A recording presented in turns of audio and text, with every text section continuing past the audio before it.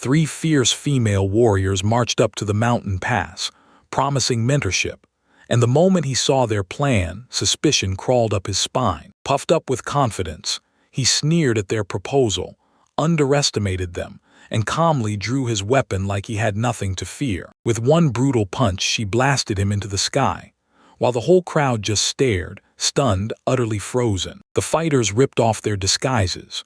Rian, the dragon warlord, and Liadmila, the disaster-class wizard, just like that. With Telomia, the vampire cleric, at their side, they declared him unworthy, because their power didn't leave a single shred of doubt. Rian smashed mountains with his fists, and Liadmila wiped out entire armies with one crushing spell. Telomia's cursed magic left whole nations shaking, because when they moved together, they weren't heroes at all, they were feared, divine-level disasters. Even gods shuddered. But one idiot still demanded to know why women this powerful were hunting for disciples now. He tore into their love lives with brutal mockery. Then, seconds later, he was blasting into the sky and disappearing in a blink. Still stuck in the wreckage of his past failures, Rioni slammed his fist down and cursed that men were nothing but weak, loud braggarts, dead weight with no real potential. Liadmila craved real love, but she wouldn't lower her bar. She only wanted a man who was just as strong or stronger than her. Frustration surged as the 3 wrestled with their odds, and nobody wanted to bend. No one would trade strength or pride for peace. Then a crazy idea hit them hard. If there aren't any worthy men out there, why not forge one ourselves? Building a man from the ground up felt like the smarter move. Since they had 0 experience, grabbing control outright was the fastest path. And just like that, their wild journey didn't start to save the world. It started to mold a husband. Months dragged by with 0 luck. So they slumped in the shade and hammered out their next destination and every possible option. Even while they were on the run, Rioni pushed them forward, chasing after the toughest warriors, because glory was the prize they craved. Right nearby, the gossip was buzzing. Turns out the hero's descendant was about to enroll in an elite adventurer training school. That school turned into a total matchmaking battleground, where heroes, gifted men, and future legends all converged, ready to collide. With their hearts racing, they picked either the hero's descendant or the rival. Either way, the next disciple target was locked in. The 3 women rocketed through the sky with unstoppable grit, and just like that, their next target finally came into view. Dark clouds swallowed the sky as they drew closer, and the tension in the air felt like a storm about to break. They finally reached Basque Rubia, the sacred ground where adventurers draw breath, and where legendary magical forces lurk and roar. Bustling streets surged around them, draped in flags and roaring cheers. This capital was buzzing with life, like the whole city was daring them to chase their next big dream. A massive festival was raging across the city, ceremonies in full swing, feasts bursting at the seams, and hopeful adventurers flooding the streets with raw, burning ambition. The earth split open without warning, the walls shook like they were alive, and panic tore through the academy in seconds. Something terrifyingly powerful had just crashed onto the grounds. At Armeria's Royal Adventurer School, confusion erupted.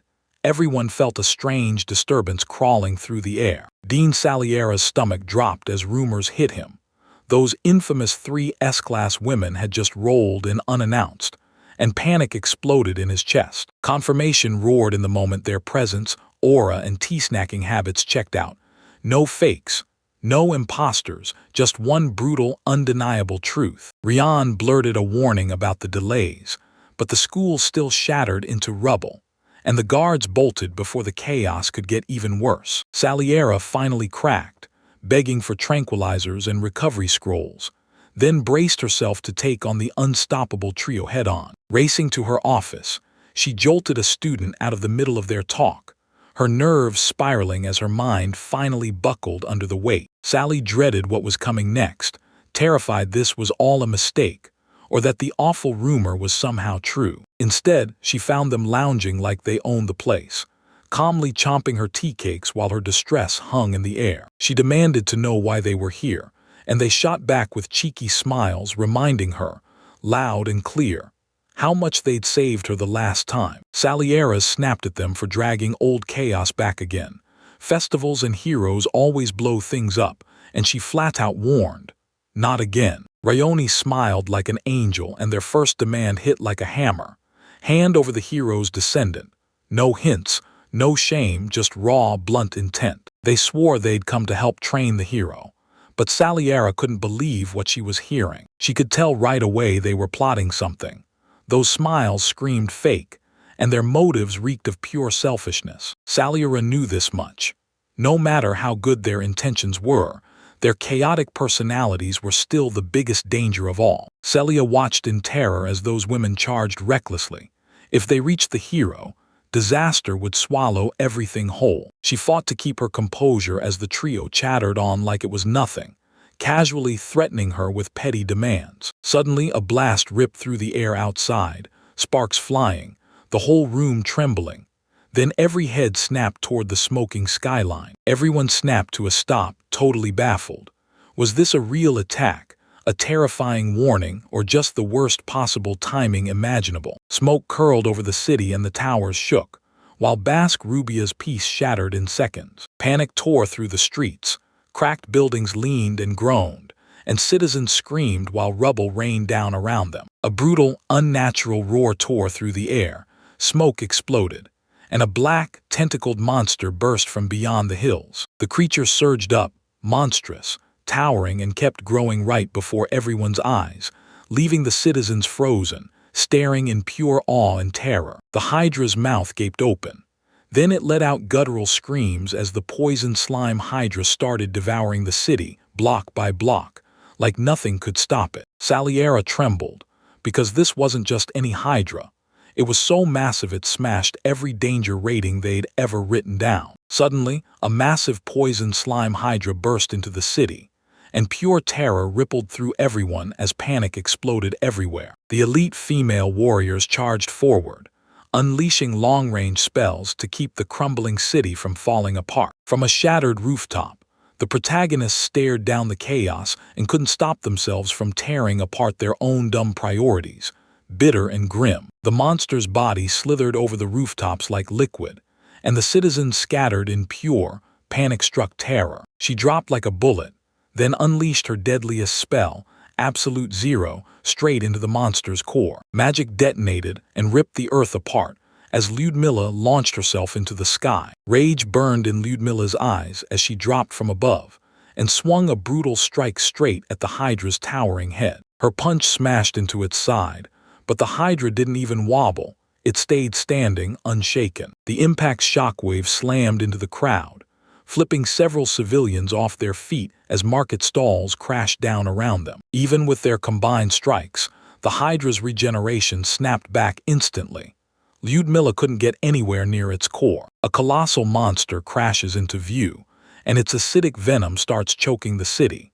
So Rian barrels forward even after everyone warns him to stay back. Telemia hesitates, unsure her skills can actually turn the tide, because that creature's regeneration keeps wrecking their whole plan. An explosion blasts Telemia skyward.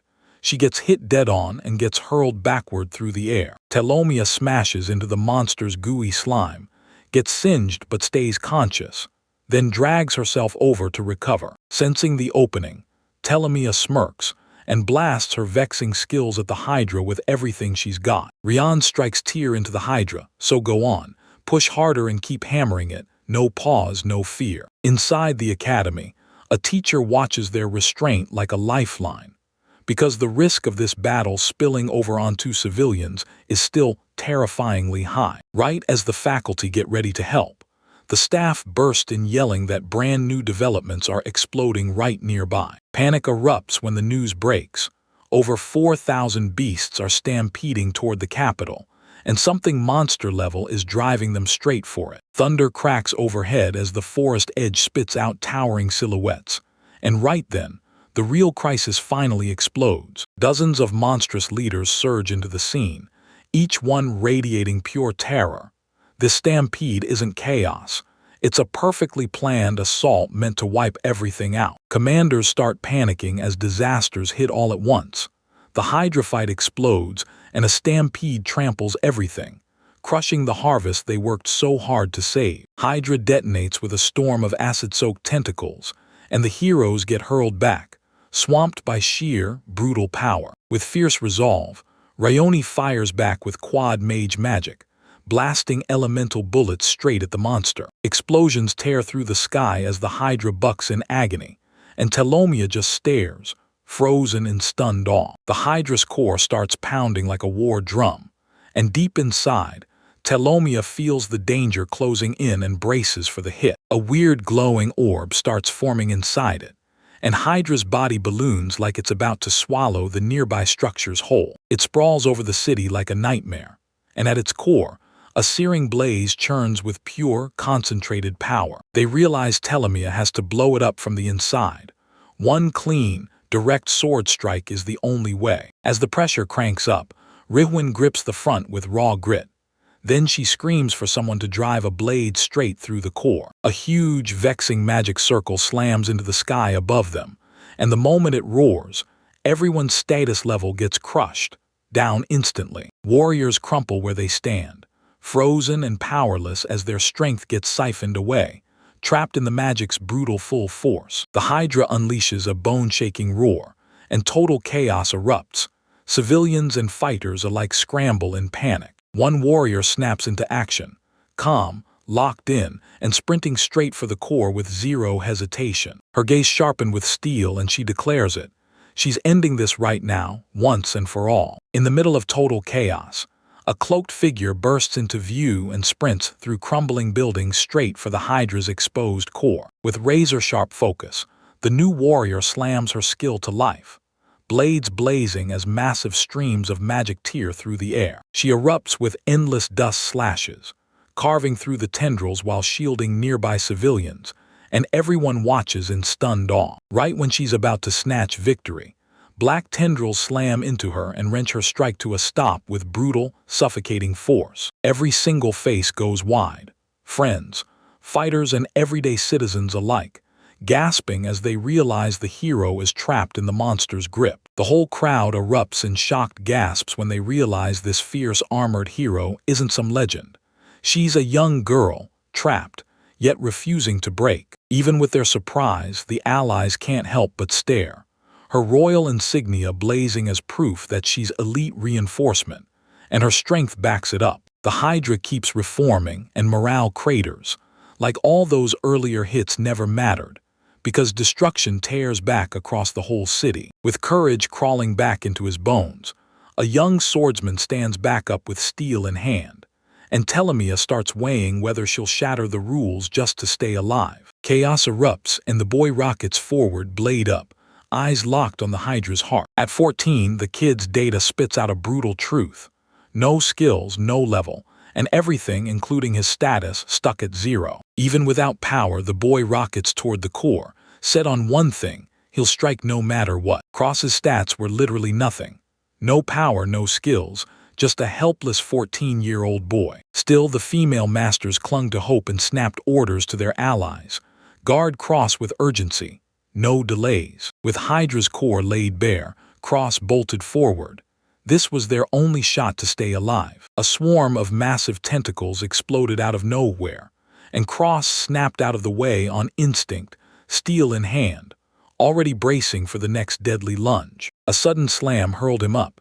His gaze snapped shut lock on the glowing Hydra's exposed, beating heart. Cross braced himself as the Hydra's core blasted a brutal beam straight at him. But when they watched closely, the masters held their breath, silent as shadows, trusting Cross's instincts to lead the move. Tentacles lashed like whips as Cross lurched ahead, choking on breath, while the Hydra's roar tore through the battlefield and wrecked everything in its path. Suddenly, Cross found himself boxed in, frozen in place.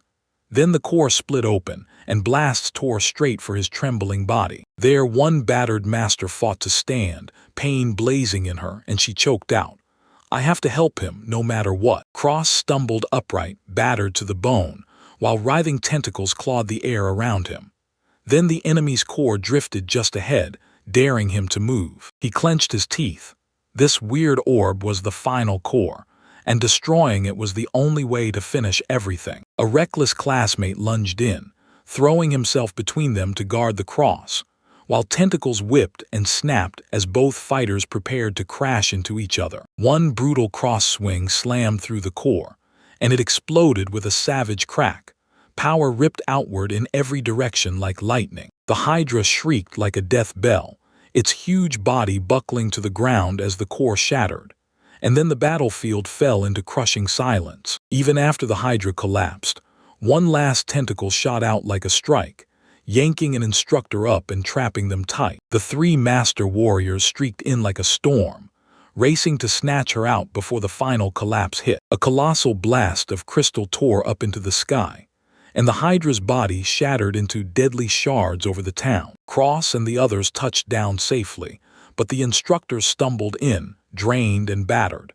Then everyone's gaze snapped around, hunting for any sign of injury. "Telemia, recovery magic now," he bellowed. Cross crumpled, yet they still clung to the one truth. They'd fought through it together and won. Cross lay barely conscious, slime frozen across his chest, trapping it on the outside while the poison stayed locked from spreading within. He croaked a shaky whisper, begging, "Is the hero okay?" And the masters sprinted in, shoving comfort into his fear. A lone swordswoman stood in dead silence, far from the group, clutching the guilt of her past failure like it was still bleeding inside her. Cross let out a small smile, grateful to be alive, and as the others closed in, they stared at him like, "Okay, what happens next?" She dropped to her knees in regret and whispered, "I'm sorry. If I hadn't been careless, this never would have happened." The warriors dropped to their knees beside Cross. He'd bet everything, and still he wasn't even the hero's ally. A mentor leaned in and praised Cross's courage in a low voice. Reckless or not, he'd still fought his way into real respect. Another woman blinked, totally thrown off. Why would any student of all people suddenly want to teach asterisk him? Cross lay unconscious, rising and falling with soft breaths, while the ruined streets around him seemed to whisper about every brutal day he'd survived, even down to the hard-earned one-piece hardiness. She leaned in and smiled down at him like she'd been waiting all along. "Found you." Then she added, "That's it, the real journey starts now." Far from the city, sunrise tore through the calm. Then the battle's wreckage lay scattered across the land. Way down in the depths, bubbles clawed upward as a strange presence stirred in total silence. Faint voices kept echoing as the cross drifted in and out between sleep and waking, swallowed by heavy dreams until the thoughts finally faded away. His eyes snapped open, and there he was, stuck in bed, utterly lost. The pain had finally eased, but now his mind was screaming with unanswered questions. A girl sat nearby, smiling like nothing could shake her. Cross had survived, but the world had already been flipped upside down forever. Cross jolted awake, heart hammering. Right beside him sat Rian, the Dragoonian girl who'd been waiting the whole time. Rian flashed a reassuring smile, telling him the city was still standing strong, even after the battle wrecked it. She thrust her status plate into his hands, horror-laced freeze in her eyes, watching him clock her as an S-class adventurer. He stammered out a question. What could someone that powerful possibly want with a guy like him? And she just chuckled softly. "Ryoni told us we were in Basque Rubia, a safe haven, because the church had overflowed with injured people." Ryoni grinned at Cross, easing the weight off his chest, and told him straight, what he did still mattered, even with the odds stacked against him. Cross hesitated for a split second, but his feelings crashed through like a wave. He couldn't wrap his mind around it, because Ryoni actually cared. Embarrassment crushed Cross, so he shoved his face into his hands and muttered that it was all just desperation. Rian's words lit a spark of pride in his chest, and he knew deep down those actions had mattered. Even though Cross felt completely swamped, Rian's encouragement lit up his heart, and he realized his journey was only just getting started. Ryoni grins and offers Cross a spot as her apprentice, and he can't help wondering why his status keeps flipping so fast. Cross reels in shock. Her offer throws him off, and suddenly his worst school failures come flooding back. She leans in and tells him, "I'm an S-class adventurer," then drops her Dragoonian roots and proves she's a monster in a fight. Cross blushes with embarrassment and starts doubting whether he can ever live up to Rian's offer. and the huge expectations that come with it. Even with doubt gnawing at him, Rian reassures him with a teasing grin. Yet that playful push only makes his feelings about being an apprentice twist tighter. Telamia Creeblood and Lidmilla Hailstorm rush up to Cross with shining eyes, begging him to join them as their apprentice. Lidmilla barges in and snaps at Telamia's offer, promising she'll train Cross, and that instantly detonates a furious fight over who gets control. Lidmilla cranks her fury to full blast, swearing she'll burn Telamia, while Cross, caught in their brutal rivalry, shakes with pure terror. A brutal earthquake tears the ground open, and it screams that something way bigger is coming, so massive it could dwarf even the legendary Hydra threat. While chaos rages around them, Cross steps in and dares to become their disciple, claiming it's the one move that could finally end this fight. Telamia, Lidmilla, and Cross contemplate Chase the ideal man like it's a prize fight, because they've agreed on one thing: the last one standing wins. The three masters lock eyes and declare, "Cross is our apprentice," even as he trembles with nerves and doubts. Still reeling, Cross can't even believe it. Somehow he's their apprentice now. Cross steps up, chest out, and proudly declares, "I'm a 14-year-old human with 0 class." Then admits it's got him feeling straight up embarrassed. Cross swallows his pride and accepts his fate, promising to give it everything, despite nobody knowing what he's capable of yet. Cross sinks into reflection, replaying the dark moment he got tossed out of adventure, or school, long before he ever landed with the Masters. Cross can't contain his excitement as he sprints off to training, totally blind to the brutal rivalry brewing between the Masters. Cross drinks in the huge mansion's beauty, but the moment he realizes what's going on, nerves start to claw at his chest. Cross watches in disbelief as his masters prove they've got the money.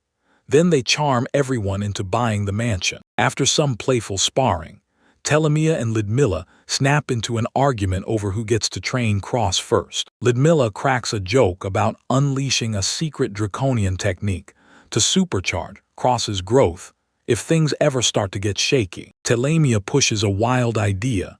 She tells Cross to power up his growth with a ruthless dark artifact, the Dark Chalice. The trio finally clicks and agrees to kick off Cross's training with Cross, yet they can't stop wondering, are they dead serious or just messing around? Cross dove into training, but Lidmilla's blazing pace steamrolled him, until every swing turned into an intense sword practice. Lidmilla clocked Cross's sloppy swordplay in seconds, and the truth hit her.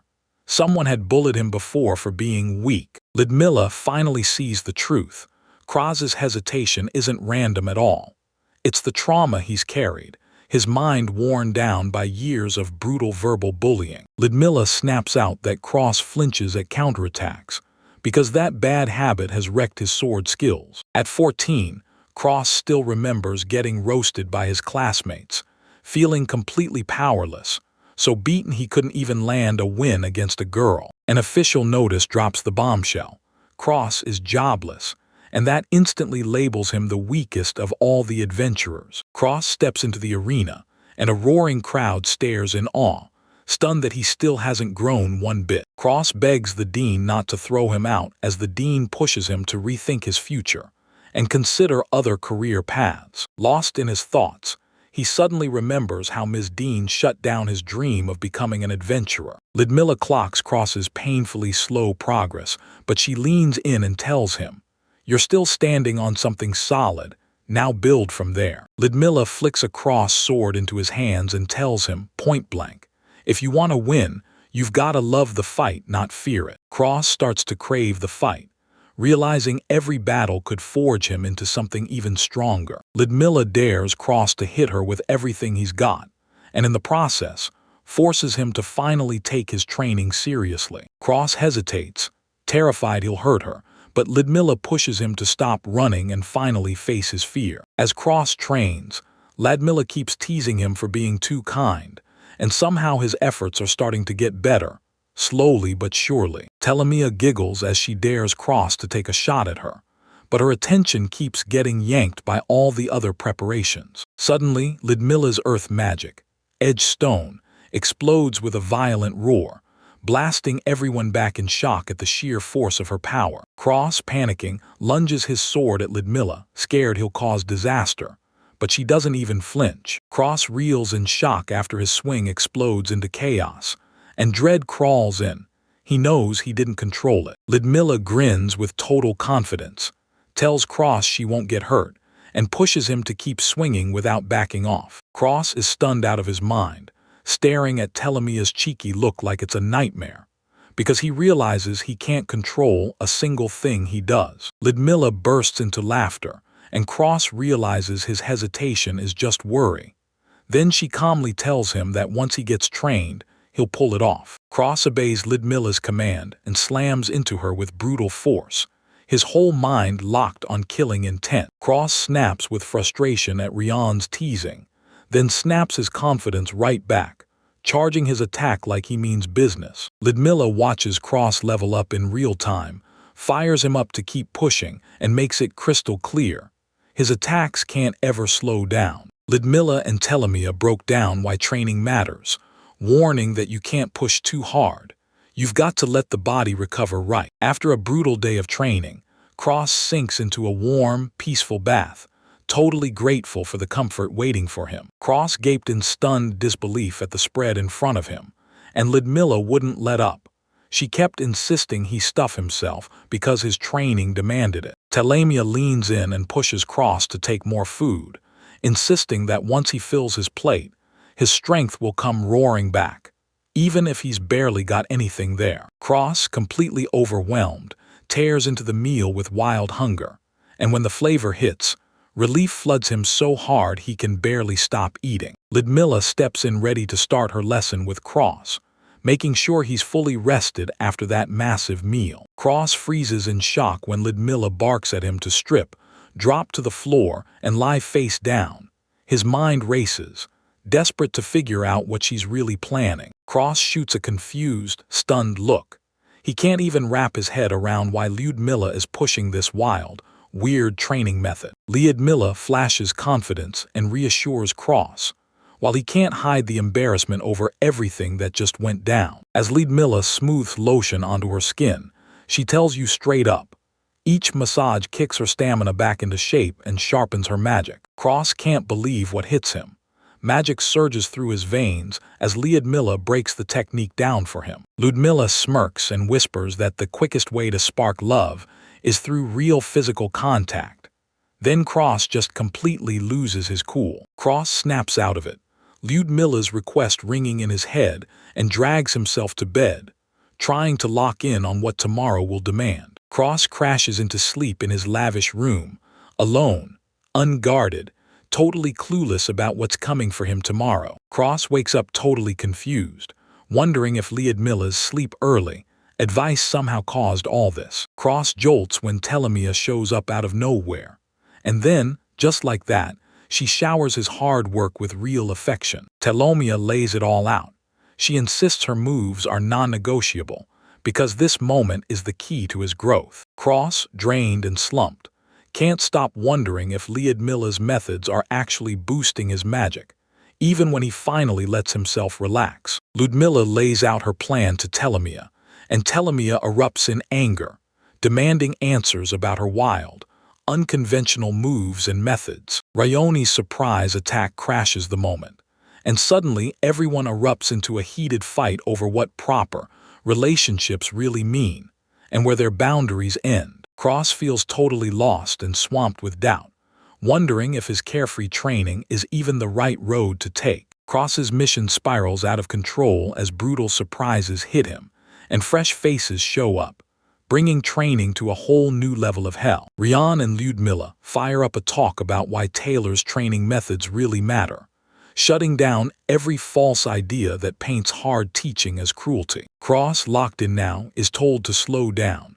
soak in the fight, and build his power one steady step at a time. After 3 brutal days of training, Cross finally starts catching the rhythm and feeling his work clicking into place. Ludmilla clashes with Cross in a brutal training duel, forcing every ounce of his skill to its breaking point. Cross felt lighter on his feet and sharper in every move, realizing the brutal training had forged his body into something faster. Cross suddenly feels magic surging through his sword as he grips it, like the powers finally clicking into place, and the pieces begin to make sense. During their duel, Cross swings his blade and fights back with magic at the same time, proving he's leveling up fast. As they keep hunting his trail, Lyudmila demands Cross flash his status plate so she can read where he stands. Cross glances at his status plate, and there it is, beginner stats, crying out for an upgrade. Cross discovers he's leveled up with a new skill, and the whole group erupts over how fast he's growing. Lyudmila can't stop praising Cross after he nails his first magic-enhanced sword skill,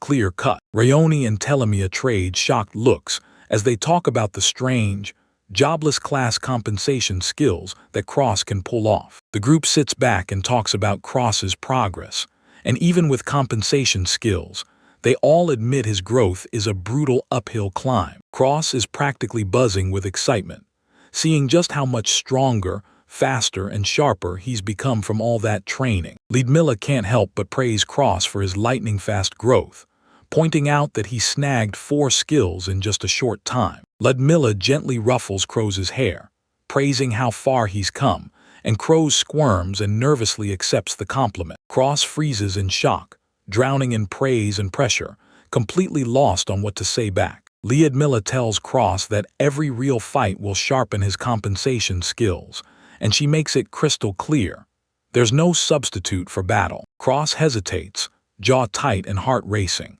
because he feels totally unready for a real fight, especially against something as brutally strong as a horned rabbit. Rian leans in and reassures Cross, pushing him to earn his confidence in real fights, because right now he's still level 1. Lyudmila bursts back in, shouting that they've tracked a terrifying monster prowling near the abyssal sea of trees. Cross's stomach drops when he locks eyes with that snake-eyed monster, the one monster he's been terrified to face. Overwhelmed, he squares up with the monster, while Lyudmila steadies him and tells him he's got this. Crossface faces a terrifying, multi-eyed snake monster, his mind racing as he wonders if he's got any chance, while his mentor watches from the shadows. Cross's consciousness starts slipping away as the creature's eyes crush him with raw, unstoppable force.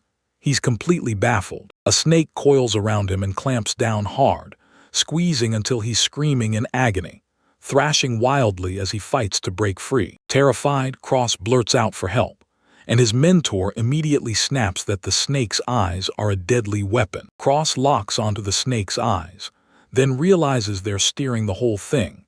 He digs deep, gathers every last ounce of strength, and braces to unleash a brutal counterattack. Cross fought like crazy to keep up with the snake's speed, only to realize its attacks were hitting faster than he could ever react. Determined, Cross knows his skills aren't enough right now, but he swears he'll claw his way back into the fight. He braces to launch a counterattack, tracking every twitch of the snake's movements while lining himself up for one crushing, decisive strike. Cross lunges in with a perfectly timed move as the snake's lethal gaze whips around him, zeroing in before it strikes. With a brutal slash, Cross slices clean through the snake's coils, tearing free as a triumphant shout erupts. Cross snaps the snake's head off clean in one savage, decisive blow, and the rest of its body gets ripped apart immediately. Cross's victory erupts in celebration as his mentors roar with pride, blown away by how far he's come and how much he's grown. Cross fires tough questions,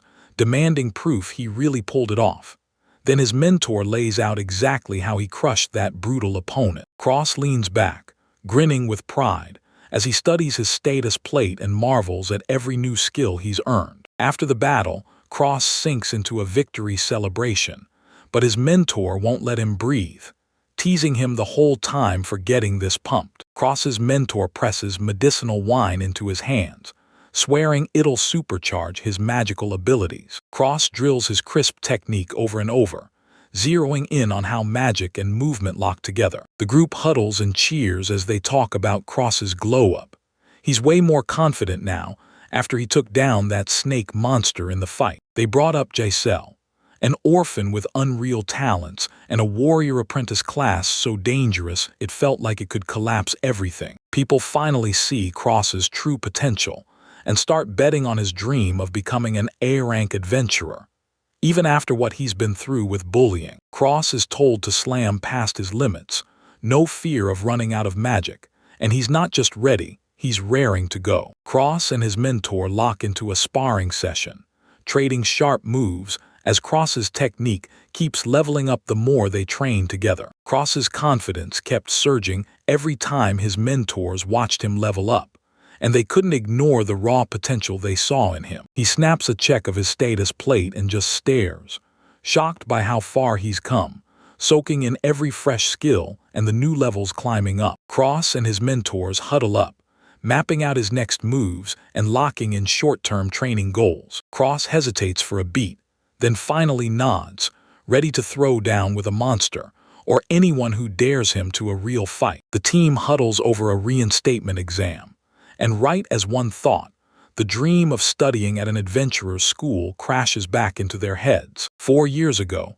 Cross watched his village get shredded by monsters, and the memories still rip open his heart every time he brings them up. Then the tale whips over to Elijah, the hero who slipped in like the wind and saved Cross's village. Cross admits he's got a soft spot for Elijah, so he signs up for adventurer's school just to make sure he can protect people. Cross shoots down the hole facing the Hydra idea, convinced he's not worthy, frozen with doubt, and unsure he's got what it takes. The crew huddles up to talk about the reinstatement exam Cross is gonna have to take, because if he wants to level up, he doesn't get to dodge it. Cross shuts his eyes and spirals back to the past.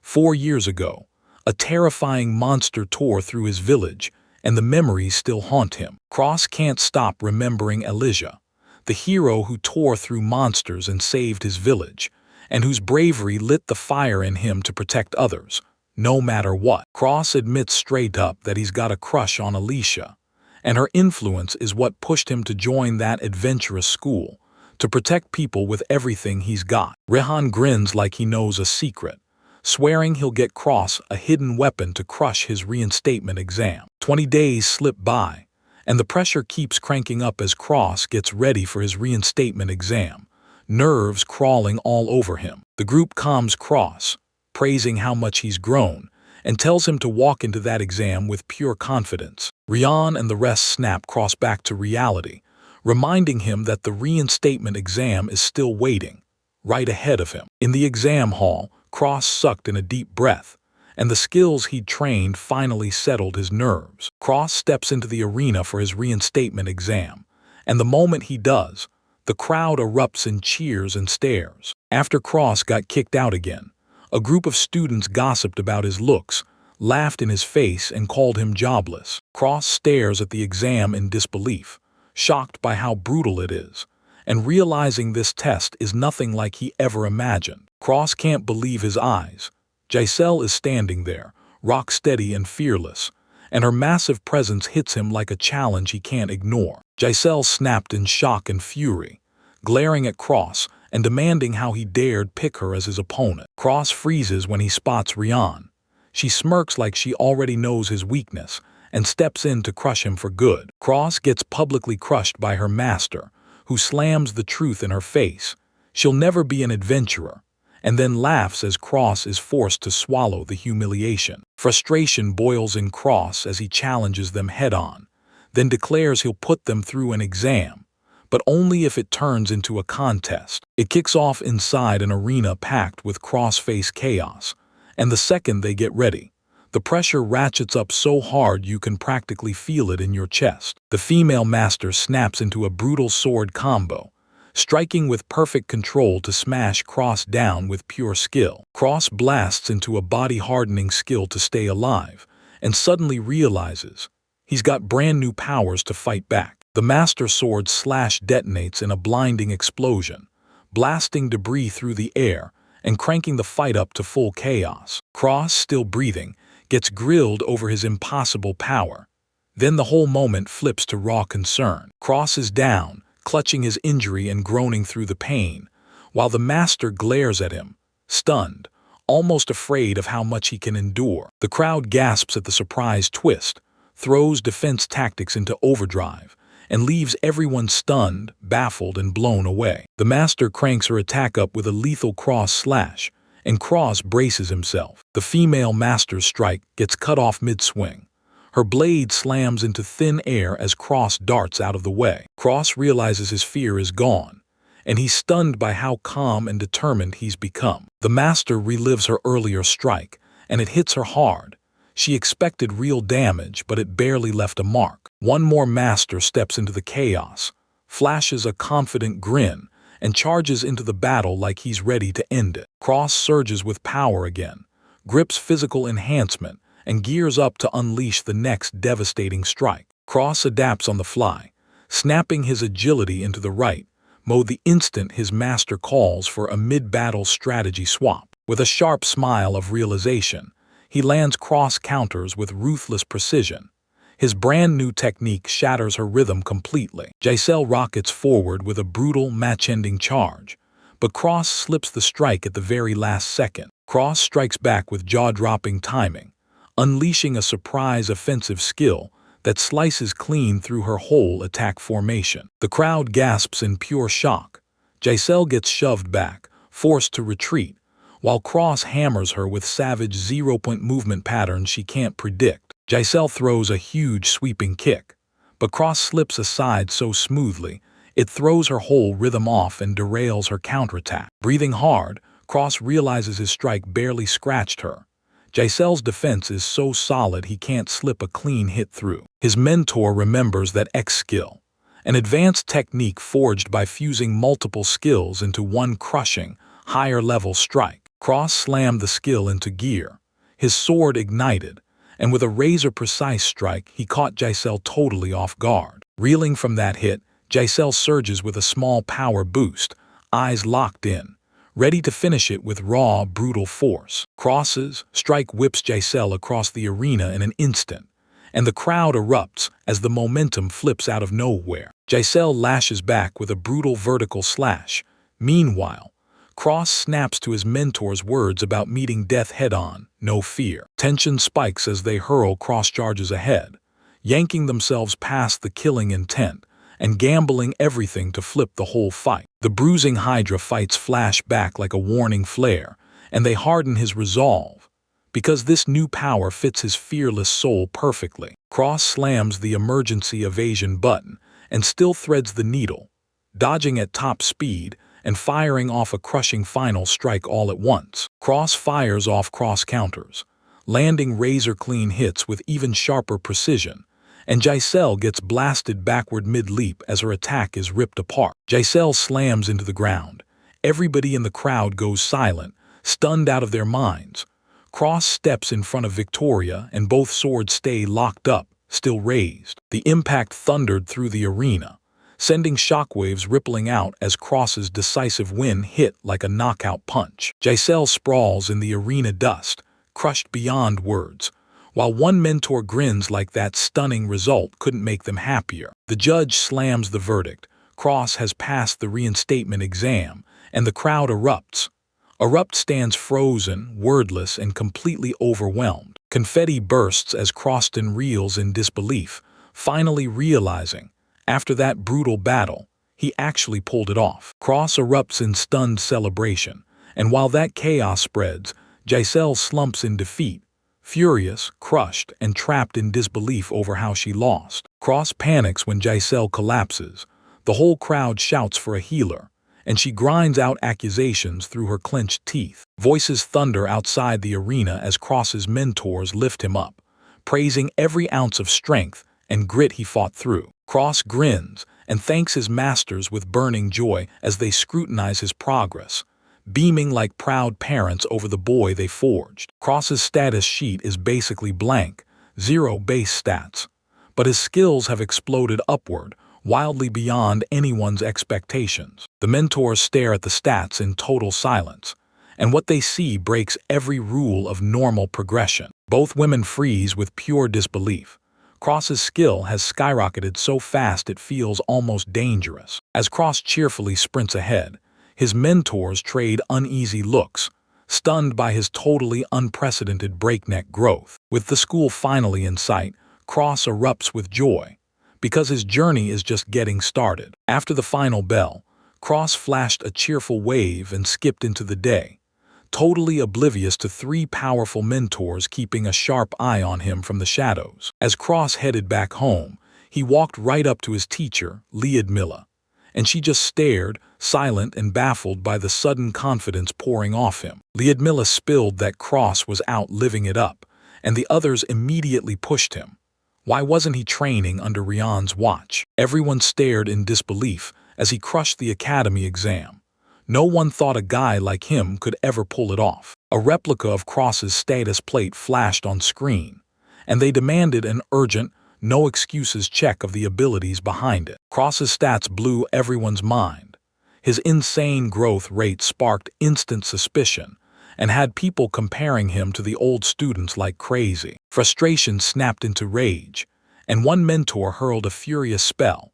Flames roared across the whole battlefield like a living inferno. Smoke and wreckage swirled around Lyudmila as she stood tall, the lone victor, while the battlefield hissed and burned all around her. Another mentor ripped into a furious shout, demanding to know why Lyudmila unleashed that terrifying, world-shaking power on them. Clothes shredded and skin badly burned, the women snapped that Lyudmila had ruined everything, blaming her for even today's schedule. Lyudmila accused them of unleashing forbidden treasures on the Cross, and that suspicion snapped the tension in the air higher for everyone. She snapped that using those things too early would permanently poison Cross's growth. No coming back. Even after the accusation, the two girls swore they had nothing to do with it, furious that people were pinning Cross's power on them. Lyudmila snapped and demanded answers. No relic at all, so how the heck could those stats even be possible? Even they started to doubt what they were seeing, because Cross's progress didn't feel natural at all. The mentors wouldn't back off.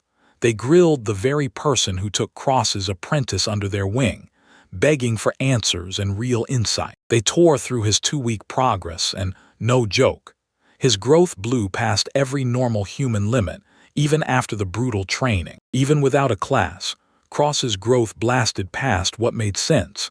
His wild speed became something nobody could ignore. Meanwhile, at Almeria Royal Adventure School, they rolled out brand new lessons on innate and awakened powers. Professor leaned in and explained that, in rare cases, people can awaken freakish new skills right after birth, and he teased that Crosses like this might be the strange anomaly behind it. During class, Cross leaned in and heard about rare awakenings, things that might be sparked by magic, or by surviving a near-death moment. He threw his whole focus into his hard training, praying that what they taught in class would sharpen him even more under Rehan's brutal instruction. Suddenly, the whole classroom snapped into dread. Cross clocked ominous stares and felt the tension creeping up from his classmates. Gazelle's cold glare screamed that her fury wasn't gone. Cross shook like a leaf, because that resentment was still burning deep inside her. Outside, the students were told to pair off for mock battles with classmates who matched their class level. Cross tried to team up with someone, but every time he asked, they shot him down, over and over, until he crumbled, stuck alone and crushed. Gazelle's wrath still clung to Cross, and he quickly realized his classmates had started to steer clear, terrified of what she'd do if her bad mood snapped again. Cross approached Gazelle with a shaky apology, and the moment she snapped back, her explosive reaction lit up the whole room. Everyone turned, worried and alarmed. His classmates erupted in panic, shouting for him to back off, because they were terrified Gazelle's rage would blow up into disaster all over again. Suddenly, Cross saw something terrifying creeping up behind them. Everyone snapped still, because danger slid in without a sound. Lyudmila grabbed a top-tier magic tool that could unveil hidden attributes in breathtaking, razor-detailed clarity. The mentors huddled up with Cross again, studying his condition once more, this time through the merchant-grade magical detection lens. As they watched, something snapped. Smoke and warp distortion swallowed the bottom section of his data. Cross's numbers looked perfectly normal, but everyone could feel the truth getting swallowed by that weird magical interference. They started wondering, did Cross have a concealment skill, a way to hide his real powers so nobody could ever detect them? The mentors finally clocked it. Someone had slammed advanced appraisal magic on Cross, way past the usual concealment tricks meant to hide it. They decided to shut Cross out for now, keeping their findings locked tight while they studied his condition in private. Terrified that someone would sniff out Cross's secret, Taroma panicked, because she knew the school's adventurers might rip the truth wide open. Cross's jaw dropped when Elijah Lafagalian, descendant of legendary heroes, suddenly showed up at his school out of nowhere. Spotting her in an instant, Cross blurted out Elijah's name, shocked and rattled by how suddenly she was there. Every student's jaw dropped when Alicia Lafagalian, the hero's descendant, strode into the hallway like she owned the place. Alicia strutted right up to Cross with total confidence, brushing everyone else aside as Gazelle, and the others stared in stunned confusion. She leaned in close enough to steal his breath, eyes locked with Cross as silent. Razor-sharp curiosity burned through her stare. Cross snapped into panic the second the confrontation hit, and Alicia confirmed it. He was exactly the one she'd been hearing about. Relieved, Alicia admitted she'd been terrified after rumors spread that someone had cleared the reinstatement exam by Cross passing. Cross froze when Alicia clutched his hands, and the whole crowd of students gawked, until her tears made every eye stick on them. Elijah snapped into action, scooped up Cross, and vanished in a flash, leaving everyone who witnessed it staring in shock at their escape. Meanwhile, Gazelle stared into the distance, thinking about Alicia's legendary swordswoman prodigy, sealed to the bloodline of that mythic hero. With Elijah's presence lighting the way, some students chased fame and fantasies of marrying into heroic bloodlines by throwing themselves into adventuring. Out in the cold, Cross gratefully thanked Alicia and admitted her past heroics lit the fire behind his dream to make things better. Alicia flashed back to Cross's fearless rescue of her, while everyone else kept insisting, "Leave it, we'll take him from here." She admitted she'd hunted Cross nonstop, but when Ryoni didn't come back after that stampede, her heart sank into sheer disappointment. Alicia leaned in and offered her help with total sincerity, promising she'd back him up any way she could, no matter what. Cross tried to dodge the praise, but everyone around him kept urging him to slam the brakes on and guard his training past as a secret. Under Alicia's intense stare, Cross panicked, scrambling to figure out what impossible favor he could even ask her for. The shy boy finally fesses up that he upset the orphanage girl, and now he's begging for advice on how to apologize before he makes it worse. Thinking through it like a strategist, he leans in and asks Alicia, the female adventurer, to give him an idea straight from her point of view. Alicia blurts out that they should grab sweets, convinced a sugary snack will calm the girl's raging anger. Alicia practically bounces up, begs him to go with her, and pushes for treats right now together. Even with his face burning, he gives in and agrees. Alicia promises she'll meet him as soon as she slips into casual clothes. The boy fidgets in the crowded church square, nerves on fire, praying Alicia actually keeps her promise and shows up. Alicia suddenly bursts in, catching him off guard. Her disguised presence makes the whole crowd recoil in shock. Wrapped in a magic cloak, Alicia bears her secret and warns him in no uncertain terms, "Don't draw any attention." She confesses she slipped in under the guards' noses, then makes it crystal clear, everything has to stay discreet. Alicia declares the day as a secret just between them, and the boy is left reeling, blushing hard on the inside. They stormed into the vendor stalls, and he dove into the options like a kid in a candy shop, while Alicia watched in silence. They settled into a cozy cafe, and while Alicia calmly sipped her tea, she scanned the menu like she was about to make a move. Elijah scarfed down her food while he tore through the place grabbing orders, and somehow they still looked perfectly cozy in public together. She grinned at him like the sun, and he instantly went bright red, caught off guard by how warm and openly affectionate she was toward him. They crashed onto the bench and she hit him with, "So, shopping?" And he just admitted with a shrug that he didn't know much and didn't have much money either. Alicia and the boy lock eyes and agree. It was amazing, and for the first time he feels like he actually matters. She blurts out that this laid-back outing was the first time she'd ever been out there, outside her training missions, in real time. Even if she wasn't sure Fun counted as thanks, Fun still genuinely valued the boy's kindness and every bit of effort he put in. Curious as hell, he leans in and begs Alicia to spill the stories of her battles and every world she's ever seen. She hesitates, but he won't back down. He leans in, practically vibrating with excitement to hear anything his hero has to say. Alicia kicked off her story of a brutal fight at Beginning Valley, painting monsters and pure danger so vividly you could practically feel it in your bones. Cross stared in total awe, stunned that Alicia could face that kind of terror. Cold, fearless, and without even a single hesitation. Alicia didn't sugarcoat it. She confessed her fear straight to the point, then said relentless training was how she forced herself to survive it. She praised Cross's bravery against the Hydra and completely caught him off guard.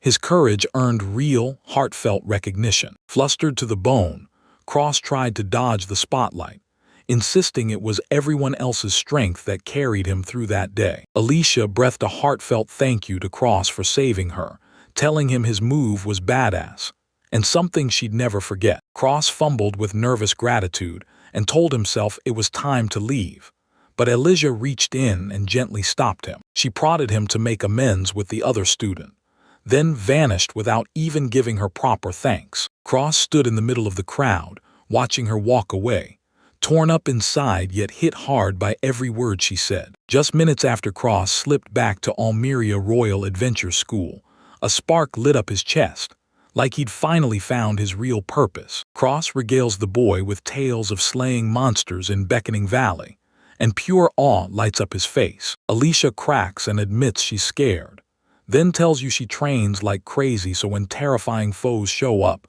she can face them head-on. She tells him straight-faced that hard work won't betray him, and it leaves him frozen, stunned by how unshakable her resolve is. Even at level 0, Cross still had to face a Hydra head-on, fighting to protect herself from certain danger. Her praise hits him deep, and Cross can't help but reflect on every act of kindness that's been shown to him so far. A faculty member bursts in to warn everyone.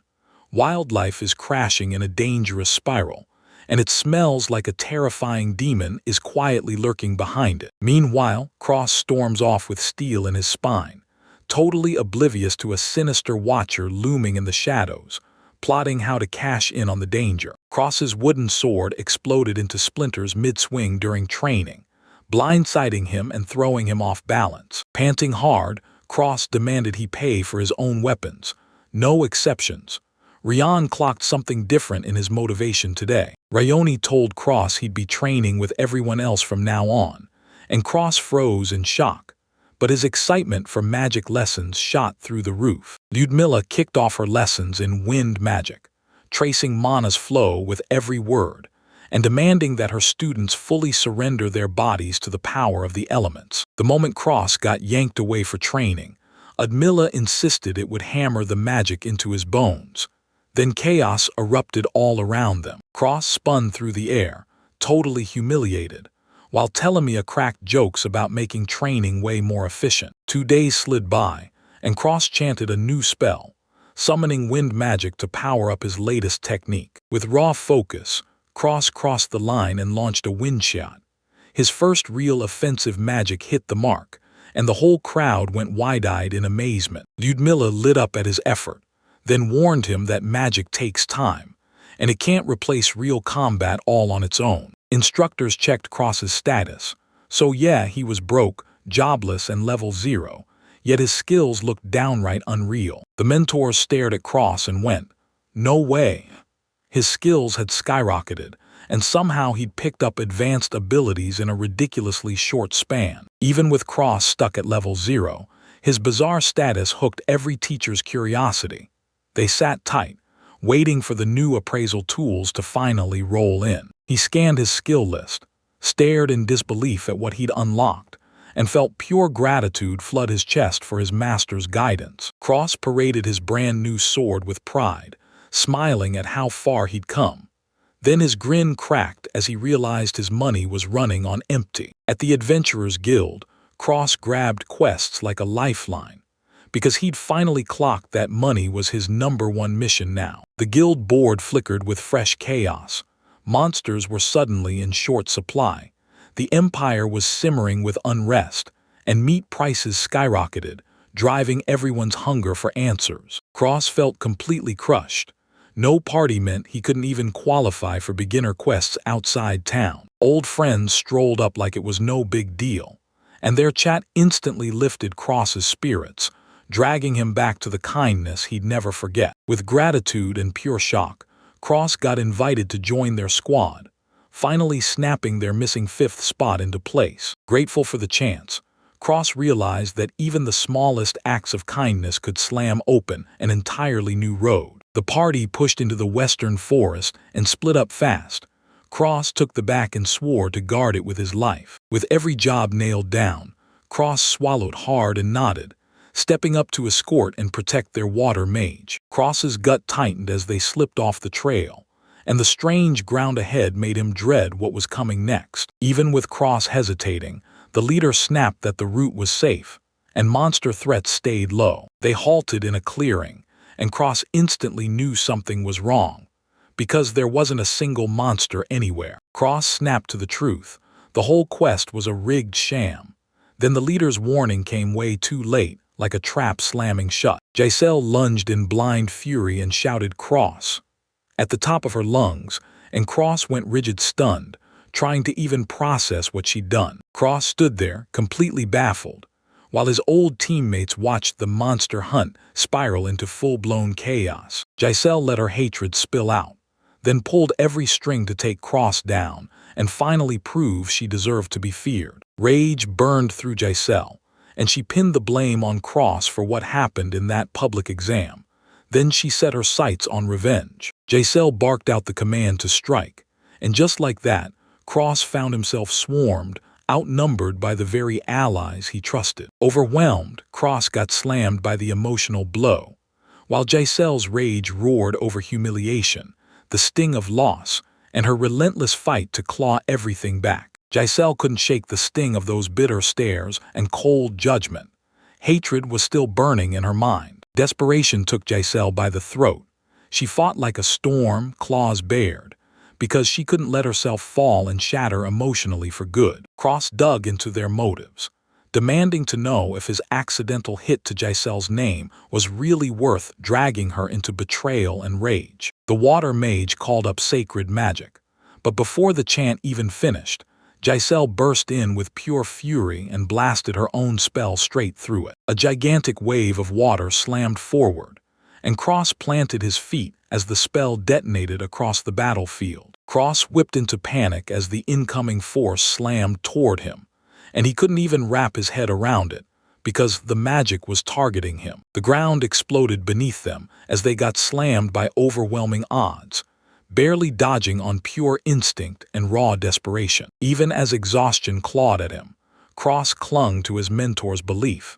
He refused to quit until he finally reached the real beginning. Cross threw his voice into the air and started chanting wind magic, pouring his mana into it as the rest braced for the next wave of attacks. He unleashed the spell to the fullest, summoning wind spirit power to blast apart every charging enemy. Cross burst forward, ripping off windshot strikes that slammed opponents backward, and Giselle just couldn't believe he'd actually learned real combat magic. The whole group reels when Cross suddenly unleashes a power they never saw coming, and it hits them hard that his real abilities have been hiding in plain sight. Chaos erupts as the team panics, drowning in Cross's sudden power and magic they never saw coming. Cross, suddenly feeling bold, fires off a wind shot.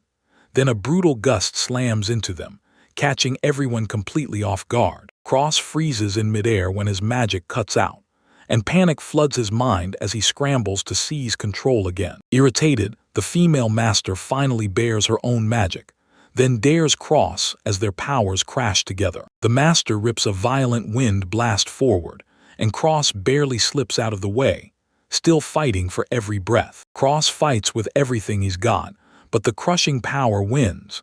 His grip slips, and his body gets flung through the air like it's weightless. The female master flashes a grin and unveils her stunning magic, smugly declaring that her work beats Cross's earlier efforts, hands down. Cross realizes Giselle's magic doesn't just fight back. It snatches the magical initiative from her opponents, and suddenly she's terrifyingly hard to beat. Cross, drained to the bone and beaten, cowers behind a tree, until Giselle shows up and taunts him for quitting. Cross, desperate and rattled, snaps the air into a bullet meant to tear down his enemies, ignoring Giselle's warning like it's nothing. The wind shot rockets forward, blasting out massive force, and still the enemies don't even flinch. They're already braced and ready to take it on. Cross slings up a smoke screen to slip out, but Giselle clocks his trick in an instant. Giselle snaps the group to stay calm, because she knows Cross's physical strength is still way below theirs. Even with every limitation stacked against him, Cross refuses to give up. He barrels deeper into the forest as the group splits, sprinting off to chase him. Eren is shoved into action to hunt down Cross, because the whole team is one step away from blowing their mission. Out of nowhere, Eren's group catches a thunderous crack in the woods, and the moment they hear it, they know something is horribly wrong. The whole crew gets plunged into chaos when a massive impact slams the ground, shaking everything and hurling rocks everywhere. The whole forest lies in chaos, and the team freezes, staring at the brutal wreckage like they can't believe it. Giselle's stomach drops as she stares at the wreckage, and she frantically claws through the chaos, desperate to find proof her team is still alive. Eren gets slammed with an order to hunt down the Cross, or everyone pays the price with serious consequences. A sudden snap and crack rips through the air, and the group jolts, because they instantly feel that something deadly is about to blow up. The impact hits like a thunderclap, blasting everyone backward and turning the forest into rubble. The team stands frozen in shock, surrounded by the brutal aftermath of a devastating forest attack. Giselle sprints over to her team, fretting over the damage and praying everyone's safe. The crew stumbles on a terrifying rock warlord warrior, and the horror hits when they realize he's the reason the forest is falling apart. Giselle snapped orders for the wounded to be hauled into the woods, then sent the whole group sprinting away to save themselves. The warriors bolt for their lives, but Giselle can't shake the terror that the monster's still hot on their trail. When the creature roars, Giselle plants her feet and stands her ground, refusing to let fear win as she braces to take on the monster. Giselle charges into the monster, and with every new slash of chaos through the forest, rage keeps boiling higher in her veins. Giselle staggers, battered and worn out, and the moment reality hits, she knows one way or another, someone's going to get sacrificed. Even with pain stabbing through her, Giselle spots a thin beam of hope.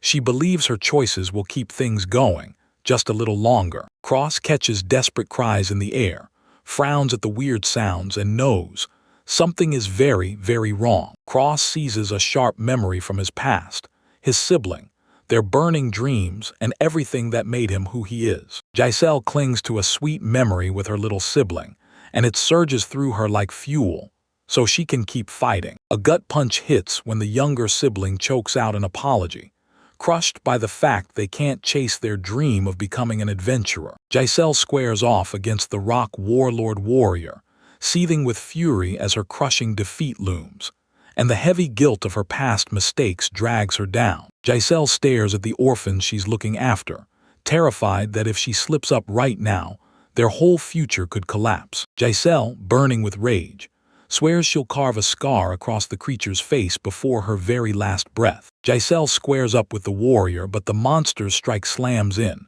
so she braces, bracing hard for impact. Cross sprints to Giselle, panic flaring, while a rock monster towers above them, ready to crush her at any second. Giselle's jaw drops when she spots Cross show up, and she realizes, oh wow, he's back to help her. A colossal monster erupted onto the scene, and Cross grabbed Giselle and shouted for her to run. He stood there, ready to take the hit head-on. Giselle screamed in disbelief.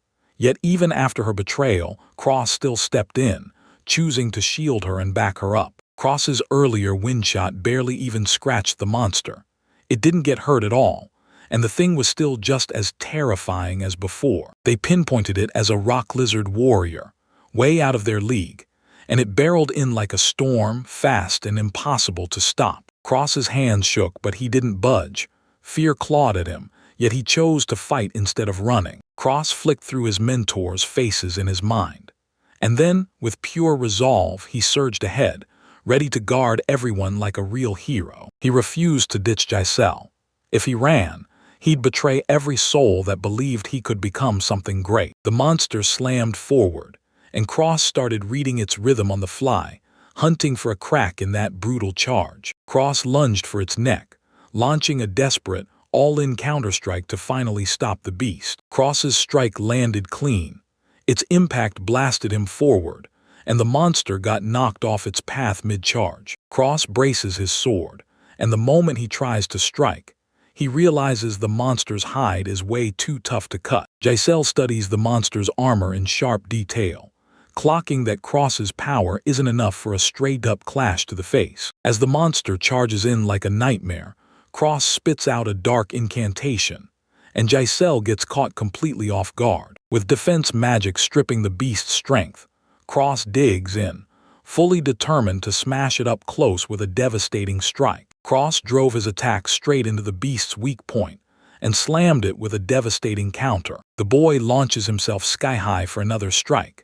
Then the monster explodes back with a brutal, earth-shaking roar. A monstrous claw slams down and hurls the boy skyward like a cannon shot, pure violent force exploding through him. He slams into the ground and goes still, while the girl stares in pure horror and can't believe what she's seeing. His status card snaps open, and right there, skill levels and boosted stats spill out, powered by compensation effects. No matter how hard he pushes, his magic comes up too weak to crack the monster's ironclad defenses. He locks eyes with his dreams and the people he'll fight for, no matter what it takes. Rage from his old helpless days flared up as he swore. No more handouts. He'd never rely on anyone ever again. Drawing on every ounce of strength, he springs back up, grips his sword tight, and refuses to fold under despair. Even with the enemy chanting, he rockets ahead, refusing fate with every step to shield everyone around him. He slams guard out again, staring down the charging beast with fearless grit and pure, unshakable courage. He slams his hand down and casts Wind Shot, channeling raw energy into a sword strike that whips into a whirlwind-charged hit. Right in the middle of its incantation, the spell crashes into the beast's head and blasts its deadly charge apart. Each guard-out spell blasts the monster's defenses down, and with every shout and flash, it crumbles even more. The monster snaps into emergency mode, hardens its body, twists away with swirling speed, and braces for the counterattack. He unleashes Guard Out, Wind Shot, and Clear Cut back-to-back, slamming them in rapid succession to punch straight through. One of the girls can't stop shaking with nerves as Cross starts blasting his skills way too recklessly at the charging monster. Cross snatches a sword off the ground and charges forward, dead set on ending this clash with razor-sharp precision this time. He rockets ahead, eyes locked in, and unleashes a full-force swing as debris explodes around his target. A brutal shock wave blasts out. Cross screams for more, drowning the monster under relentless, crushing force. Against all expectations, his momentum just keeps surging, and the girl can't believe it. His attack hasn't even slowed down. Cross unleashes a brand new skill, and a brutal surge of power blasts out. Just like that, his monstrous opponent gets hit with instant shock. We cut to Almeria's elite academy, and boom, everyone starts whispering about Cross's mysterious past. In the dean's office, the three mentors dig into Cross's confidential student record, and they uncover something that rocks them to the core. They scrutinize a magical screen that exposes his true gift, an innate ability that rockets his skills forward until he masters it. Cinderella Gray's skill basically hands him unmatched growth potential, explaining why his power explodes, and his progress rockets forward in this totally wild, unconventional way. Cross's mentors studied his rare gift in stunned silence, because none of them had ever seen anything like it before. Cross snapped into the monster's path midair, and everyone watching knew his growth was wrong. No rules on Earth could call it normal. His status lit up with a whole stack of high-level powers, and every second of the fight kept forcing his skills to level up fast. Adrenaline and agony fueled Cross as he surged ahead, forcing out yet another burst of power with nothing but raw will. Cross has a secret gift that supercharges his learning in seconds, so fast it even leaves his elite mentors utterly baffled. A blood-pumping high-risk monster erupts in the beginner forest, and panic explodes as everyone scrambles into teams. Cross and Giselle charge the monster as a two-person storm, with Cross whipping through sword techniques while Giselle throws in crucial support every step of the way. Giselle snaps into action, telling Cross to pour his magic into his palms, then forms a deadly wind bullet. Cross erupts with dark magic, unleashing pure rage and crushing power to rip through the enemy's defenses. Cross moves so fast and hits so hard that it looks like multiple warriors are swarming in, like he's battling alone. Every time his punches land, he fires off battle after battle, and those system alerts keep popping up as his skills shoot higher mid-fight. Every stat blasts upward, and with each brutal high-pressure fight, his techniques get honed tighter and tighter until they feel razor-sharp. Even when exhaustion claws at him, Cross wins up again. His whole body shakes, but his will stays locked in unbroken. The monster shrugs off everything, untouched and unbroken, while Cross's cross burns with pure desperation, wondering if he can even survive to the finish. The monster unleashes a colossal blast, and Cross throws himself into a defensive stance as a roaring wall of fire barrels toward him, crushing his breath. The attack lands like a thunderclap. Cross barely survives, but right then he gets hit with the brutal warning. He's missing a vital countermeasure. Giselle bursts in, and her magic jams the enemy's skills on the spot. Then she gears up to back the fight with everything she's got. Cross reels as Giselle's raw power slams him. Then she orders him to fire up his ready wind magic and unleash their combo. Together they launch a perfect, synchronized assault. Giselle's enchanting magic scrambles everything, and Cross blasts forward with a wind shot. Giselle snaps, Cross, and a furious whirlwind erupts, yanking the monster's attention and leaving it utterly baffled. Their combo smashes straight through. Cross's last strike drives into the monster, and it shrieks in pure, unbearable agony. Cross checks the attack hit, lets out a quick burst of pride. Then Giselle snaps, "Don't drop your guard yet." Cross drops his guard, and then the wounded monster whips around, glaring with pure rage as it lines up a brutal counterattack. As the monster rockets forward, Cross realizes, far too late, that he's laid bare, defenseless, and trapped in a deadly instant. Giselle throws herself in front of Shield Cross and takes the monster's counterattack head-on. No backing out, just total sacrifice. The monster's punch lands like a thunderclap. Shockwaves slam the ground, and both warriors get hurled back as rubble explodes across the battlefield. Bruised and coughing blood, Giselle lashes into Cross, and when she crumples, it hits him hard. That's exactly why she used her magic. Giselle thinks of her sister, breaks down in tears, and cries in terror, begging her sister not to die right there in front of her. Cross battles the monster by himself, knocked up, scared to death. Yet he forces himself up, shaking with fear, and still refuses to run. Cross still hears it in her head. Fear is natural, and if she wants to survive, she has to train hard, push through the pain, and keep moving forward. He stands tall, bruised but blazing, and his belief in hard work grips even his trembling hands. Cross slams the trigger on every tiny boost he's got, pouring every last ounce of power into one brutal final combo attack. He blazes out the chant, and every ounce of training and magic his mentors hammered into him comes roaring back to life. The wind lashes and whips in violent spirals, and without even thinking, Cross blurts out a magical chant, his mouth moving on pure, terrifying instinct. Cross doesn't even notice. He blurts out a brand new spell, and Windshot crashes into guard, sparking a wild, unstable fusion magic. The observers blink, then gasp. Something impossible has happened.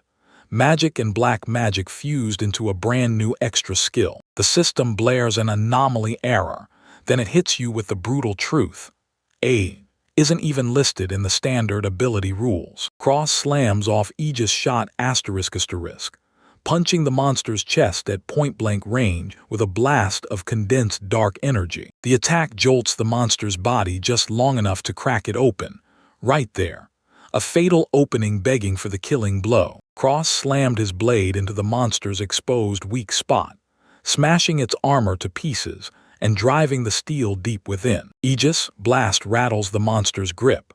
Cross lunges in the instant it stumbles and drives his blade even deeper. With a final, earth-shaking roar, Cross's attack rips straight through the monster's core, and the whole thing starts crumbling. Giselle stares as the beast crumples to the ground, frozen in shock, because the powerless girl who once couldn't fight is now standing over its defeated body. She remembers Cross getting laughed at, broken, jobless, and so helpless he couldn't stop the tears from welling up. Even after getting rejected and humiliated, Cross refused to quit. He pushed through pain and failure, grinding forward until strength finally came. Bleeding, battered, but grinning anyway, Cross drops to his knees by the fallen monster. Then it hits him. He won this all by himself. Struggling for breath, he crosses his arms, tension snaps. Pain hits like a wave, and then relief tears across his face. He whispers in total disbelief, and Giselle freezes just as shocked, because somehow, against all odds, they really beat that monster. Cross throws a celebration for Giselle, and she's instantly stunned by his raw power, trying to figure out what that weird skill was and where it came from. Right after, things get painfully awkward. Cross accidentally snags her hand, and Giselle's face erupts in a blush as fury and confusion crash together. Giselle yanks Cross toward the job. Tear that corpse apart for materials before more monsters creep in nearby. Right as they're about to start, a colossal shockwave suddenly rips through the area, blasting the ground apart like it's nothing. 3 unstoppable women stride through the storm, and when they spot Giselle, they twist it into something petty and personal, something meant to hurt them. One guy calls for leveling the whole forest, while the other snaps that the Cross might still be sitting in the blast radius. Amid the chaos, Cross and Giselle stay slumped beside the monster's dead body, silent, still, and completely unaware, like they've finally just shut down. Giselle and Cross slumped quietly against the monster's dead weight, while the rest of the crew barreled in, right past them, and they had no clue. The masters burst in panicked, while the mazed Cross, fresh off beating a rock lizard, dragged himself forward and rushed to heal him. Cross tries to thank them, but he drops again, and right then chaos detonates, with accusations flying and those painfully awkward moments hitting back to back. Giselle's eyes widen with pure horror as she realizes these overpowered women make even level 4 monsters look completely pathetic. Cross smirks through exhaustion, fades away once more, whispers his thanks, and prays he got close enough. He chased the kind of dream that makes your heart sprint, becoming a real adventurer, or someone steady enough to step in and save others when chaos hits. A towering landmark blazes under the sun, and it screams one thing: Cross is back, healing in the safe arms of civilization. Cross jolts awake in bed, dragging himself up after collapsing from the fight, battle-worn, running on fumes and fighting to stay conscious. The girls swarm around Cross with tears of relief, fretting over his health and itching to jump in and help. Cross finally feels safe inside the mansion, and gratitude crashes over him as he realizes just how hard everyone fought to save him. Cross and Giselle sit in brutal quiet under the sun, pressed together against the slain beast's massive head as they recover in silence. Cross gets pounded by cheers as his comrades swarm him, staring in awe at his feet and rushing to patch up his battered body. Cross stammers out thanks to his mentors, then collapses, and right after, confusion and chaos explode across the girls. With the girls' wild antics crashing down on him, Cross realizes they're way scarier than any monster. Loud, powerful, and one emotional snap away from chaos. He slips into unconsciousness with a calm, peaceful smile, while the others lose it, panicking and scrambling to get to him fast. Cross thanked his mentors and proudly relived how he crushed that deadly level 4 monster in battle. He credited their teaching, and in the middle of his desperate fight, he realized those unknown skills had been growing all along. The girls wanted to chew him out, but his humble attitude and bright thank yous melted their anger fast. Days later, Cross marched into the legendary Royal Adventurers School, Almeria, to crank his training back up and keep leveling fast. As Cross slipped into the buzzing lecture hall, he froze.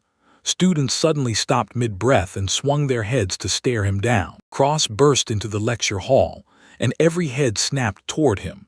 Students whispered under their breath, not buying a word about that monster-slaying tale. Giselle's sudden move snapped the room to attention.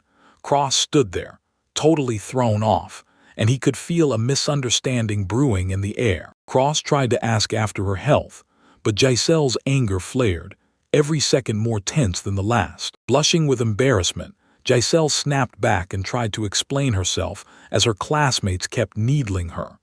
Because that grudge she still hadn't let go of against Cross was still hanging in the air. Still clueless about what was going on, Cross tried to back away, but Giselle snapped into flustered, confused chaos. Giselle's cheeks flare red as she blurts an awkward apology to Cross, finally snapping the tension between them. Guilt hit them all at once, so the boys blurted their apologies in perfect sync, and Cross didn't stand a chance, completely caught off guard. Cross forgives them on the spot, no hesitation at all, shocking everyone with his kindness and making people wonder if his heart is just too trusting. Their sudden reconciliation shuts the whole class down.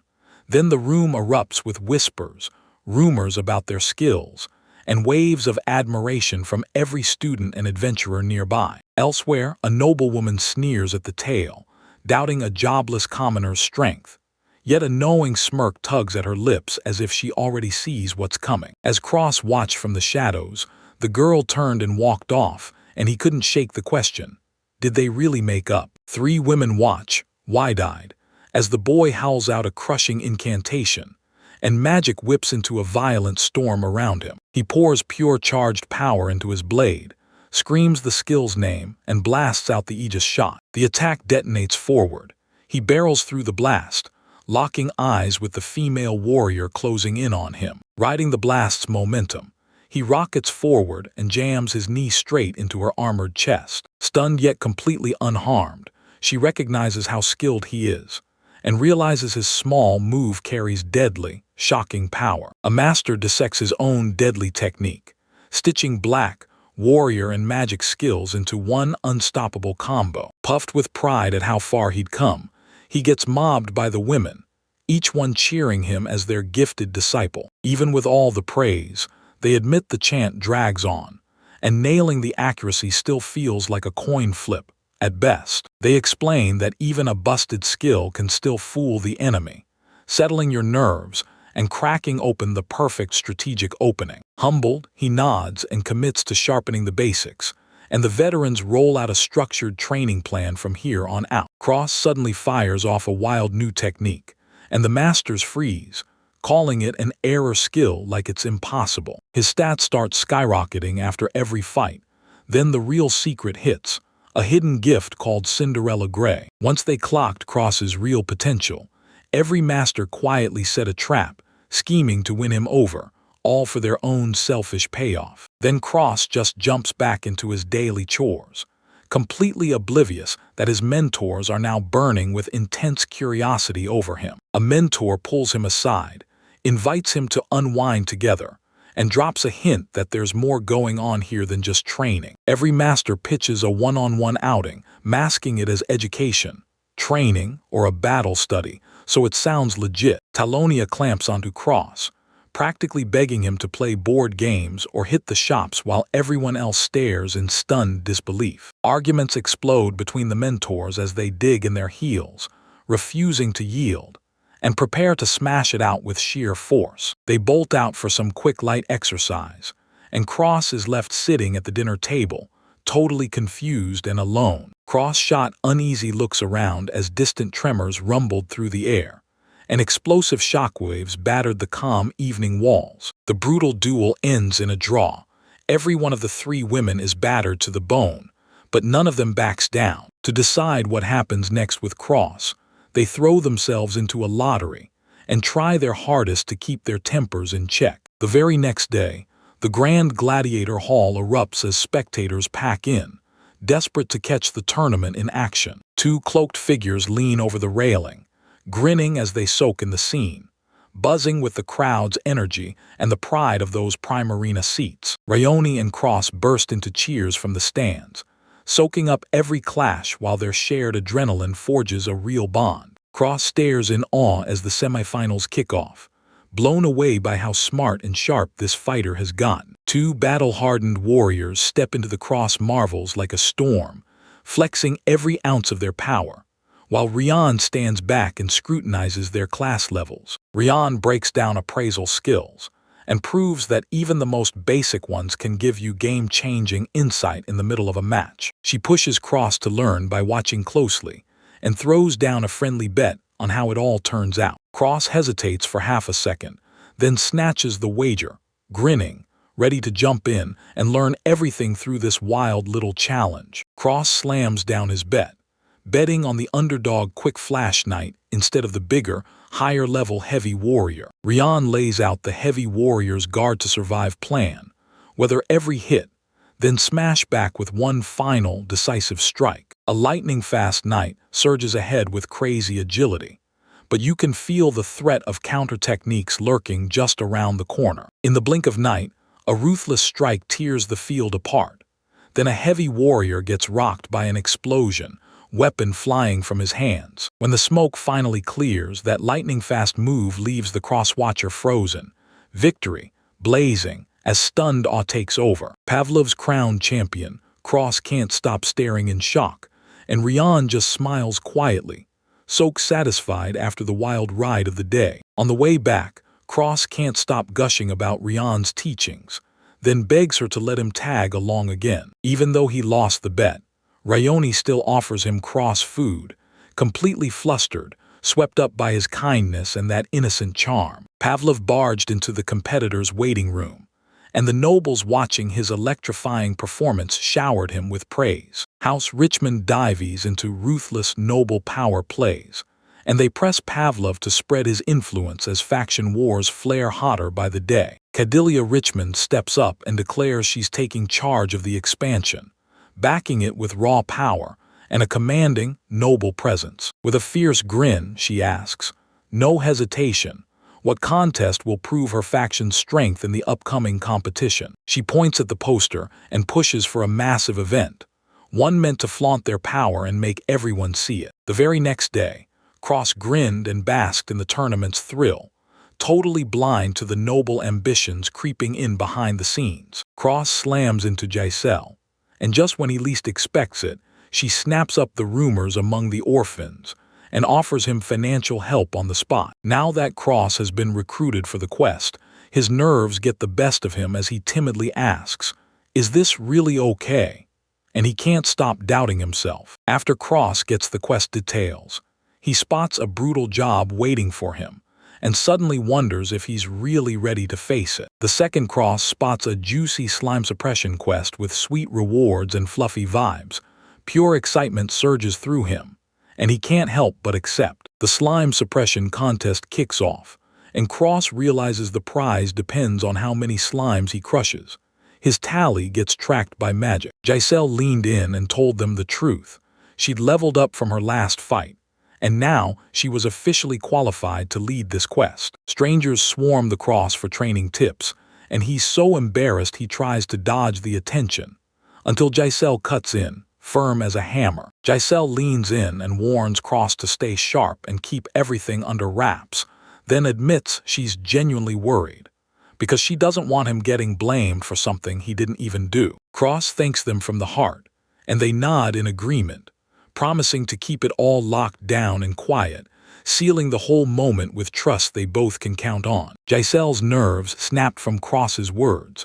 Her cheeks burned red as she scrambled to pull herself together. The party spotted a swarm barreling toward them from afar, and the whole group clenched up as battle fever tension skyrocketed. A monstrous wave of fluffy slimes surged in, blotting out the sky as it slammed down toward the warriors like it meant to crush them. Giselle strode forward like she owned the battlefield, barking orders and driving everyone into that tight, coordinated battle formation. Mages hurled blazing elemental spells, fire, water, and wind, crashing into the swarm as Cross dug in with ironclad resolve. Mages from every corner fired off raw elemental blasts, trying to crush the flying slime swarm before it overran everything. An elemental barrage detonated on the advancing slimes, blasting smoke into the air and splattering slime bodies all over the battlefield. Giselle barreled forward with pure grit, meeting the charging slimes head-on,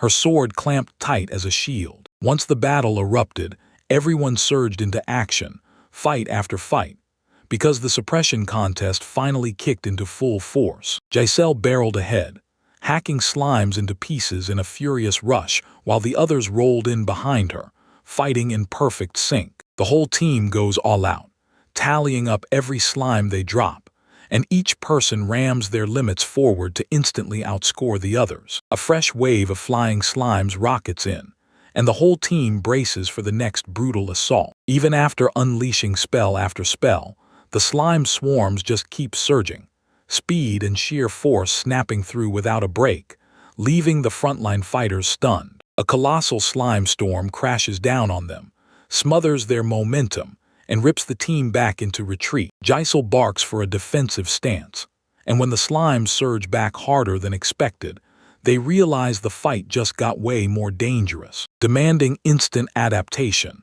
a violent explosion detonates out of nowhere, blasting the whole field into blinding flames and a storm of scattered wreckage. The mage lets out a gleeful cackle, soaking up the hit like it's his victory, while everyone watching freezes in stunned, confused silence. He just used magic that looked eerily like a bombing spell, and with his confident smirk, he watched the reaction hit. She unleashes her long-range magic technique, blasting monsters into ruins while leaving every amazed mage in stunned silence behind her. She grits her teeth, calls back the spell, and chants like a storm.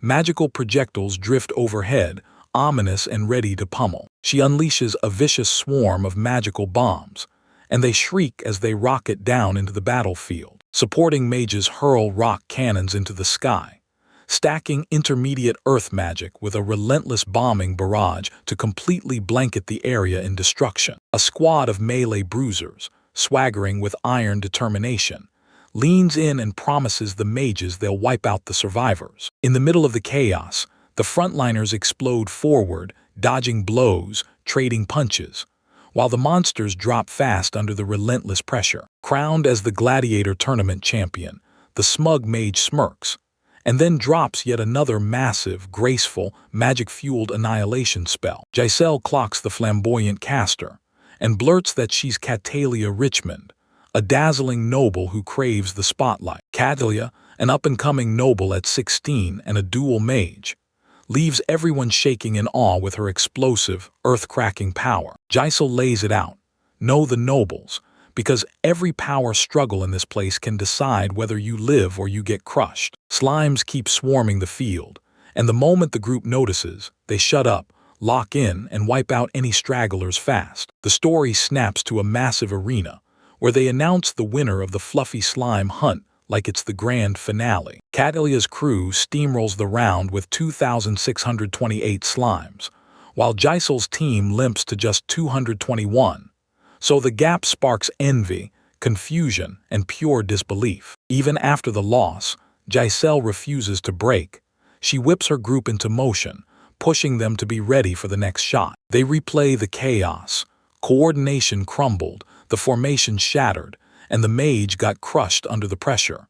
So now they're planning new training to weld their teamwork back together. Giselle leans in and warns Cross, "Join the training if you want bigger rewards," then sharpens the lesson with tough discipline, even as his nerves scream. The whole team starts guessing why Giselle's up to something, teasing Cross so hard she finally overhears.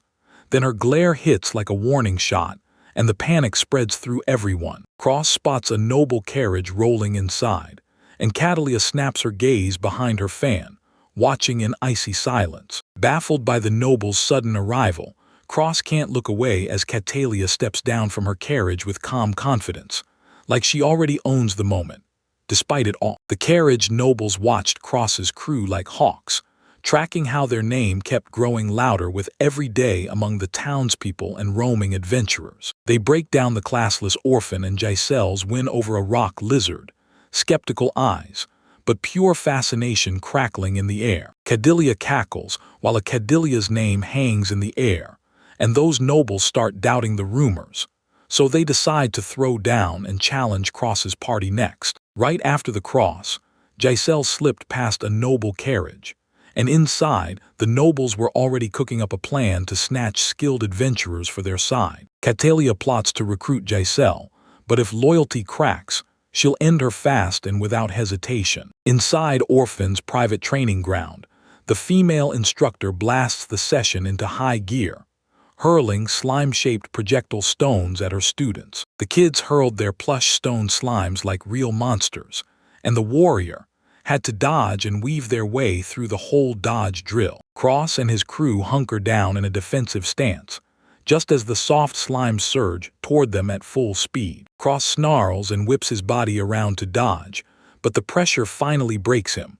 One projectile screams past and almost nails him, and he stumbles. The instructor snaps in rage, blurts out a rushed apology while he's still flustered, and his teammates scramble as the chaotic mock battle explodes around them. Even with the chaos crashing around him, Cross keeps training, right there with everyone else. And for the first time, he feels the rush of unity and pure excitement. An arrogant noblewoman bursts into the session, smirks at their outdated methods, and sneers that they're lacking the noble-level resources she believes they should have. She puts on a sweet smile, praises Giselle to her face, then rips her apart by dragging up an old defeat in front of the commoners. With a cruel, fainting fit in her wake, the noble launches an accusation against Giselle, calling her a liar, and that sparks instant fury from the orphans and her students. She steps forward and claims she's their superior, promising to protect them if they obey the Richmond noble household without question. Giselle shuts down the noble's offer, declaring her independence with steel in her voice, and the nobles shoot back a subtle threat of retaliation. Catalia warns them with ice in her voice, swearing they'll regret it, while her knights stand silent and the tension quietly simmers behind her. Giselle snaps back at their questions, orders everyone to shut up, and then demands they jump right back into training. No delays. The very next day, they sprinted to sign up for the quest, only to get abruptly shut out and barred from access they didn't see coming. A guild officer steps up and drops the bombshell. The Richmond Countess, accused of a grave, undisclosed crime, has thrown the guild into chaos, and everyone in the room goes wide-eyed. Catalia struts in, smugly flaunting her authority, while Giselle clenches her fist, seething with rage at Catalia's underhanded. Catalia's guards start hurling insults at Giselle's crew, and Giselle snaps. No intimidation, no silence, not from some stuck-up nobles. Catalia offers to drop her complaint, but only if Giselle gives in and throws her lot in with her faction. Catalia demands total submission, no exceptions, and Giselle, sickened by the offer, decides to go straight to her and challenge her face-to-face. Giselle dares Catalia to a duel for freedom. Win and she's free. Lose and she's stripped of everything. Catalia snaps up the duel. Then the guild wastes no time, locking it in for 2 weeks from now and making the challenge official. They lock in a brutal 7 versus 7 showdown, and Giselle swears she'll smash Catalia's arrogance in front of everyone. Giselle panics, snaps at him and lays the blame for everything on his shoulders, then storms off, seething with frustration. Giselle tells Catalia that her crew craves power, and they're spreading it across the whole town, one contest at a time, by using influence to tighten their grip. She spills the truth. This city is packed with noble heirs hunting for spouses, and the political pressure around it is so brutal it basically squeezes everyone. Nobles in Bascarubia are scrambling to climb the ladder of influence, treating the whole town like their worldwide training ground. Strong nobles carve out territory with raw force, while weak nobles get stripped of respect, same way society treats people who lose honor. Noble heirs hunt heroes for marriage, then use conquest and wedding vows like a weapon to grow their power with zero limits. Targeting defeated orphans shoots them up the noble ladder, and turning broken commoners into proof helps solidify their control and their image. Giselle lays out how noble exploits commoners, and Cross finally realizes what's on the line. Then he rushes in with an apology, seeing just how ruthless this game really is. Giselle clocks this duel as a straight-up boss fight. Since taking Catalia down fast is the whole win condition, they press hard and wipe her out. With the stakes screaming in their ears, her team rallies like a storm, ready to crush those arrogant nobles and prove they're done playing around. Cross pours out their grim truth to everyone, then finally hardens his resolve and agrees to train for battle like it's for real. The mentors lay out battle plans, speed drills, crushing combos, and chaos tactics, so they can outplay an enemy that's bigger in numbers. The mentors go head-to-head, shouting their brutal, chaotic training plans like they're the only path to victory. A brand new strategist steps in, pointing at the enemy team and calling their formation a hard-hitting artillery line built to shrug off punishment. She's certain Cross is the key to victory, because tactics alone won't crack the enemy's defenses. Cross's rare hybrid class grants him killer mobility and 2 attack styles at once,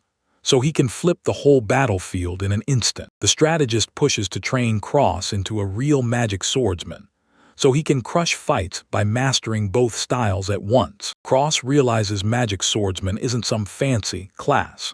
It's a brutal fighting style that demands crazy dual discipline training. A strategist scrutinized Cross's shaky moves and snapped that he'd better master reliable, high-powered magic, because safety can't wait. The mentors groaned, then finally backed Cross's magic training, swallowing their pride because they couldn't afford to let him fall behind. Cross gets blasted to the abyssal sea of trees, an elite magic zone where only the strongest dare to go. The training grounds get remade, and Cross is thrown into monster fights, pushing him to level up and grow in magic. Lewin slams down high-ranked water magic, drowning the forest and carving new terrain in perfect time for the monster combat training ahead. Cross fires questions about Line's magic types, but she dodges the answer and instead swears the battlefield is fully set for combat. She flips an incense pouch into the air and, without a word, gets ready to lure monsters in. A brutal horde of monsters comes charging at full speed,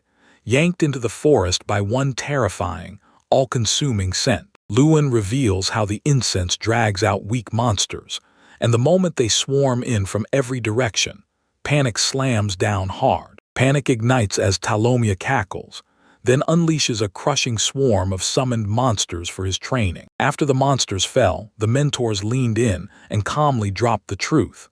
This huge battle was just the first phase. Lewin clamps down on Cross and sets him up, mentally and physically, because intense magic-based shooting practice is about to start right now. She tells him to lock onto the magic flow, then fire those wind shots again and again, steady, controlled, until his precision becomes deadly. Cross hurls a colossal gust of wind magic, and with a brutal surge, it smashes monsters to pieces and tears the terrain apart. Telemia grins as he unleashes a crushing wave of summoned monsters, and the Cross panics instantly during the training. After the monsters finally dropped, the mentors spoke with calm certainty. This massive battle was just the first phase. Lewin grabs Cross and pins him down, then drills him into the right mindset and body for an instant, high-intensity magic shooting practice. She orders him to lock onto the magic flow, firing steady wind shots again and again until his control turns razor-precise. Cross fires a colossal wind blast, and with one brutal magic surge, it wipes out monsters and tears apart the very land. Cross erupted in protest at the crushing workload, but Telemia just smiled and snapped to the task, calling up waves of weird, vicious monsters without missing a beat. Monsters piled up and crumpled into defeat, and Cross stared at the wreckage, stunned.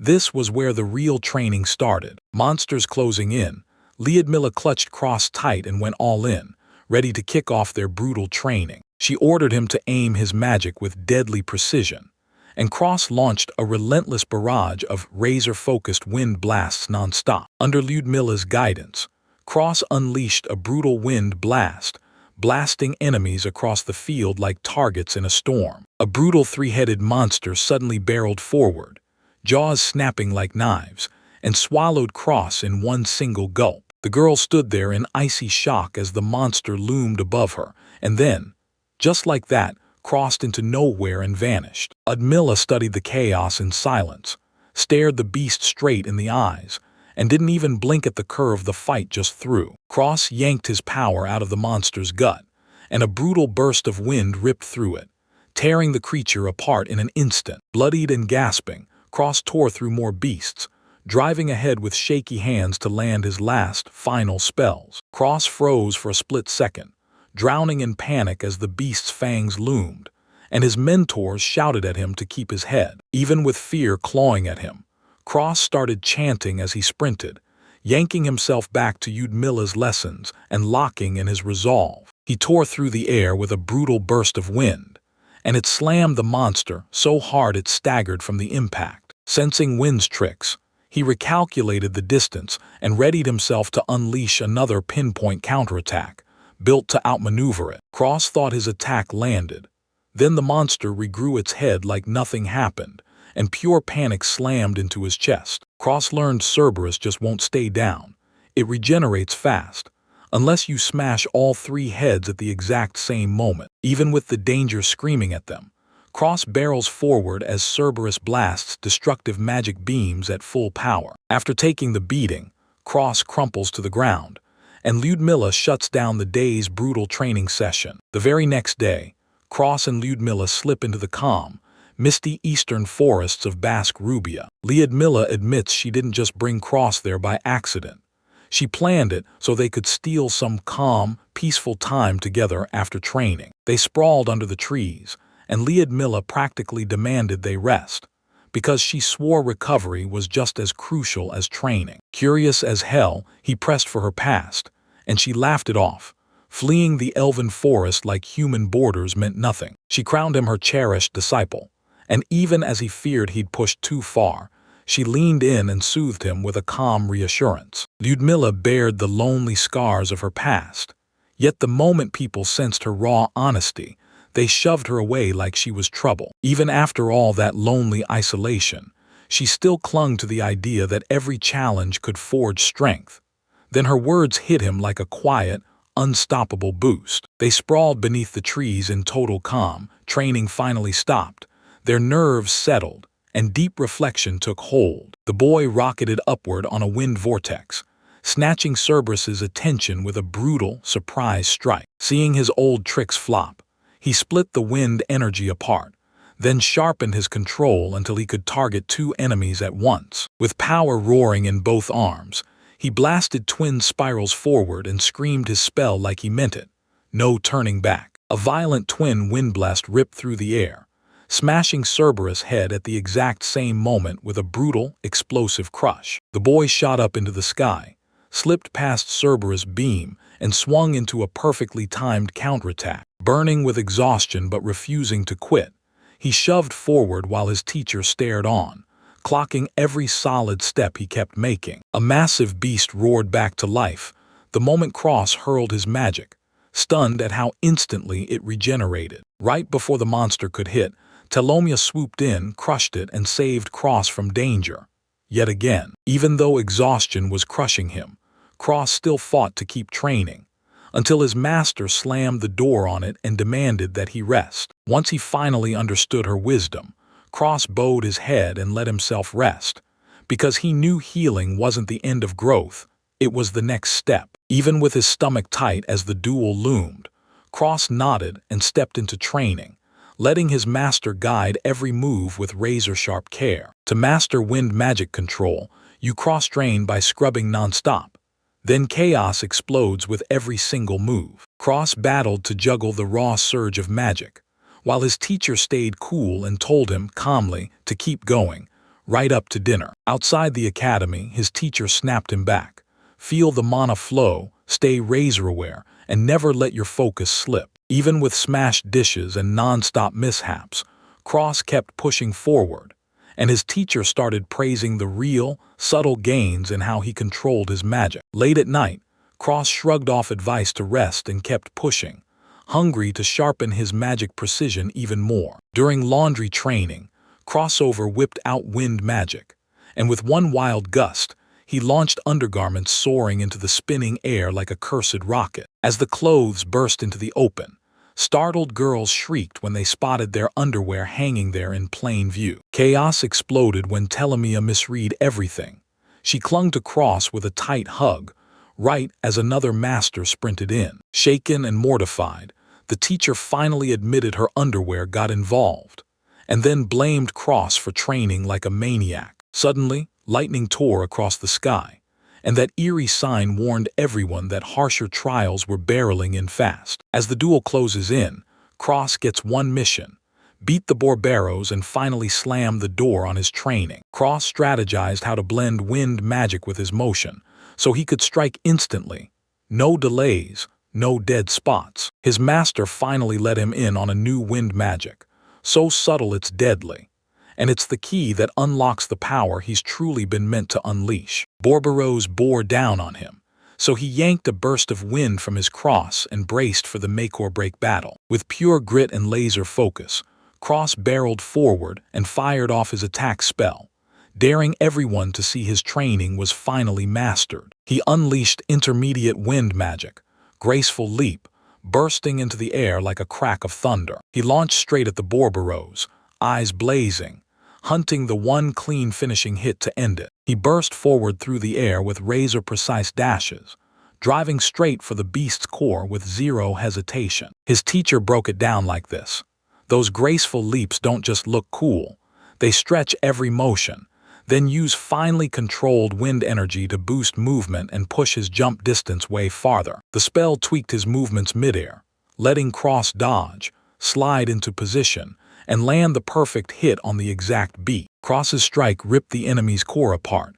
his razor-precise blow so dead, on it decided the whole fight. He slid behind the beast's guard and lined up a single blow, one strike to smash both last heads at the same time. Cross unleashed wind shots and slammed both targets, but the monster snapped back with a brutal, deadly counter. Cross clocked it instantly.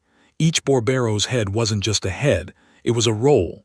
Attacker, support, scout, all fired up together like 9 fighters fused into one. This fight wasn't just about living. It was training in blood for the group duel that's coming for him fast. Cross lunged forward in pure desperation, convinced he'd never survive the duel ahead unless he won right here. The Borberos ripped into a brutal counterattack, slamming headfirst into Cross's wind spiral with pure, earth-shaking explosive force. Struggling just to keep it down, Cross suddenly saw it. The third head was regenerating right in the middle of the fight. Telemir lunged to help, but Cross screamed his chant and went for one last, devastating blow. His chant snapped mid-spell, shocking everyone, because Cross's magic kept mutating and swelling moment after moment. Watching Cross surge forward, his mentor said nothing, but you could tell he was blown away by how his spellwork was leveling up. He clenched every ounce of strength, and power ripped down from above like a brutal lightning storm. When one of the heads blew apart, Telomia snapped his name out in panic and screamed to the heavens, fearful for his safety. Meanwhile, at Orphan's training ground, the others were locked in brutal sparring, completely oblivious that Cross was out there alone, throwing himself into a life-or-death fight. Giselle laid out those Cross-skipped group drills, and admitted she'd been having him practice them alone, prepping for the upcoming team showdown. Cross got stamped as the team's ace, and now his training is the key they build the whole strategy on. The team pushed hard for their own growth, fired up with curiosity, but still unsure what Cross' brutal solo grind was really going to look like. Cross came back grinning, but his attitude never shifted, leaving his teammates frozen, like they couldn't make the pieces fit. Elsewhere, Ludmilla stood tall and said she knew he'd grow. Her confidence rock solid even as chaos started to brew around her. Standing over the fallen Borberos, Ludmilla declared his victory was inevitable, because her meticulous training had forged every step. Cross threw praise at his teammates' rapid progress, clueless that Ludmilla's enhancement magic, Cinderella Grey, was secretly supercharging their power. Duel Day crashed in, bringing the Richmond faction and the Orphan group face to face. The Orphan squad ran through their plan one final time, dead set on grabbing victory. Together, both factions formed up, squaring off face to face while the referee raised the signal to unleash the official start. Tension snapped into the air when insults started flying, and it was clear the noble and orphan leaders were locked in a deep, dangerous hatred. He cross-examined the enemy's toughest fighters, replaying Giselle's intel about how they fought and exactly what roles they played. Cordelia Richmond, a powerhouse dual-element mage, stood tall like the Richmond faction's unstoppable commander. Cross's mind snapped into overdrive, clocking every threat, watching the healers, pinpointing the elemental mages, and mapping out how the whole enemy team planned to fight. The official slammed the duel's boundaries down in place with High Priest magic, sealing the ring so no one would die. Contestants were handed tags that could betray them instantly. One hit would trigger magic, the tag would shift colors, and that meant elimination. To everyone's shock, they just dropped the news.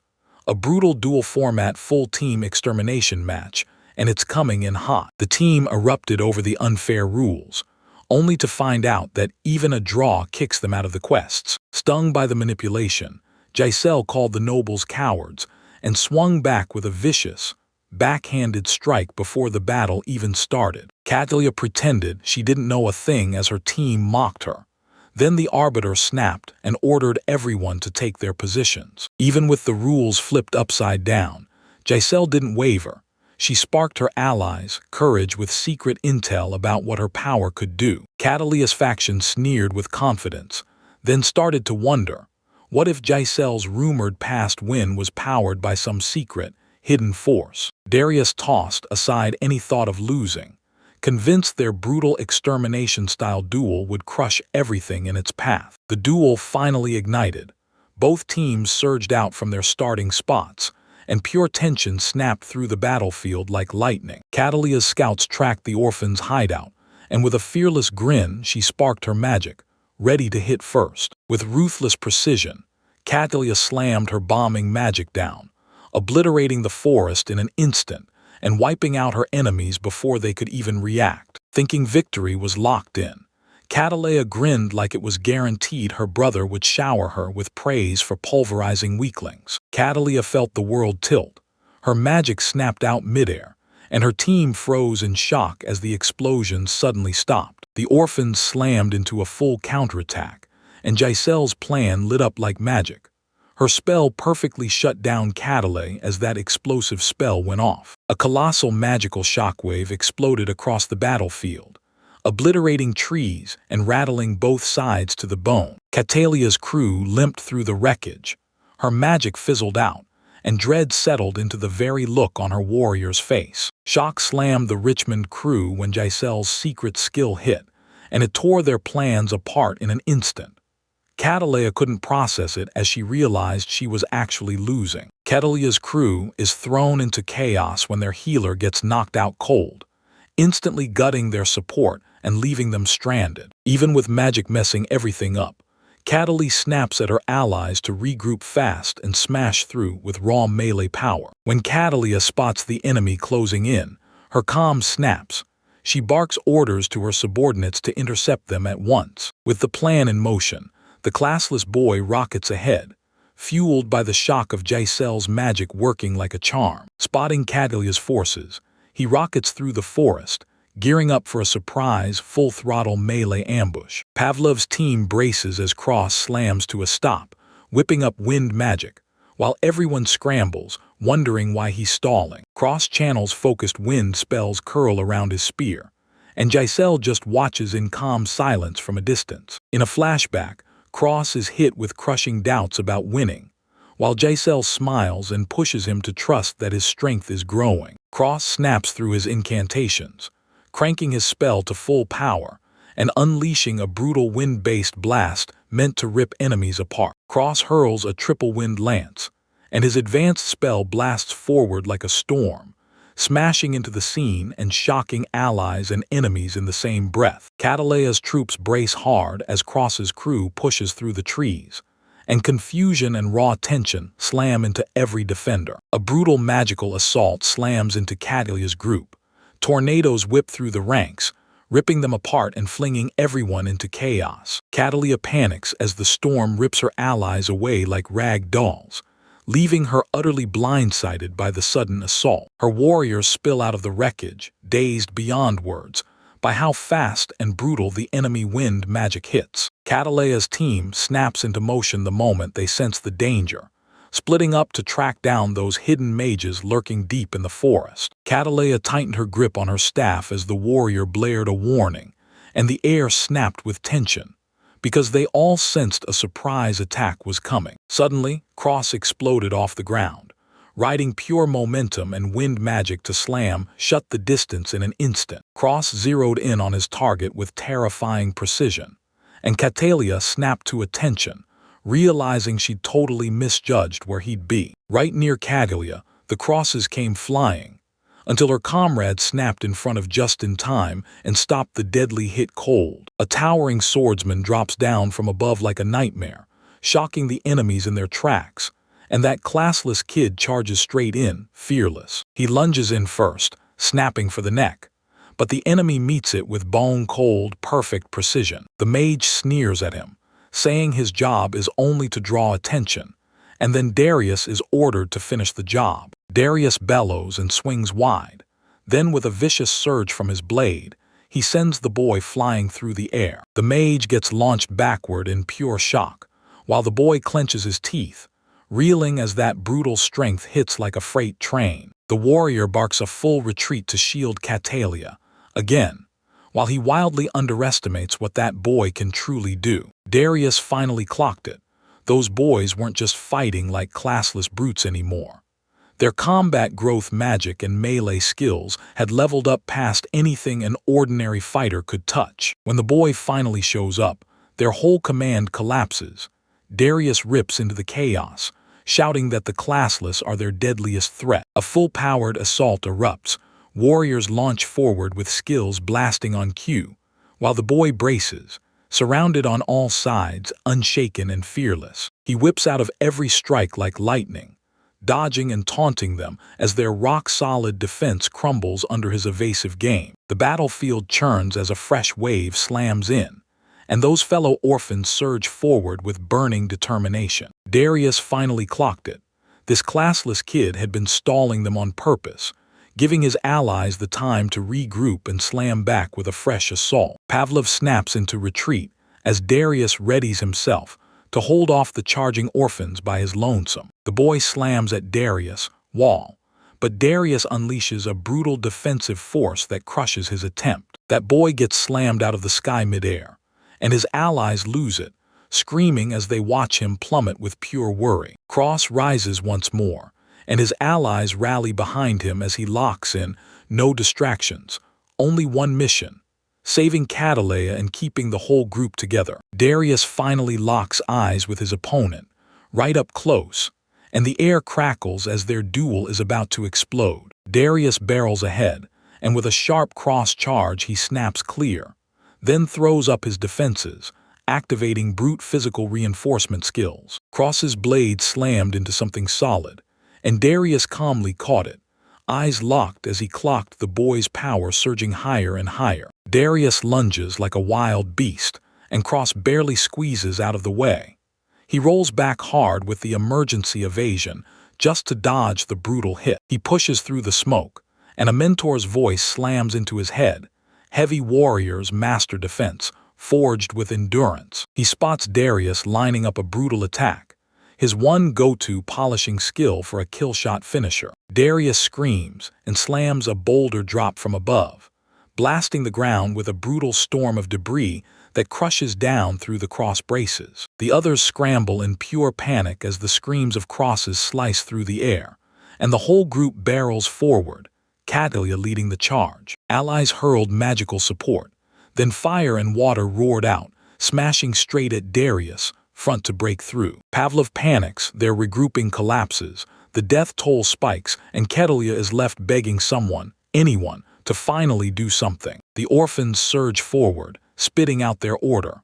Wipe out the enemies before they can regroup, and strike fast from every side. Frustrated, Kedelia snaps that the magic reflection has shut down their edge.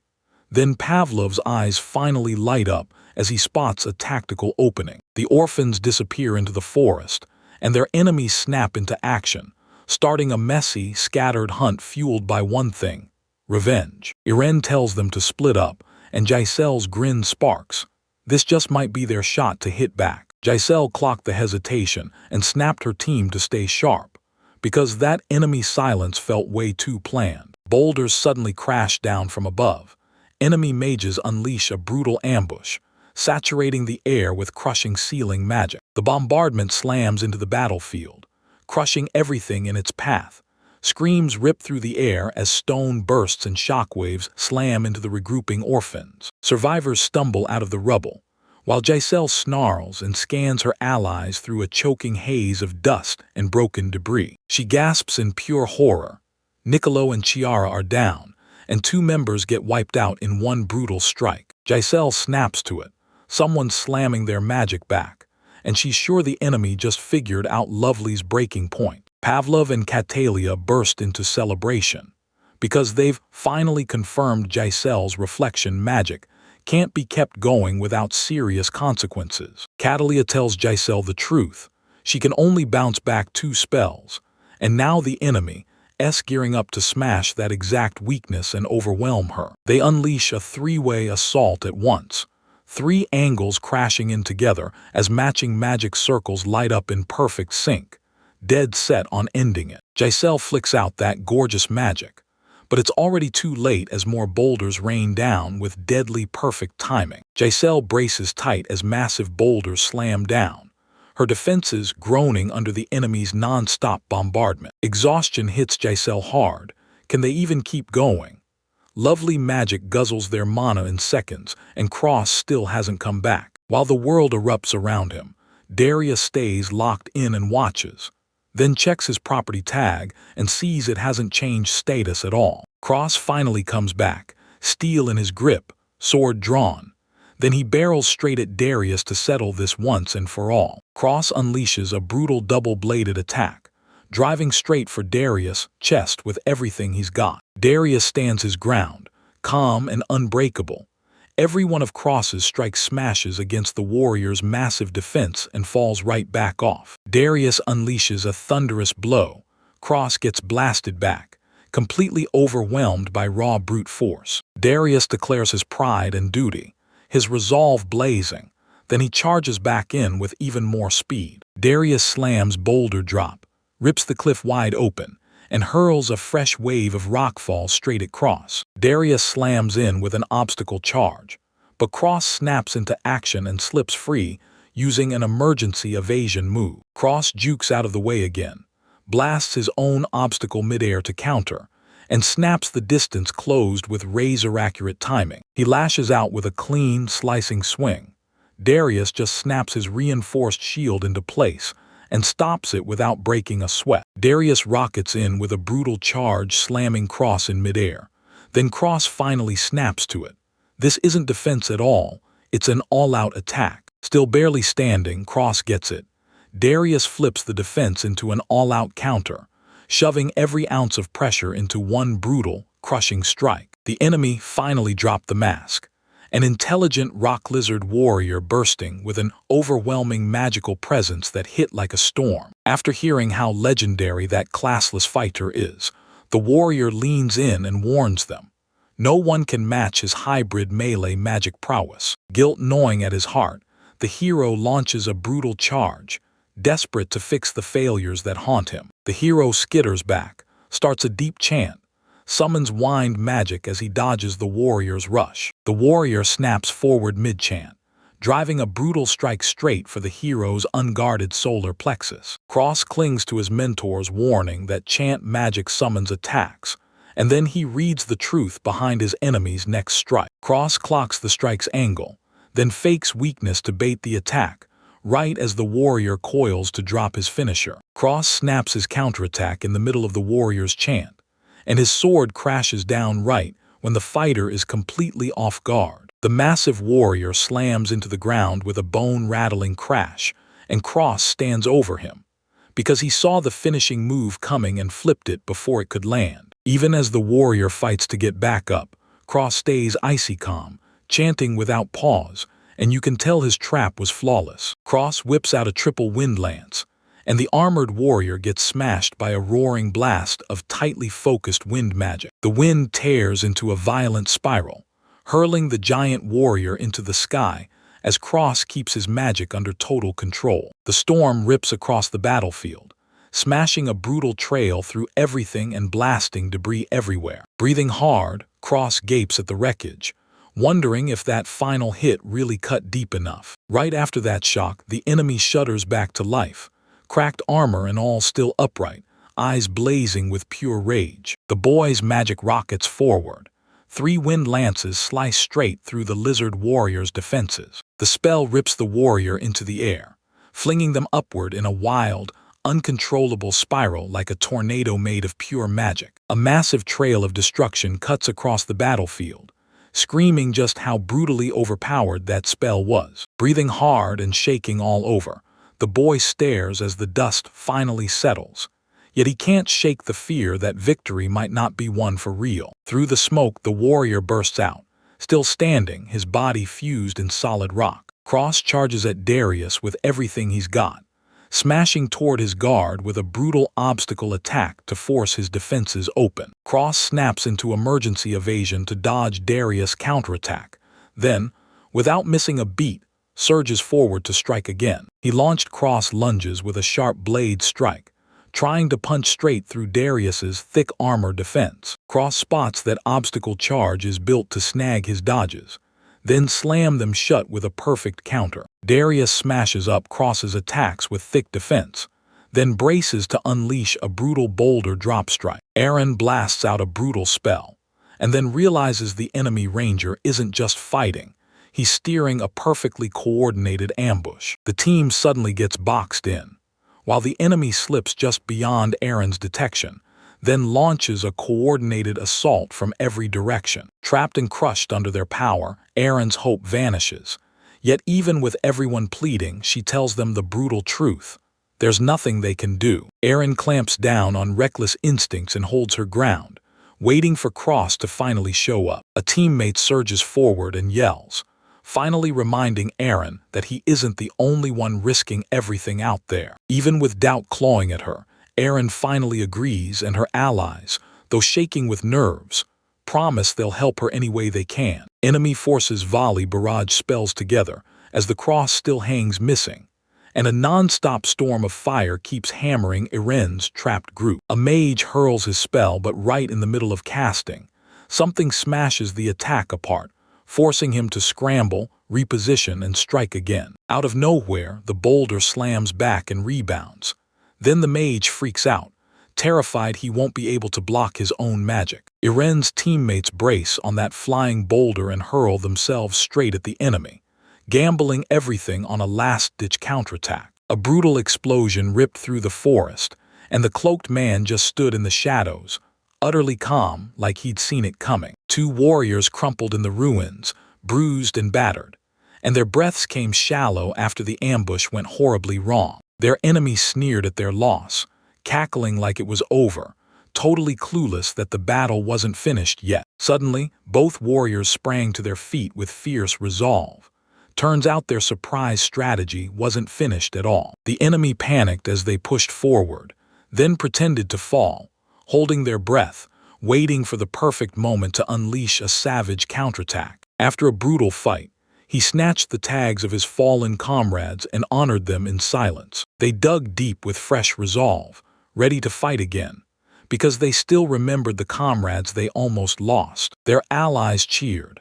Magic was woven into the air, cushioning every drop and proving the escape worked for real. As the chaos erupted, another squad burst in, smashing the enemy with a surprise attack while they struggled to regroup. The enemy froze in confusion as the orphans suddenly backed off, and that split-second pause gave them the opening to line up their counterattacks. Yale and Vigo crumpled, panic exploding across the room, so Sigurd immediately knew they needed backup and waved the others in. Reinforcements burst in fast, and a mysterious girl steered them in like she owned the place, blindsiding everyone with her fearless confidence. The girl's team sprang the trap on the nobles, and she taunted them hard, then casually revealed their mages were already wiped out. The nobles froze in shock. Just moments ago they owned the fight, and now everything flipped on them. The girl laid out her wicked plan, spell steal plus tracking, and then she picked off the mages, one after another. The underdog squad trapped the elite knight, and right when the battle tide flipped, victory started to feel inevitable. Pavlov shoved Sigurd toward freedom with Catalia, betting everything on a reunion with Darius so they could hold the line. The knight snapped his speed skill on, hell-bent on catching Catalia before she could slip away safely. With hurricane thrust blasting off, he unleashed a brutal attack that hurled Sigurd and Pavlov through the air like ragdolls. Both warriors slammed into each other with brutal force, their weapons exploding into flying shards, and the knight's crushing power stopped their frantic escape cold. Corey is bleeding and barely holding on, while the knight tightens his grip and readies for battle as the enemy looms, way too strong, and the whole group is on edge. The knight laughs at everyone, sneering weaklings, and then boom,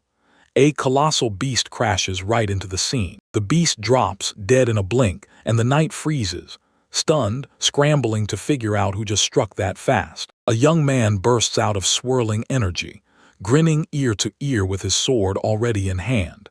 And just like that, he shocks everyone who thought they had the upper hand. The knight slams his demands for answers, and the group finally realizes the classless boy just took down Darius all by himself. Kai unleashes wind magic and wipes out the enemy in seconds, leaving the nearby soldiers stunned at his sudden, unbelievable power. A guard barrels in to shield Catalea, barking for her to flee before the danger closes in. A blazing female warrior slams into the fleeing group, carving through the soldier with ruthless precision and breakneck speed.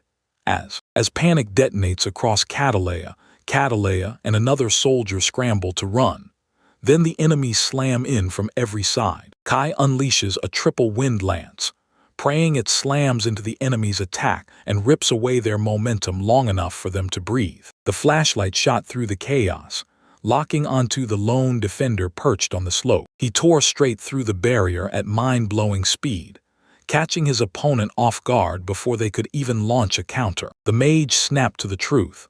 The Flash Knight could see their moves before they even formed, dodging and striking faster than their eyes could react. But then boom! A surprise spell snapped his magic back on him, throwing reflected power in every direction and turning his own attack against his armor. Blindsided by the reversal, the knight dropped his guard and left his back wide open for the defender's clean, crushing strike. Cross snapped into action, blocking the enemy's crushing blow with a split-second counter he'd mastered from watching and training. The enemy strikes back, but Cross doesn't even blink. He counters immediately, and his counter hits harder than their first attack. After the victory, Cross sagged with exhaustion but still wore pride like armor, and the whole crowd gasped when he took down an intermediate ranked knight. Cross admits his win didn't come by luck. He learned Pavlov's techniques while watching during a gladiator tournament with Rihan. Elsewhere, the enemy commander crumbles into panic because her elite knight just fell to a desperate orphan. Catalia crumpled in exhaustion. This forest hunt had turned savage, and the clock was screaming that time was nearly gone. Giselle and her crew boxed Catalea in, turning their plan to crush her into absolute perfection. Giselle laughed in the face of her fear, while Catalea finally clocked it. Those forest rules turn every wound into inevitability, even if death stays just out of reach. Without mercy, Giselle unleashed a non-stop barrage, and Catalea fought tooth and nail just to hold the line. Bruised and shattered, Catalea crumpled, and Giselle stood over her triumphant with nobody left to stop her. The match finally blows its whistle. Richmond's crew gets knocked out, and that orphan team storms in with a total, no-doubt victory. Giselle grabs hold of the terrified noble girl before she can break free, and the orphan team erupts with joy, because they just crushed both status and fear. Catalia snapped awake beneath the tree, dizzy and disoriented, while her ally stood right beside her, silently guarding her as she fought to come back to herself. Panic slammed into her as the duel returned in her mind. Darius confirmed they'd lost, and her thoughts immediately sprinted toward the orphans. Reeling from the loss, Catalia feared what punishment would fall on her. So Darius stepped in, promising unity, urging them to bow together in atonement. Catalia snapped at her subordinates, demanding answers.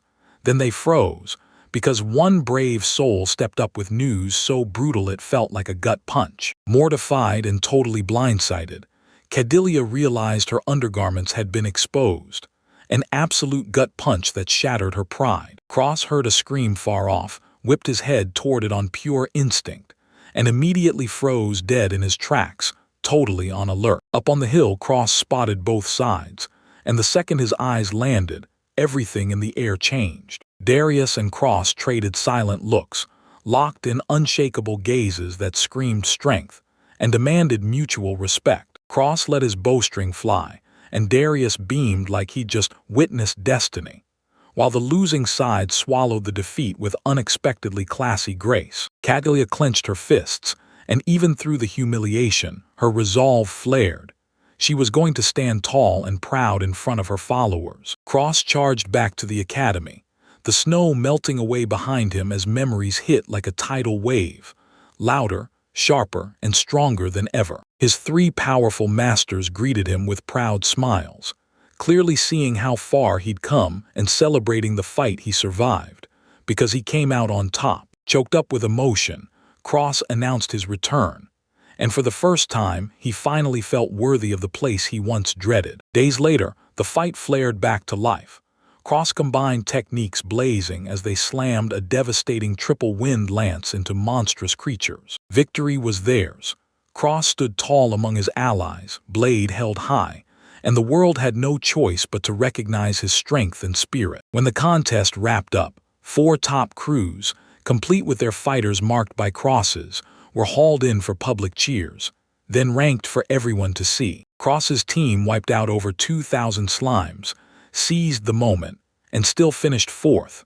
Crowds erupted, and the whole squad raised their weapons like they'd just conquered the world. While his teammates cheered, Cross went quiet, staring into the cracks, wondering why Catalea vanished, and how that sudden, mysterious retreat even happened. Cross snatched a giant prize pouch in his hands, stunned by the reward, and the crowd's non-stop praise hit him like a wave. Even though they begged him to celebrate, Cross refused.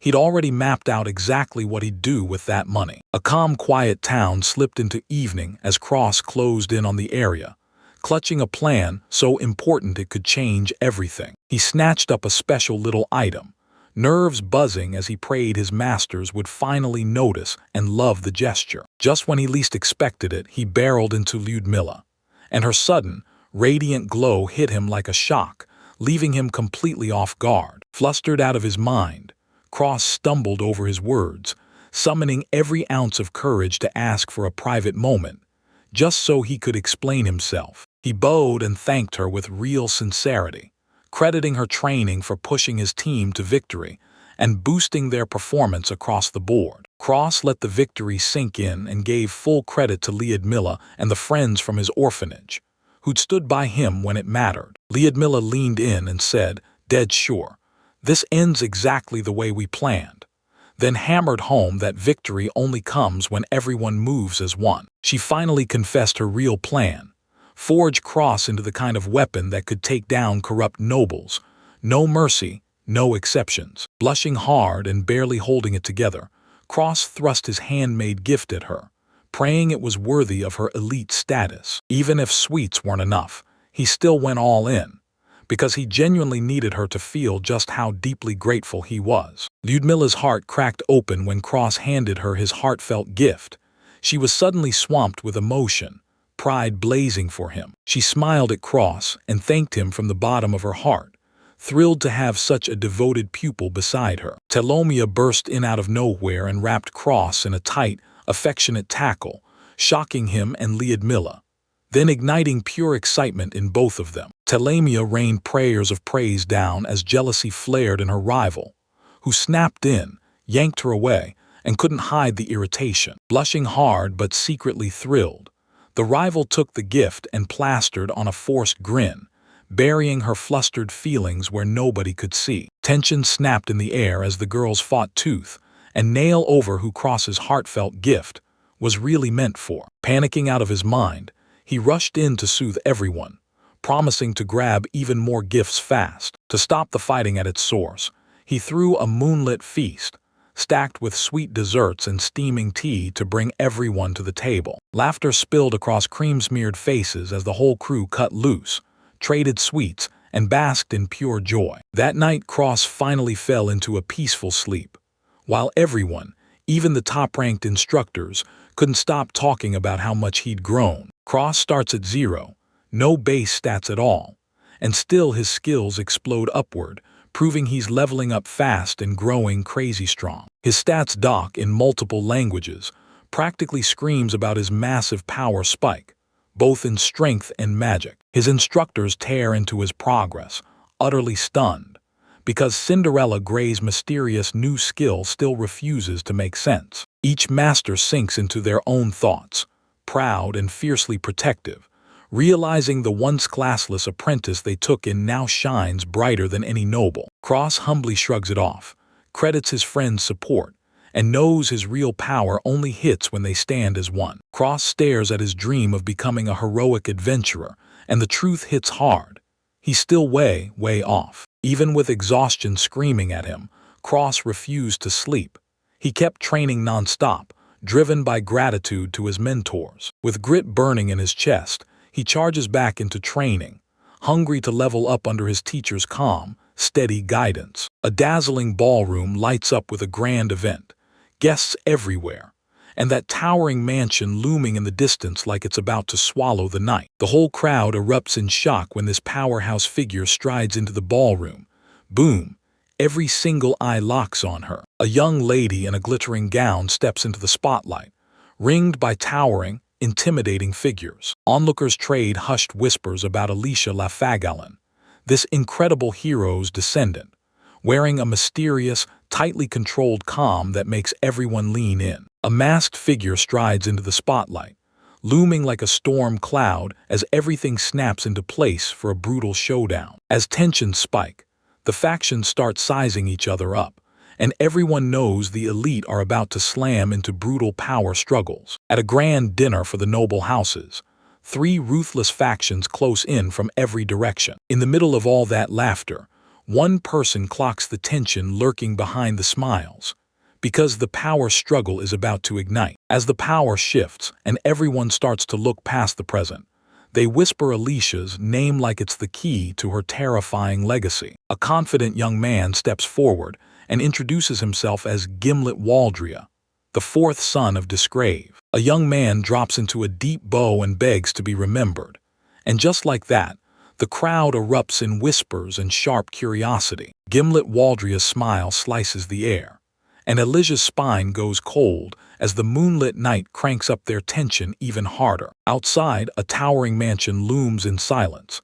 Then distant clashes crack the air and send shivers through the night. Inside the arena, skilled warriors slam into each other in a brutal showdown, their enhanced weapons and abilities turning every strike into a fight for survival. A determined fighter, grinning like she already owns the win, sharpens her skills and readies herself for victory. With one brutal strike, the warrior blasts her opponent into the air, detonating a wild storm of action and pure chaos. The young fighter surges ahead, fighting through sheer panic as he squares up with his opponent and hammers them with relentless, desperate strikes. With a cocky little smirk, she stands her ground and snaps into action the moment the attack comes flying in, ready to strike back. Teaming up like lightning and steel, the 2 warriors blast out their combined power. Triple wind lance slashes through the air. The earth shakes as a brutal, massive force detonates, blasting dust and debris screaming through the sky. Gasps tear from his chest as the warrior fights through the raging storm of battle, desperate to catch his breath. Beaming with pride, the young mage throws a victory cheer, because her training paid off and now she's stronger than she's ever been. Her mentor lights into praise, cheering how her magic and combat skills are skyrocketing, and how her confidence is finally blasting off. Elijah shouts Rian's name, then grins. She's about to show her growing disciple a brand new technique. Two women square up to flex their skills, and the clueless Cross is stuck right in the middle, like a target nobody asked for. Cross can't take his eyes off two razor-sharp adventurers as they ready themselves for a duel. He's buzzing, dying to see them unleash their skills. Ludmilla proves wind magic isn't about chaos. It's about finesse, steering the air with surgical precision so she can move cleanly without wrecking a thing. Ludmilla surged forward with a graceful leap, launching herself with jaw-dropping agility as her opponent just stared in shock. Two warriors slam into each other in a brutal showdown, each one hunting for the one crushing hit that could end it all. Magic in her hands, Ludmilla blasts through the air and slams her opponent backward with a devastating strike. Two unstoppable fighters collide, trading crushing blows as their weapon scream sparks through the air. Ludmilla unleashed wind magic in a brutal showcase, proving it could dominate any fight, and it left Cross staring in full-blown awe at her raw strength. Elijah leans in and coaches Ryoni on every class skill, then pounds one truth into her. In battle, you don't win by staying the same. You adapt fast. After their mission goes off without a hitch, Cross and Telemia steal a peaceful moment together, trading ideas and plotting their next move for the Magic Bazaar. Cross flashes his status plate with pride, totally stunned by just how far he's traveled after learning those skills. Telemia's patience snaps as her skills keep resetting again and again. She erupts in loud screams, half furious, half stunned that it's happening non-stop. Telemia grits her teeth, furious that she can't train Cross even after taking him on as her disciple. Ludmilla locks into a heated argument with Telemia, warning her that Cross's training can't be hijacked by everyone else taking more than their share. They argue that only a dark priest with top-notch recovery skills can keep Cross alive on those brutal, dangerous quests. In a surge of pure excitement, Telemia launches into a hug with Cross, grinning as she confirms his life is her #1 priority. Panic erupts in Cross the second he realizes recovery magic is being pumped into him, and he can't stop asking what the heck is going on. The villain sneers at Cross, flashes a photo of the disgraced family, and spits accusations like it's their shame written in ink. A sinister figure looms over everything, enthroned like a nightmare while fallen enemies litter the ground around him. A woman is freaking out, begging for mercy. She's terrified they'll punish her for not seeing that fight coming. Bruised and battered, the brave man hurls himself into desperation, begging his friend to flee as the punishment keeps climbing. Gimlet Waldria stood his ground, sword in hand, and demanded his cousin pay for the disgrace. After that exhausting meeting, a woman turns to Gimlet and thanks him for all his hard work. Then she slips out the door. Gimlet snaps orders at his men to dig into those orphans who supposedly beat Catalia, because he's convinced they're hiding something. Now the orphans, Cross included, are under a full-on investigation, and everyone's realizing just how crucial they are. Cross nods and jumps into training with Telemia, who's about to teach him restoration magic, healing power he can't afford to miss. Rian leans in and snaps at Telemia. Don't you dare try anything shady with Cross. Before Cross even catches his breath, the training spirals into a painfully awkward trap, one that forces him into a truly compromising position. Cross, rattled and mortified, scrambles to make sense of the weird, formal training as Omya presses in, insisting he teach him exactly how it's done. Telemia fires back, defending her methods and insisting recovery magic is a skill you must have. But the rest of the group still looks like they're bracing for impact. Telemia grabs Cross by the attention and drills him on restoration magic, daring him to shut out everything else and truly feel the magic as they train. Cross, cheeks burning, fumbles through the awkward position as Telemia keeps pushing the exercise, purely lewd, no stop in sight. Ludmilla fretted and told Telema not to push it too far, But Telema shrugged it off and defended her ruthless way of doing things. The crew starts arguing over whether Cross should let Telemia train him, because Telemia won't back down, and she keeps hammering the importance of recovery magic. Cross's training sparks a heated debate in the group, and more than a few people start wondering if his brutal methods will actually pay off. Tensions spike as the group bickers, and everyone fiercely shields Cross like his training is sacred. Cross, drained and worn out from brutal training, gets worried looks as he fights to keep his eyes open. After the brutal training ends, Cross overhears everyone talking about finally taking a break, and he's already thinking about swinging by the arms store. At the arms store, the whole crew stares in awe at the weapons on display, like they're built from pure craftsmanship. Now they're crammed inside the arms store, trading sharp opinions about the item quality, because everyone knows this place has a reputation for the real deal. Giselle snaps back at the others as they tease her non-stop about Cross, and the whole vibe turns razor-sharp with tension. Giselle gets greeted by an arms dealer, and the moment she hears his words, her past fame and past victories come rushing back like trophies from every adventure. Cross bumps into Giselle's go-to arms dealer, a tough dwarven woman who clocks his skill and leans in like, "Show me what you've got." Giselle and Cross huddle over the festival plans, plotting how they'll storm the contest together. The combat festival kicks off with ruthless 1v1 showdowns ripping across the whole city, and you can feel the chaos in every single fight. Cross and Giselle huddled up and drilled home one thing: for the festival's combat challenges, you'd better be properly ready. Cross stands in front of the store's top-notch swords, sweating as he struggles to pick the perfect weapon, then quickly leans in for advice. After a beat of hesitation, Cross finally takes Giselle's pick to heart, convinced that her design will fit him perfectly in the end. Cross shoots Giselle a grateful grin, and he swears the blade finally matches who he really is. The arms dealer and the others size up Giselle's skills, then roast her hard for the awful choices she just made. Cross snaps up a sword from the weapons dealer Giselle, and she drills him on how to keep it razor-sharp and battle-ready. Giselle polishes her sword until it gleams, and Cross can't help but stare. Her skill hits hard as the blade flashes bright. Giselle leans in and tells Cross that daily weapon care can stretch its lifespan for years, even if you don't have any fancy skills. Cross goes wide-eyed when his sword suddenly starts to glow, and it hits him. This blade isn't just steel, it's magic. Cross's status plate flashes the truth. After grinding with his sword, he's finally mastered the basic polishing skill. Cross gets showered with praise for his talent, but the second Giselle offers to nurture it, he hesitates. Cross sprints through the city, soaking in his fresh skills and bracing for whatever consequences are about to crash down. As Cross hears about the upcoming combat festival, his eyes light up.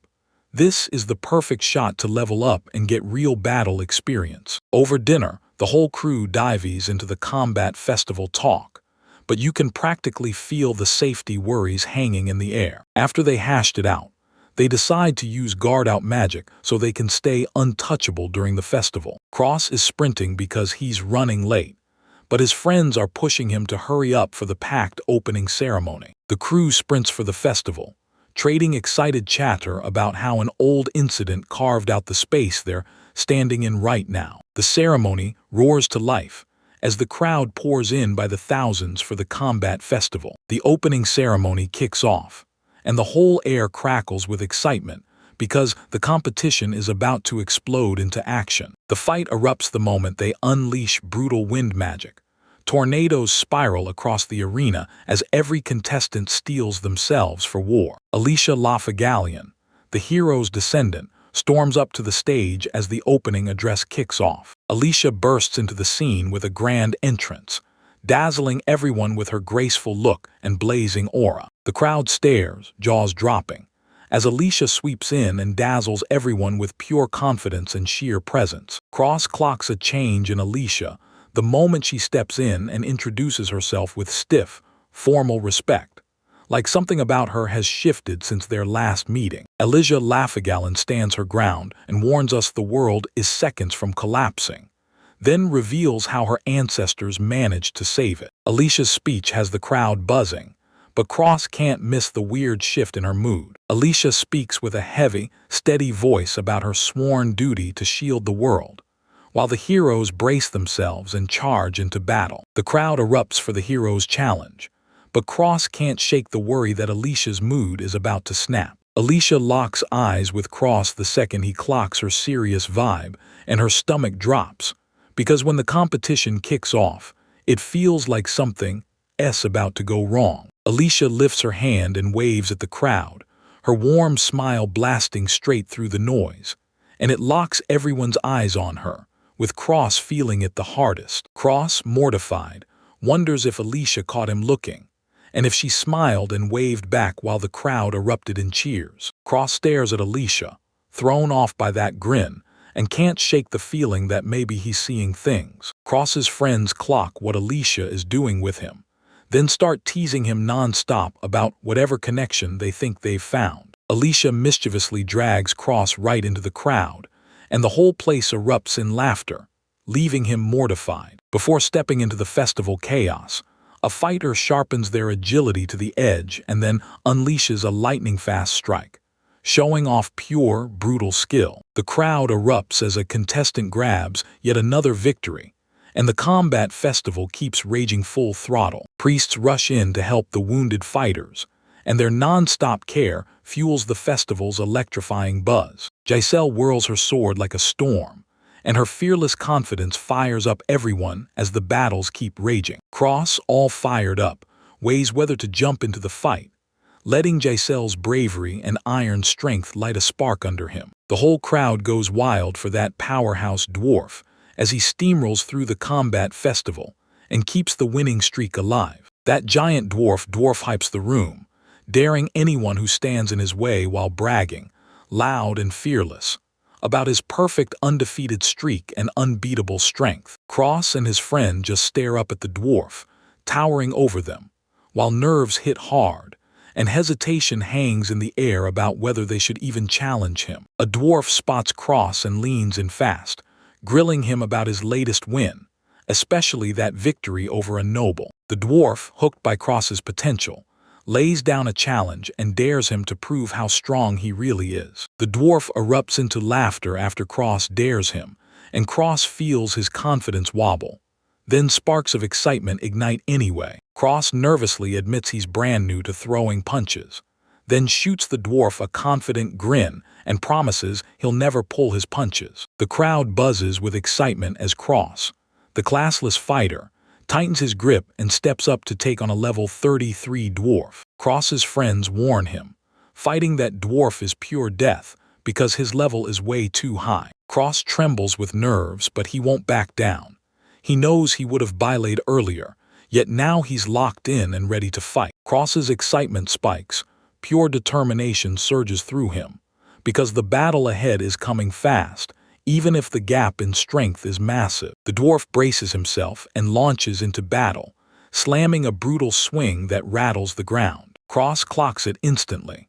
This dwarf is unleashing a brutal, overpowered skill, and it screams signature heavy warrior technique. As the battle rages harder, Cross gets hit, yet he doesn't even blink, riding the impact with unshakable confidence in his own power. Cross compares the brutal fight pressure to Rian, and the moment hits, Rian has grown, and Faris is right there with him. Cross locks in his stance as the dwarf barrels toward him, swinging that massive weapon like a storm, face burning with raw intensity. The dwarf slams his weapon down with savage force, and shockwaves rip straight through the ground. Cross slams the switch on his physical boosts and weapon enhancements, ready to smash into that fierce clash with the dwarf. The dwarf slams down a brutal defensive skill, hardening his armor and clothes like they're forged to shrug off any strike. The fight keeps skyrocketing as Cross and the dwarf collide, trading blow after brutal blow in a non-stop storm of attacks. The dwarf barrels ahead with crushing power,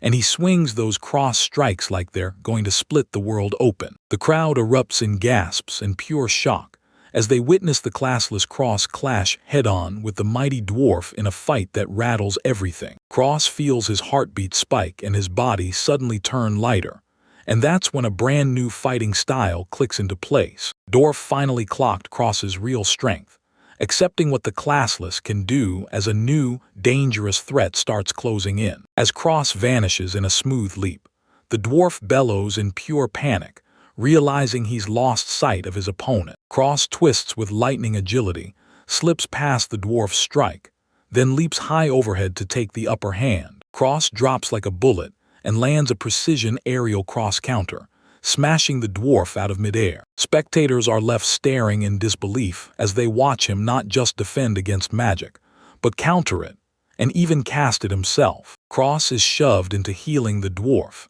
After that brutal fight, the dwarf's begging for urgent treatment right now. Even with injuries still burning, Dwarf Grit smiled and praised Cross's skill, then challenged him to a rematch, totally blown away by that fight. Cross finally feels that rush of combat, and now he's fired up to make every fight ahead even more exhilarating. Meanwhile, a mysterious watch darts through the chaos, intrigued by what it sees, and quietly calculates that it could be useful for someone called Gimlet. A woman in a daring outfit struts in with razor-sharp confidence, teasing that Gimlet will be absolutely thrilled with what Cross can do. Cross steamrolls 10 opponents back-to-back, leaving everyone in total shock, because his skill and raw power are impossible to deny. Cross is watched by shadowy strangers who can't help but stare.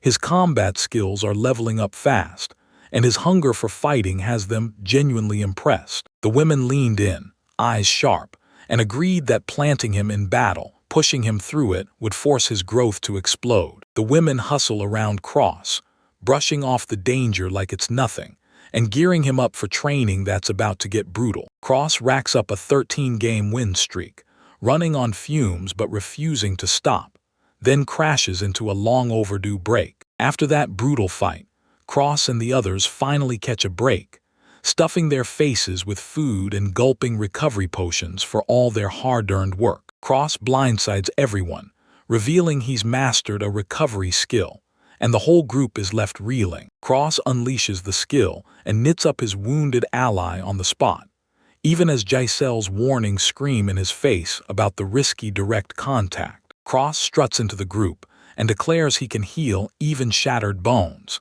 then blows everyone away with what he can do. The whole group rallies behind Cross to drill his healing skills, no matter how much it throws everyone into confusion. Giselle catches a breather and Cross rushes in to heal her.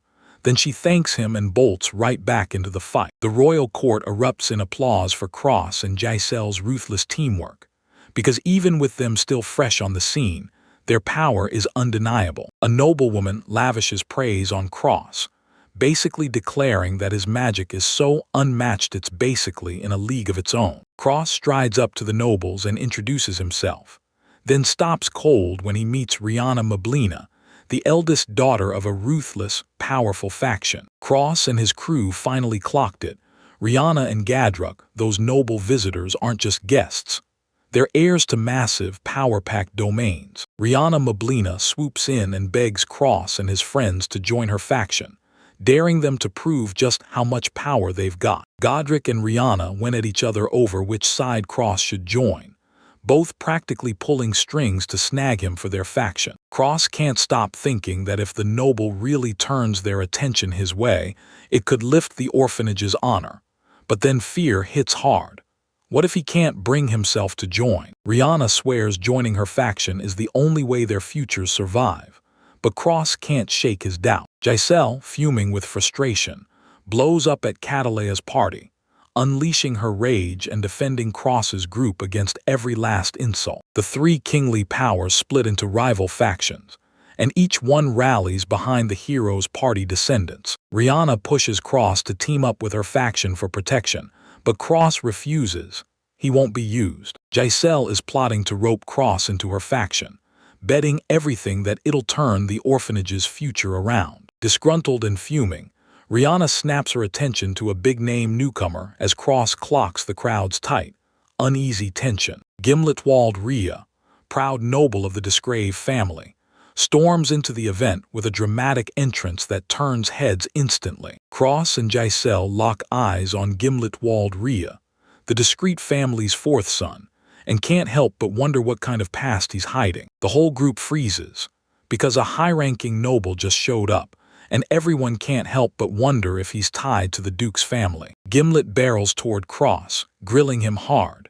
Was he really the classless who tore down the mighty noble Catalia? Gimlet makes a ruthless power move and straight up asks Cross if he'd join his faction. Gimlet admits that even with a grudge burning from beating his own cousin, he still looks at Cross with real respect. Lord Gimlet Waldrea, a top-tier noble, shocked everyone by ditching the usual politics and personally recruiting commoners into his faction. Even with Cross hesitating, Gimlet barrels on, talking straight through the interruptions from his crew, including Giselle, like nothing can stop him. Cross is split down the middle, ready to join the faction, but his doubts won't let go when he thinks about how Gimlet is treating Giselle. Cross reels from his own hesitation to join, replaying Gimlet's moves in his head while the clock hammers him to choose. Gimlet leans in and reassures Cross, swearing that if he joins his faction, Catalea's grip will loosen, just enough to calm every worry he's carrying. Gimlet offers to have Cadilia publicly bow,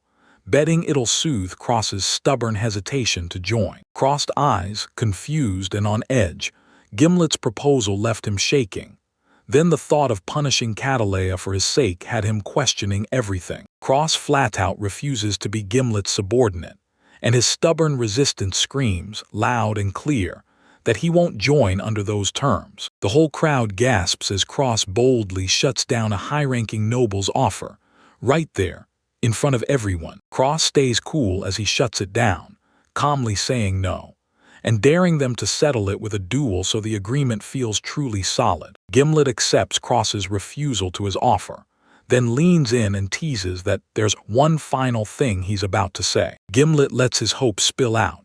He's praying Cross won't end up regretting rejecting his offer, not when he's already moving in closer. Gimlet throws Cross a lifeline, offering him a spot to talk again later and rethink everything. Cross, still shaken, keeps replaying his run-in with Gimlet as he gears up for tomorrow's tournament. Cross, wiped out and shaken from the fights, drops into a seat at the combat festival, finally admitting he's been beaten. Aaron staggers into view, badly injured and begging for help, and with every breath he reveals the orphans are in grave danger. Giselle and the others are all banged up, and as they trade terrified words about how the attack hit out of nowhere, they can't stop worrying that they might not make it out alive. Cross learns the shocking truth. Gimlet's crew isn't just watching from the shadows, because a black-haired woman actually led that surprise attack. Cross glares, shocked. Why would they attack the orphans? While Giselle, frantic, shoves recovery medicine into his hands, Cross snaps into action, realizing this is serious, and sprints after Giselle as she fights to regain control. Giselle stays right on his heels, her worry spiking as Cross barrels through the same reckless move again. Cross rockets forward as Giselle and the others scream, terrified of his reckless choices, sprinting straight into danger. Giselle lays into Cross for his reckless moves, snapping that sprinting in without proof only stirs up trouble. Cross stands before a massive building, fists clenched with purpose to dig up the truth, without a clue that danger is already closing in. Guard blocks Cross's path and demands he prove who he is, but Cross doesn't budge.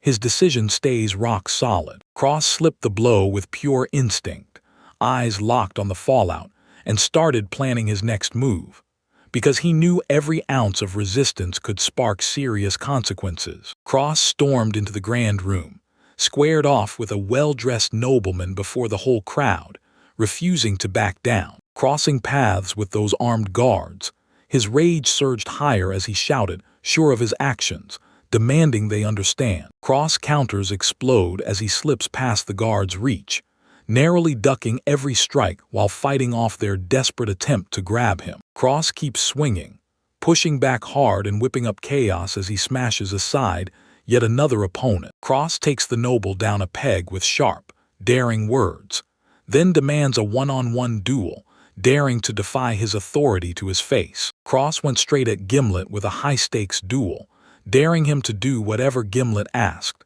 If he lost, Cross strides in like he owns the place, orders Gimlet to kneel as his subordinate, and hurls a challenge that leaves the nobles reeling. Nobles snapped with shocked gasps as they stared at the gimlet cross challenge. Pure nerve, the Duke's power hanging in the air. Cross pushes through the sheer insanity of it all, convinced this is the only move he's got left. Gimlet takes the challenge, grins at Cross, and makes it clear he knows the power balance is crushingly on his side. Cross calls for a duel, and Gimlet can't help but nod along.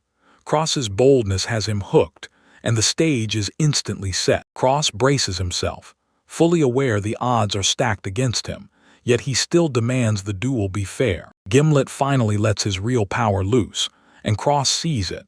This guy is a top-tier level 50 swordsman with deadly skill. Even when Gimlet's mouth runs wild, Cross clenches his resolve, only for the crushing odds to freeze him mid-step. After that jaw-dropping burst of power, Cross gets flung aside, and Gimlet's arrogance makes him spit out curses. Giselle is absolutely seething at Cross, furious that he dared to challenge that terrifying noble even while he's battered and injured. Cross blurts out an apology for his reckless move, but Giselle can't stop worrying about what his challenge could unleash. Cross, even with the odds crushing him, vows to push forward, because his pride won't let him quit. Cross gritted his teeth and swore he'd keep going no matter what was coming, while Giselle stayed right beside him, pumping him up emotionally. A fresh face watches Cross like a hawk, then rips into his move, calling the challenge reckless, cold, and way too thoughtless. Cross gets chewed out for ignoring his opponent's real power,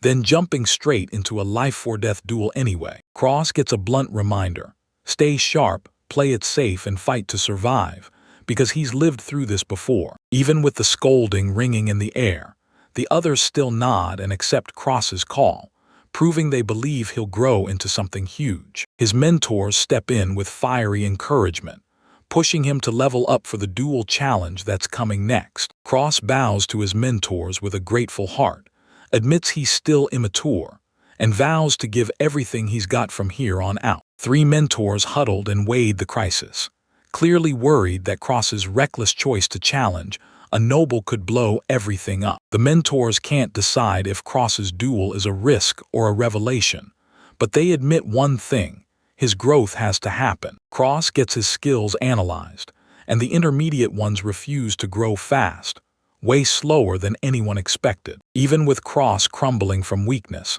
his mentors are freaking out, because 10 days is just too short for him to level up. The crew hammers out the duel's logistics, because if they drag their feet, doubts will slam into its legitimacy. The mentors huddle up and vow to stall the duel, praying they'll snatch one more shot to train. The mentors start joking about causing a huge mess to stall the duel, right there with the forest waiting close by. Under the moonlit glow, the mentors push their plan again, dragging the duel out with a grin, loving every second of their wicked scheme. Cross barges into the room, grinning and shouting that the duel's been postponed, and the mentors instantly start to sweat. A notice hits everyone's eyes.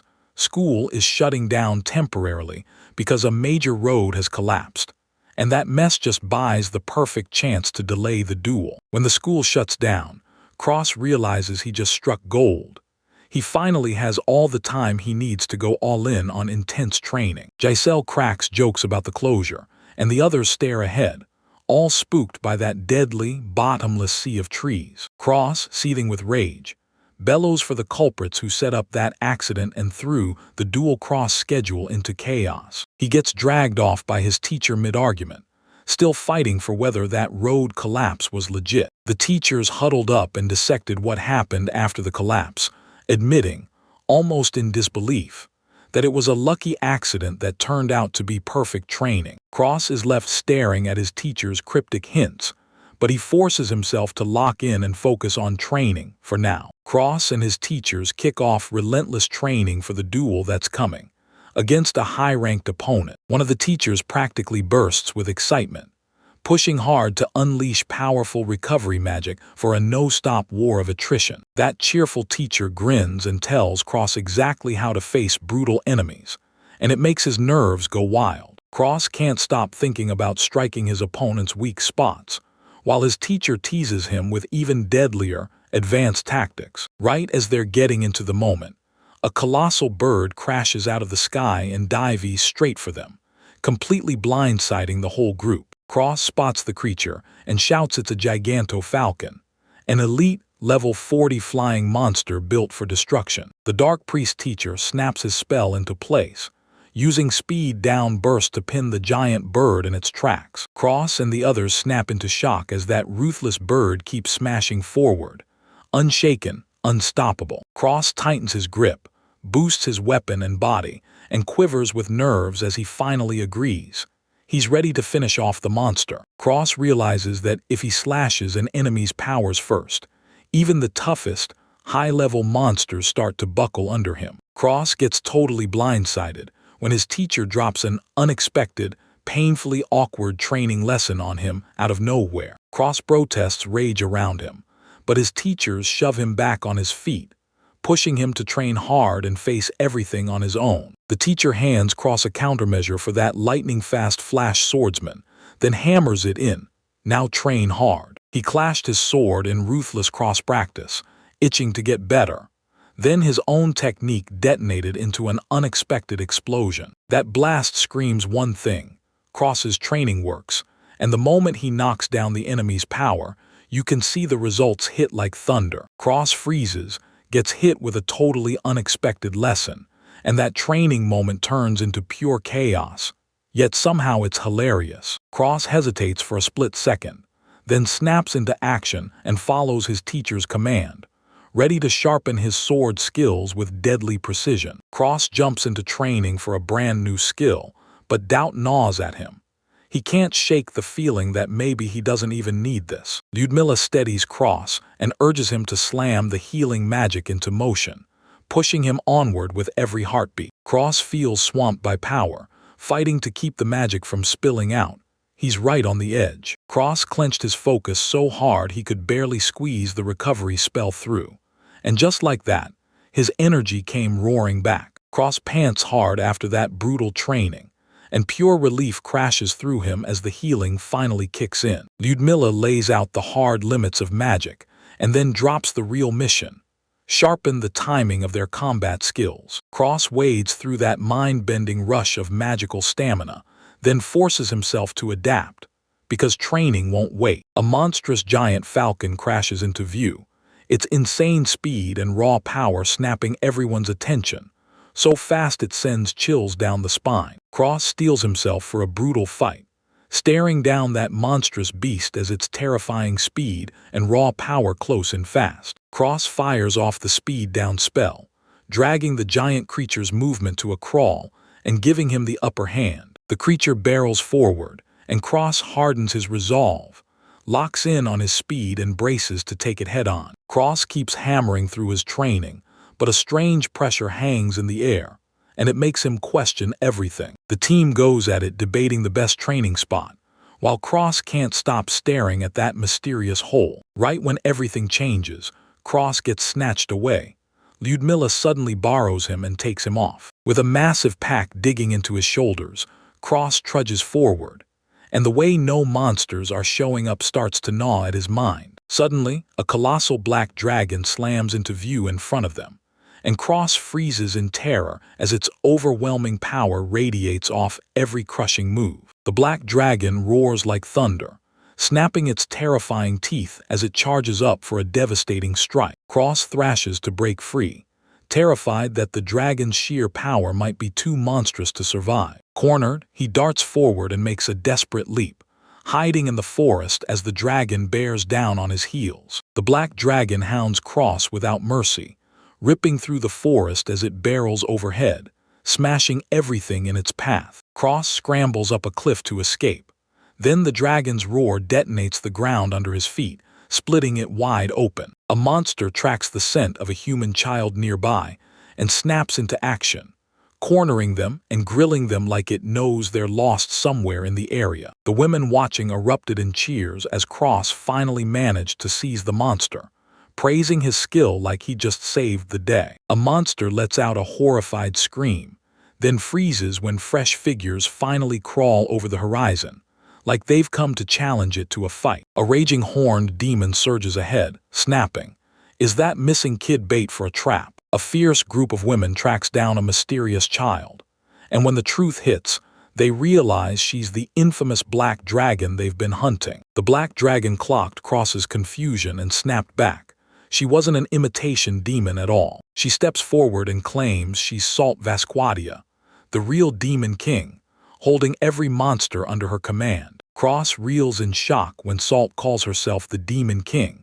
Then everyone turns around and lavishes praise on him for staying so respectful to her. Cross and the crew finally uncover the truth about the very first demon king, a terrifying power that's been crushing humanity ever since. Salt storms in, furious, and rips into the group, blasting humans for failing to finish the job and deliver a fatal blow to the last demon king. After the argument blows over, Cross and the crew press on, so who's Salt, fueled by pure curiosity to figure out what just happened. The wild, brutal journey it takes for the mightiest monster, or entire race, to claw their way up as the next demon king the moment the old one finally drops dead. The group points at Salt's one twisted horn and whispers the truth.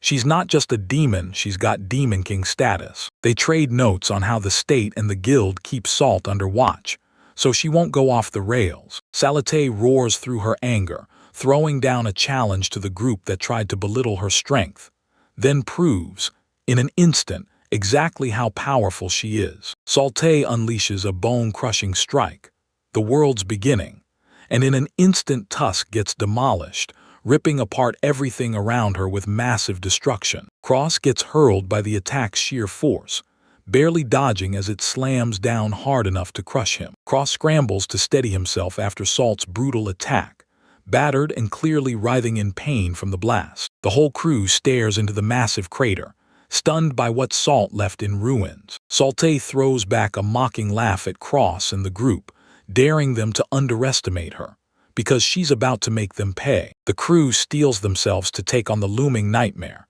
unleashing brutal power and deadly moves like Supreme Ice Prison. The earth shudders as a brutal destructive blast tears open the sky, unleashing a colossal wave of pure devastation. Salt's power tore through everything, and the wreckage it left behind is chilling. An enormous, scarred landscape where nothing can ever fully recover. Cross, and shaking, finally gets it.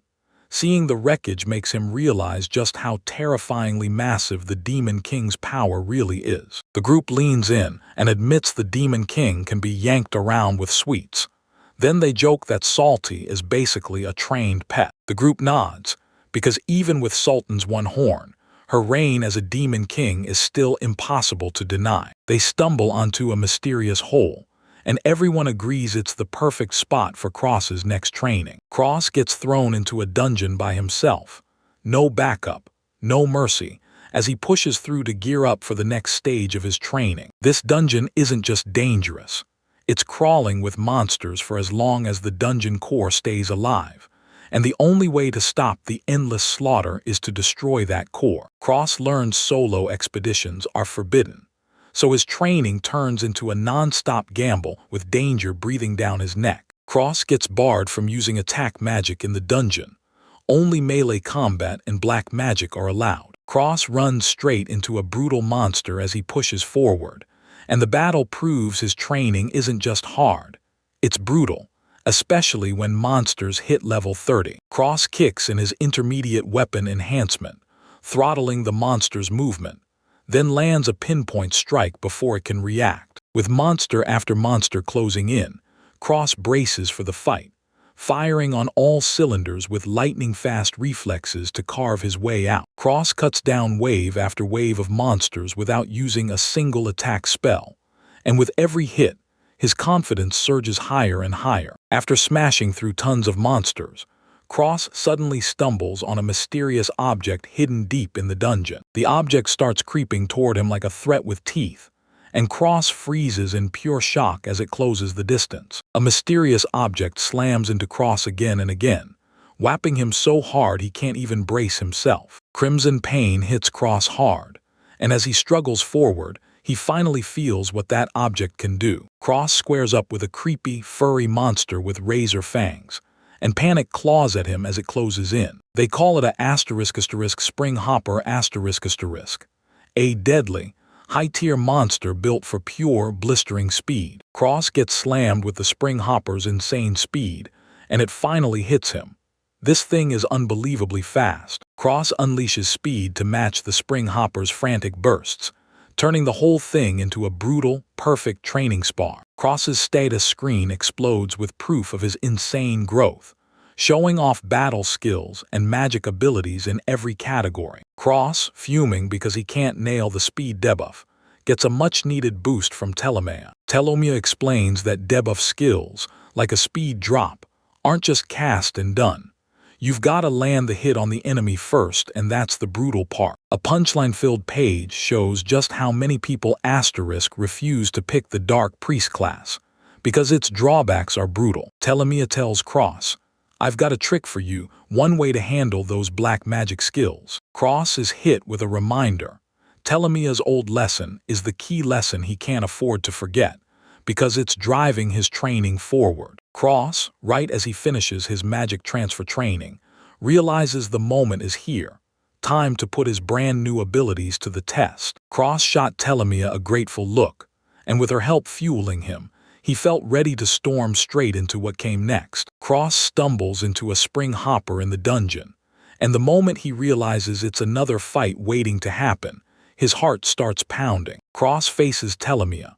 She grins at him in a sultry way, toys with him, and lets on that some mysterious plan or brutal challenge is coming. A strange, round creature pops into view, and with every menacing move it screams, "I'm about to strike." Cross braces himself to unleash an attack on the creature, calling down a wild, mysterious technique with terrifying power. Cross grits his teeth as his weapon collides with the creature's strike, and it darts away with terrifying speed. Later, Cross drops into a chess match, forcing himself to breathe and steady his nerves after the fight. Cross, fresh off a brutal battle, steps into the ring and meets a confident opponent who's already ready for every hit. Right in the middle of that brutal chess match, Cross fights for every inch of movement, yanked off balance by the constant distraction. A sinister, strange creature barrels toward him, and Cross is left staring at its power and speed, stunned. The creature whips out a blinding fast attack,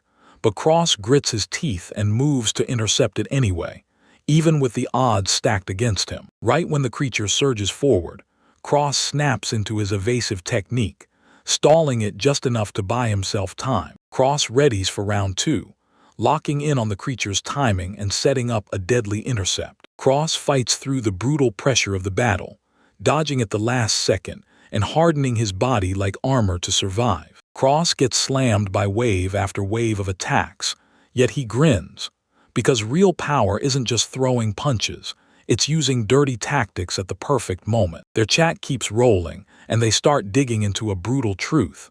Good people somehow end up sabotaging their own success. Cross realizes he can't beat his problems until he studies the enemy's moves and learns their tactics inside and out. With a lightning-fast jab, Cross slams the creature's momentum to a halt and fires off a clean, crushing counter that seals the moment. Cross's stomach twists as he stares down the creature, because a tiny voice in his head screams at him to dive into darker tactics. Cross sharpens his sword technique, braces for a life-or-death strike, and dives into his thoughts about how he fights. Bone-tired but unbroken, Cross keeps fighting, grinning like he's won the moment he finally starts to grasp what he's capable of. Cross, now fully mastering his method, throws a victory roar, but the price of his tactics still haunts him. As Cross looks back on everything he survived, the scars from his orphanage days forge the stubborn drive in his heart. Telemera clenched her resolve and vowed to keep Cross right by her side as they geared up for their next brutal test. Cross fights through sheer exhaustion as his team backs him up, every teammate firing their skills to keep him moving. 2 weeks of savage training have left Cross utterly drained, but he grits his teeth and keeps pushing forward. Cross keeps grinding forward, hauling himself up stair after stair where fallen monsters lie in his path, and even when exhaustion screams at him, his will still won't budge. When Cross finally steps into the mysterious chamber, a glowing orb lights up the room, screaming that his next phase has just begun. Cross storms through the dungeon and spots an orb, eyes widening as he realizes it's a huge key to how his journey finally moves forward. Telemura wraps Cross in a tight hug, praising his win. Yet with Cross utterly drained, she can't help but feel nervous and stunned. Cross bursts through the dungeon way faster than anyone guessed, and Telemere can't help but praise how much he's leveled up. His new skills hit harder than expected. A skill growth screen flashes Cross's insane progress. His abilities surge forward like they're multiplying at every step of his journey. Telemere throws Cross a loud congratulations, because he just finished his second training step, and she's marking him as officially elite. Telemere blares that Cross' final training stage is starting, and it electrifies him, but also throws his mind into a whirl of confusion. A blinding burst of light explodes from the orb, and both of them freeze in stunned shock, the whole air instantly feeling way too intense. Cross is thrown into a terrifying trial. Telemere fires him up and tells him to push through, but that strange phenomenon still has him rattled and unsure. A brutal dungeon boss erupts into existence, blindsiding everyone, and instantly screaming that the real Cross test is here. Cross steps up to the Spring Fighter, a brutal level 42 powerhouse, and he knows this one is his last trial. Cross steals his nerves, cranks every last bit of power out of himself, and swears he'll use everything he's got to come out on top. As the fight explodes into chaos, Cross gets blindsided by the creature's insane strength and lightning-fast speed. That monster's speed blitzes Cross so hard, he can barely land a single hit. When Cross clocks the monster's insane speed, he can't help but wonder how in the world he's supposed to survive what's coming next. Cross sucked in every last drop of power and launched a brutal counterattack, trying to slam back the monster that was crushing everything in its path. Cross flinched as the monster unleashed a brutal strike, and the shock hit him. This thing could end his life in a single second. Telemere slams the fight to a halt at the last second, yanking Cross away from a death that was already locked in. Cross throws everything he's got as the terrifying monster fights back with pure force. His best efforts feel totally pointless against its overwhelming power. Cross freezes in shock after barely dodging the monster's strike, and he realizes this fight is nothing like he expected. Cross panics as he realizes the monster's speed and strength are way too much. No tricks, no escape, just survival. Telemere finally unveils Cross's last training stage, where he's taught to strike first, even when the opponent is stronger. Cross realizes that every recovery skill he's drilled into his body is the key to surviving the stronger enemies ahead, and it sets the direction for his next move. Telemere unleashes a deadly blood-bending secret from an ancient race, and Cross's gut flips with real fear. Cross's stomach knots when Telemere unveils a blazing new skill, and dread creeps in as his mind spirals with uneasy thoughts. Telemere grins at Cross and goads him about that off-board tactic, teasing that he could hit back with the very same kind of move. Cross, nerves crackling in his chest, snatches his very first chess win, and then he rushes to call Rian and Ludmilla so they can celebrate together. Cross barrels into the dungeon and slams straight into a crushing opponent. One wrong move and it's game over, but he fires off the King of Death skill to survive. Telemere lays out the dangerous tactic Cross has to learn, one that can smash your opponent's strength in seconds. Cross unlocks a brutal dark magic skill, one that turns every enemy's rage into deadly pressure on his side. Cross's blood runs cold as he finally gets it. He's just unleashed a dangerous tactic, and the full horror of how it works hits him all at once. Cross realizes his recovery skills are the only thing standing between him and death, and that brutal truth forces him to face every weakness he's been hiding. Telemere leans in and explains, "Our race heals fast, so even deadly wounds can't finish us." Cross wrestles with the fear of taking a hit, while Telemere pushes him to practice it until he can do it. Cross realizes his instincts can't carry him. He has to fight with cold, calculated tactics. Cross is drowning in regret as he turns toward Telemere. She just stands there, silent as a blade, waiting for his next move. Cross shoves through brutal training, lungs burning, and Telemere watches from the distance, wondering if his progress is really enough. Salsha grins at Cross, taunts him about his dungeon boss battle, and presses him hard. Did his training actually pay off? Cross, worn down by non-stop fighting, finally snaps and admits the others are out of town. So now he's stuck all alone. Salsha smirks as he hammers those crossed press marks, taunting him with his isolation. Like he's got zero company now, totally alone without his masters. Cross fidgets as he realizes Salsha can see straight through his weakness. And somehow she looks downright delighted by his misery. Exhaustion hits Cross hard, but he stays on high alert.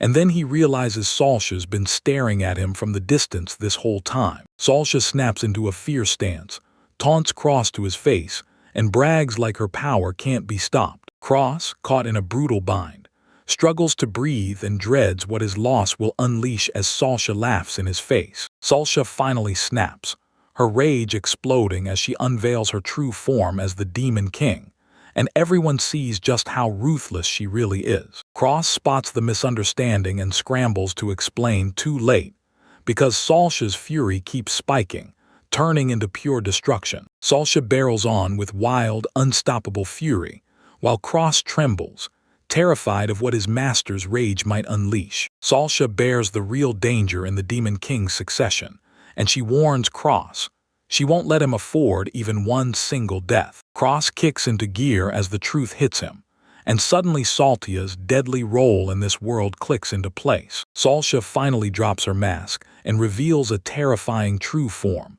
just as she's about to unleash pure destructive power. Salty got blasted across the face as Wrath's fury surged, and he fought to defend himself against her unstoppable strength. Right in the climax, Salsha explodes with a terrifying fiery blast, and just like that, she proves she's the Demon King's true power. Cross spots the danger closing in as Salsha winds up for yet another attack, and he braces like he's about to take the hit. Cross gets hurled around by a brutal strike, and pure hopelessness crashes over him as he's completely overpowered. Salsha bears her deadly plan, declares she'll fling every human to the other side, and then laughs at Cross like he's nothing. With sheer determination, Cross clenched his resolve, racing through the faces of everyone who depended on him. A rush of memories hits Cross like lightning, sparks blazing in his chest.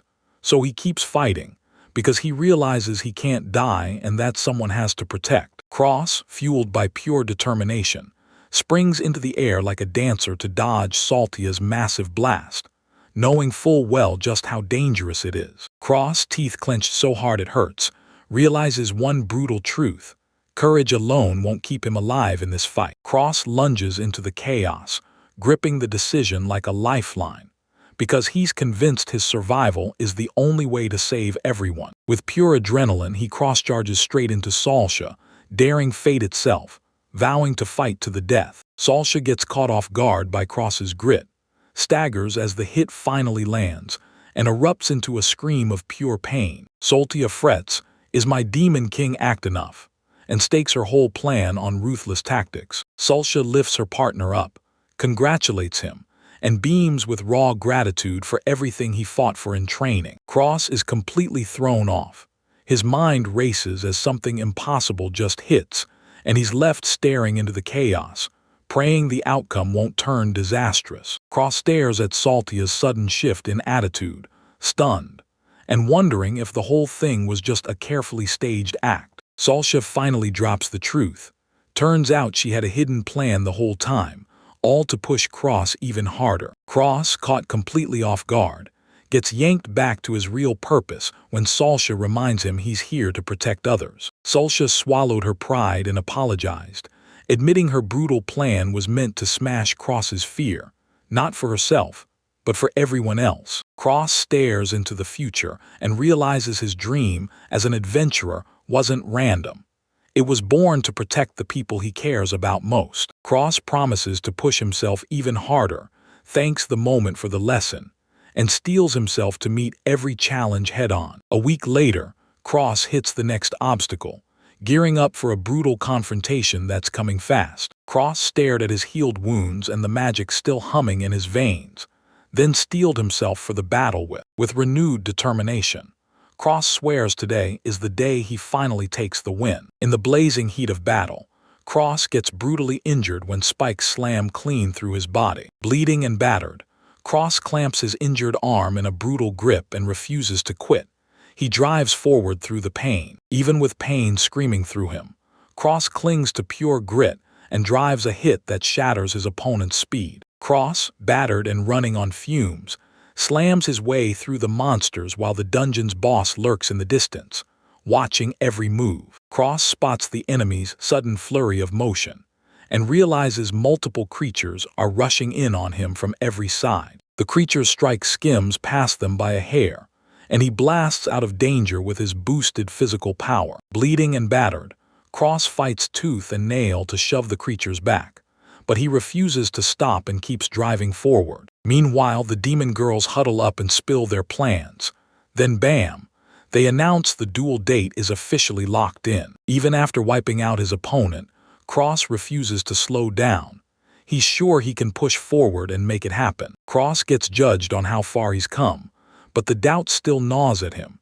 He can't shake the fear that his skills might not be enough to win. Demon girls start questioning if he's ready, but Cross clenches his resolve and keeps driving himself forward for the duel coming next. Cross stands locked in front of the arena, gripping his resolve tight, ready to take on whatever the battle throws at him next. The arena towers overhead, packed with pure anticipation as the duel day creeps closer, everything ready for the showdown. The city's walls start to quake, because destruction is about to hit, and the enemy storms through, unleashing chaos everywhere. The soldiers' panic detonated.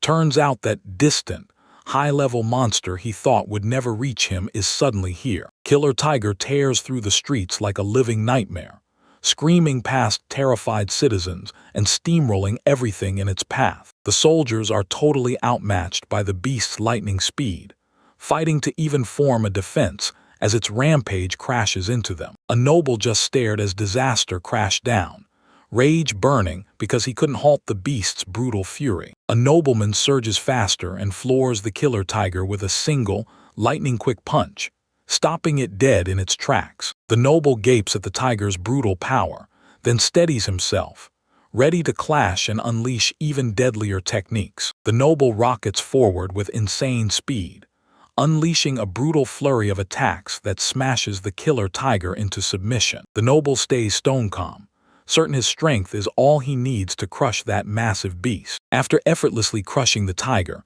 the noble turns his back and strides off, barking orders so the reconstruction can roar back to life. Cross's brutal strength has blown everyone away, and he's already sprinting toward fame with feats so wild they're impossible to ignore. Meanwhile, this group keeps glancing at Cross, asking if he'll make it, because they're genuinely worried about whether he's okay. Alicia, all high and mighty, storms back and immediately hears that noise, totally clueless that Cross has already set everything in motion. Alicia sprawled in her room, staring at the ceiling as she replayed Cross in her mind, wondering what he'd do next. With the duel looming, Alicia can't stop thinking about Cross, so she talks to fill the silence. While you can feel the excitement crashing in, one beat at a time, people are buzzing about Cross Alcart. This guy just threw down a challenge at Duke Waldera's family, and now everyone can't stop talking. Alicia couldn't stop thinking about Cross. She wrestled with her feelings as she wondered what his next duel would bring. 3 days later, Alicia stares at the arena, biting her nails as she wonders, is Cross finally ready to step into battle? Cross stares at his duel preparations, feeling the weight of the challenge ahead, but he doesn't flinch, not for a second. The moment Cross steps into the arena, the whole crowd explodes, because the fight is about to ignite right now. Cross storms into the arena, and the crowd leans in as one lone bettor drops a wager on him. The crowd roars for Cross, begging him to dig deep and stay unbreakable for the fight that's coming. Cross scans the area, sure his masters have finally arrived to hype him up, even as the crowd's roaring energy surges around him. Alicia's opponent grins at him with a mocking sneer, taunting that Cross made it here without even running. Alicia and Cross both grit their teeth, toss their grudges aside, and lock in on the duel. The duel kicks off, the rules get slammed into place, and Cross bares his teeth. He swears he won't lose. Cross's jaw drops in disbelief, As he reads the duel terms he's forced to deliver for a noble, the duel organizer promises the punishment won't be crushing, but it'll still hit hard. Cross is stunned by how easy the penalty is, and he can't stop wondering if the whole point is to make him learn respect. Cross freezes when the twin terms lock in. Now he's got to serve the local nobility. The crowd stared at the noble's choices, baffled, and whispered that the other factions would laugh at Cross's crew for it. With rumors slithering through the streets about what that soldier family has done, everyone starts guessing what disaster might crash down next for Cross. The noble drops a chilling confession about what he's done, and suddenly it screams, dark, twisted deeds tied to kids. Cross is terrified of what happens if he loses, because he's scared a perverted aristocrat will seize control of him. Shrouded figures circle in whispers about the coming duel, and the dread in their voices says one thing: Cross is headed for a catastrophe. A shadowy crew whispers about Cross finally slipping in the duel, and they start freaking out over what that could mean for him. Worried about Cross, a character snaps that the duel could end with someone getting killed. Cross steels his nerves, clinging to sheer determination,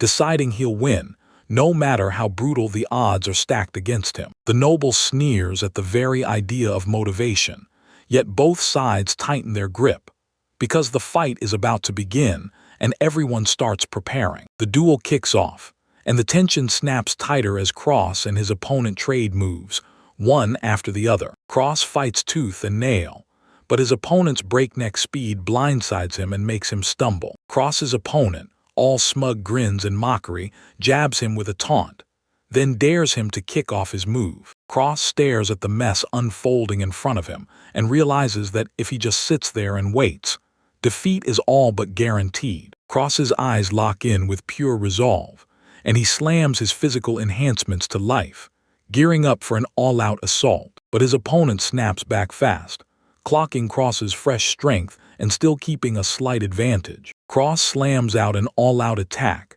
but his opponent doesn't even flinch, just eyes him, stunned by those surprising special abilities despite his classless status. He fights through the panic as his opponent admits how far he's come. Then bam! A lightning-fast counter smashes him before he can breathe. His opponent taunts him like a bully, rubbing in the huge difference in their training, and Cross's frustration explodes.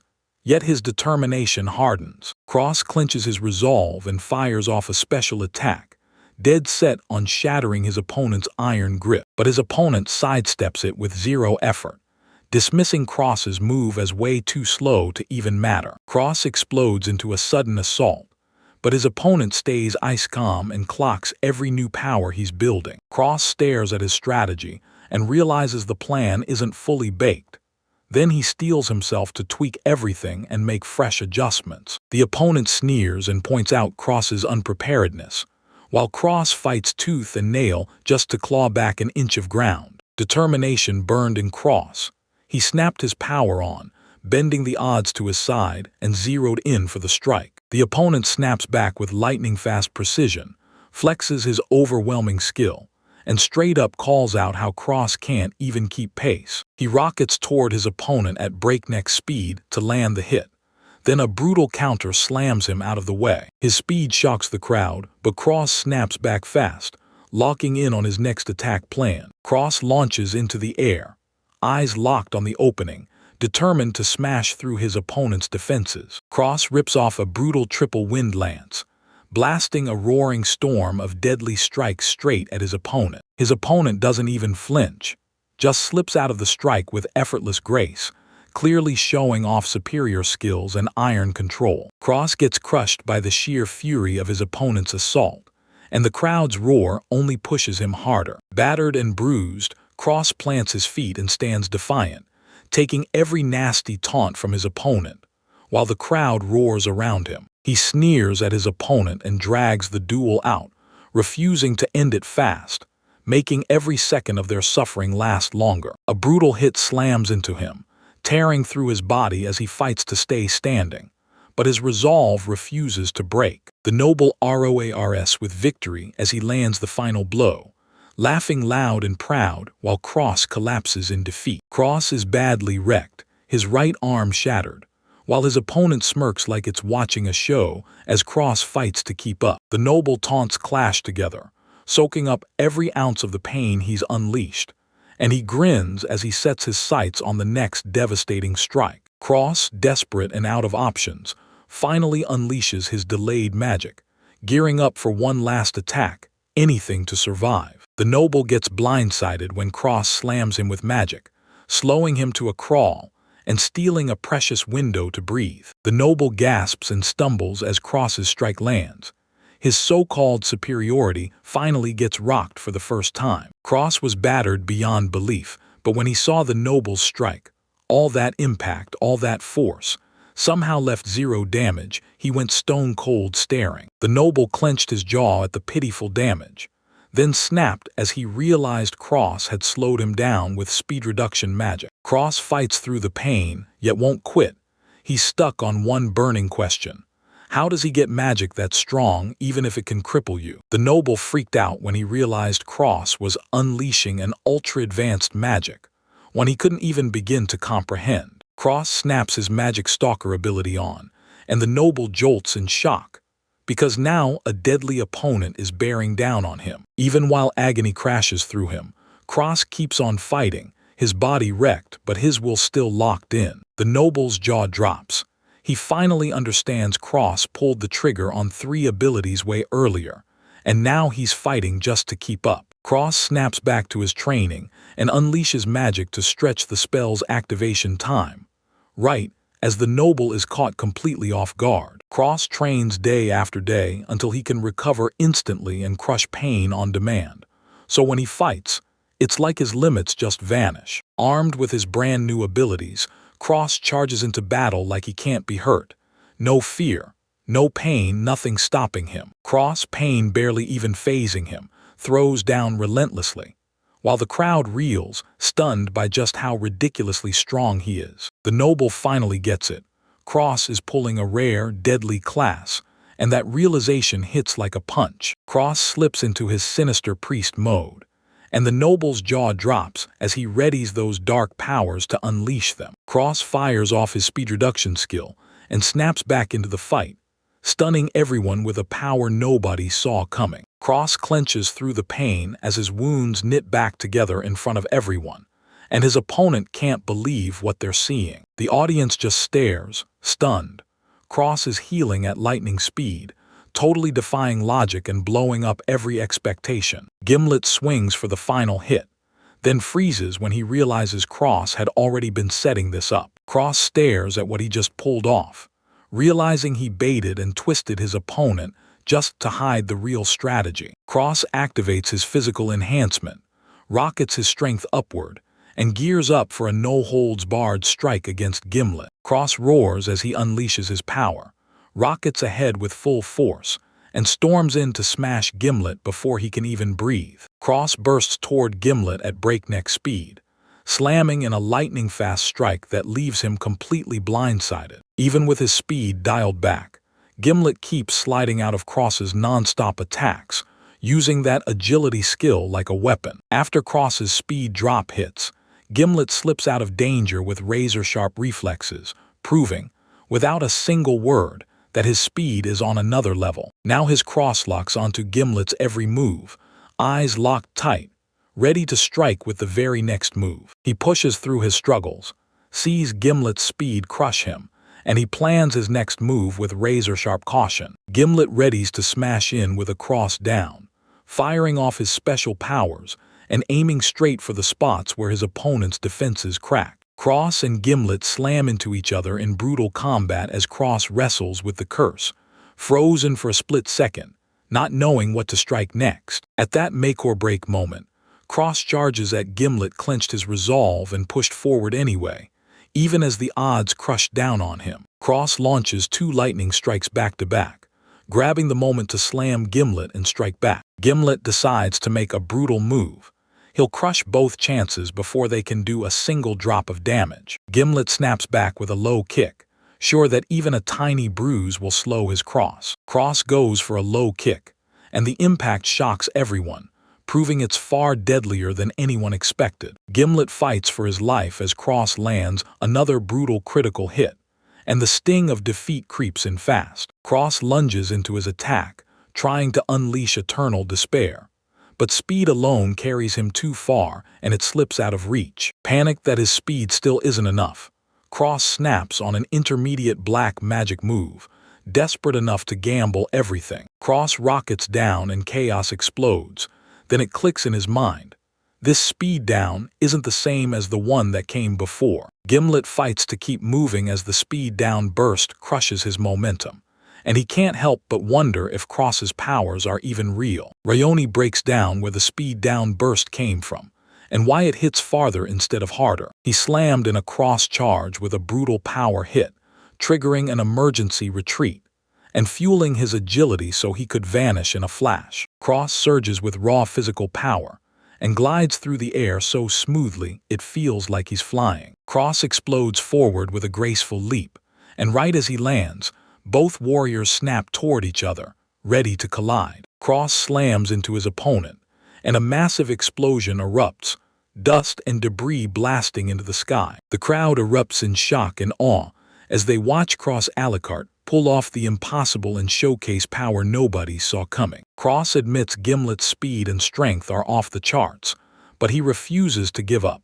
He's dead set on finding a way through. Both warriors are dead even, yet Cross is defying every single one of Gimlet's expectations right in the middle of the fight. Cross fires questions about how they're even evenly matched, then snaps that a little slowdown won't make him equal to them. Gimlet thunders that a true warrior doesn't just flex talent. He proves it by crushing brutal opponents head-on. The two warriors barreled into their final showdown, their swords smashing together with explosive fury. Cross and Gimlet lock eyes in a brutal standoff, both burning with unshakable determination. Cross relentlessly barrels straight at Gimlet, snapping into attack every chance he gets, refusing to back down until he finally breaks through. Gimlet tries to warn Cross, but Cross barrels through with relentless force, forcing Gimlet into an explosive counterstrike. The brawl explodes into overdrive as both fighters trade earth-shaking blows. No one backs down, not even for a second. Both fighters tear into the match with raw, unbreakable willpower, fueled by the pride that refuses to die. The crowd erupts as Cross and Gimlet slam blades together in a brutal, razor-sharp duel. Sparks burst as their swords slam together with brutal force, and you could practically feel the battle roaring in the air. Cross and Gimlet lock eyes, both knowing this is the real moment, the ultimate test of everything they can do. Cross and his opponent, Gimlet, are locked in a brutal showdown, and both of them are digging in with pure, unshakable determination. The battle's going wild, but Cross's busted-up skills have leveled the playing field. Now Gimlet finally stands toe-to-toe. Gimlet won't back down. He kicks on his enhancements and charges up for a knockout offensive that's even stronger. Cross barely slips out of Gimlet's upgraded strike, and the shock hits hard.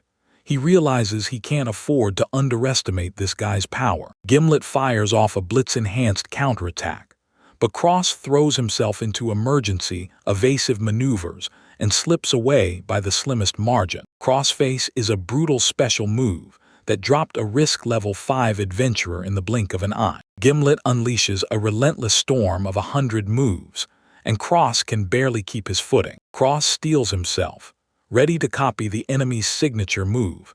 He's determined to learn the secret behind his opponent's raw power. The attack hits with terrifying force, blasting the whole forest into dust and screaming just how brutal that power really is. Cross is wiped out, fighting tooth and nail just to stay standing against that crushing force, and his mind keeps replaying Rion's technique. Cross braces himself, deepens his focus, and tightens his skills to weather the enemy's relentless onslaught. He snaps in his counter, nails the signature move right on the beat, and boom!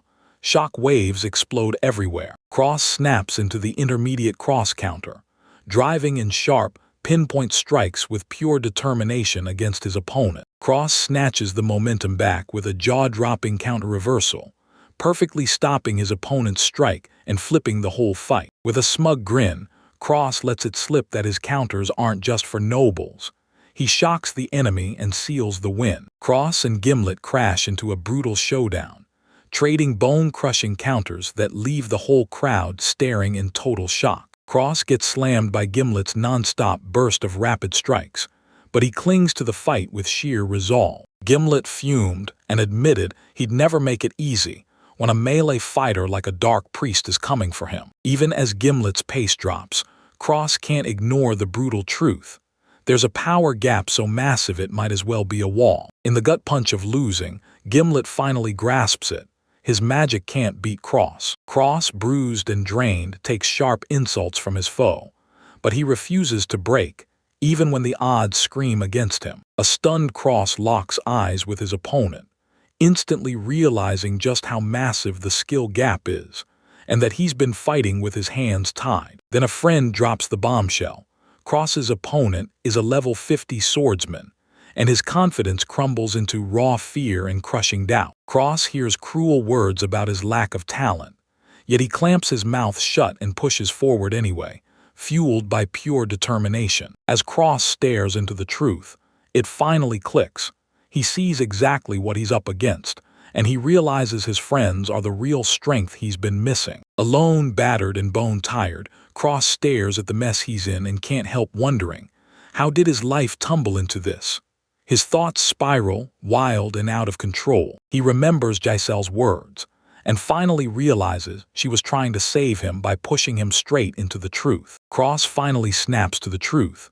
He's been his own worst enemy, wrestling with self-doubt every step of the way. With his inner war raging louder by the second, Cross fights to get back up, refusing to let his friends see him fail. Cross surges forward with fire in his chest, swearing he'll never let down the friends who put their faith in him. Cross fires off his enhanced cross counter, teeth clenched as he remembers every brutal drill, ready to smash through the ferocious opponent. Gimlet slams in a counter reversal, taunting Cross, yet he doesn't see Cross's strength and iron resolve only getting louder. Gimlet thinks Cross is desperate, completely blind to how hard training forged the focus Cross now carries. Cross still remembers every one of Rian's lessons, and it finally clicks.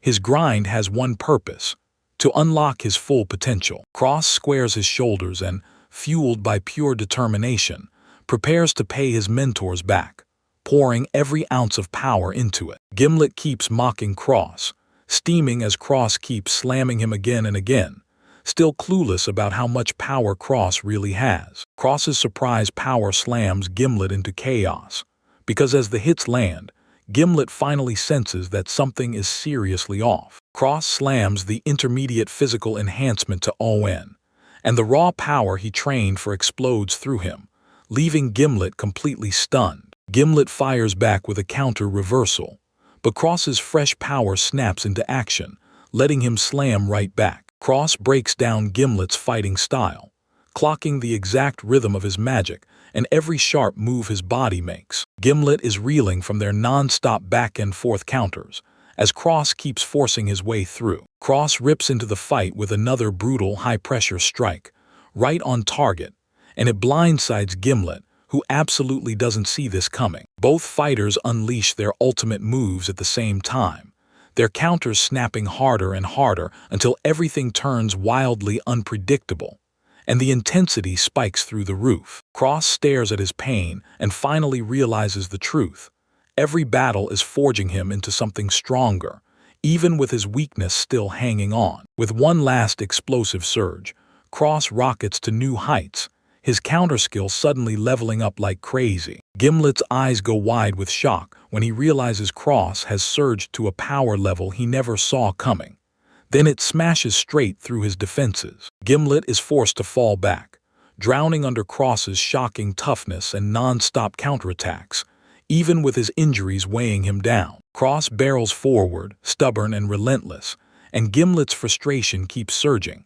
How is Cross's magic still flowing non-stop? Cross fired up his physical enhancement, vowing to smash through every attack with raw, unstoppable force. Cross hammers back with brutal force, whipping out his top-tier techniques and leveling up at a scary pace as the fight rages on. With crazy speed, Cross rockets into an aerial strike, and his boosted power slams his opponent before they even have time to react. Cross rips open the sky and summons a brutal wind spell from above, setting everything on one massive strike to end the fight. Gimlet lunges in to cut off Cross's drop, ready to strike the moment Cross crashes down with pure force. Cross unleashes a devastating triple wind lance, and Gimlet has to scramble backward fast or get erased by the blast. Gimlet stares in pure disbelief as Cross whips past every strike, laughing in his face. So calm, so confident. Cross's wind magic blasts up a dust cloud that swallows the arena, and Gimlet's left reeling, stunned, scrambling and struggling to move. Cross Elcart unleashes a brand new spell, Wintry Wind of Twilight ***, and it smashes into his opponent like a blizzard, leaving them reeling from the sheer power. Cross's opponent lunges forward with a brutal strike, dead set on ending the whole fight with one killing blow. Right before the hit lands, Cross snaps into a counterattack stance, catching his opponent off guard with a lightning-fast response. The counter-reversal lands like a thunderclap, right as your opponent freezes in shock.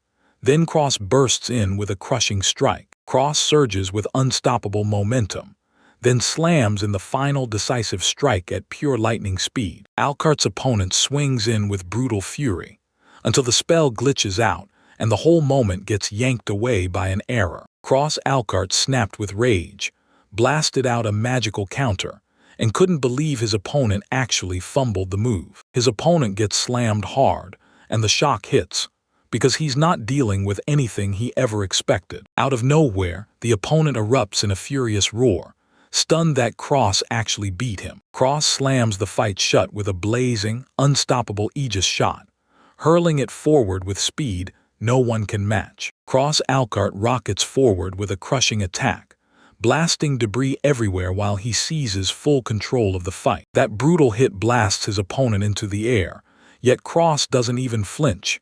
He just stares it down, stone calm. Cross snapped a new spell into existence, crackling with raw energy, then unleashed a power so dangerous it felt like the air itself was bracing for impact. The crowd erupts in shock as the life preservation ward finally lights up, proving Cross is still alive even after that brutal fight. Cross bursts out of the wreckage, coughing and gasping for breath, yet he forces himself to stand tall, shaking but unbroken. Cross bursts out victorious, weapon raised, and as he stands there, the reason he fought, protecting everyone, comes roaring back to him. The match ends, Cross stands victorious, and everyone's shocked by how hard he fought to pull off that win. Cross gets surrounded by his friends, and they throw him a roaring celebration, praising his victory and staring in awe at just how damn powerful he is. His friends are still in shock from the win.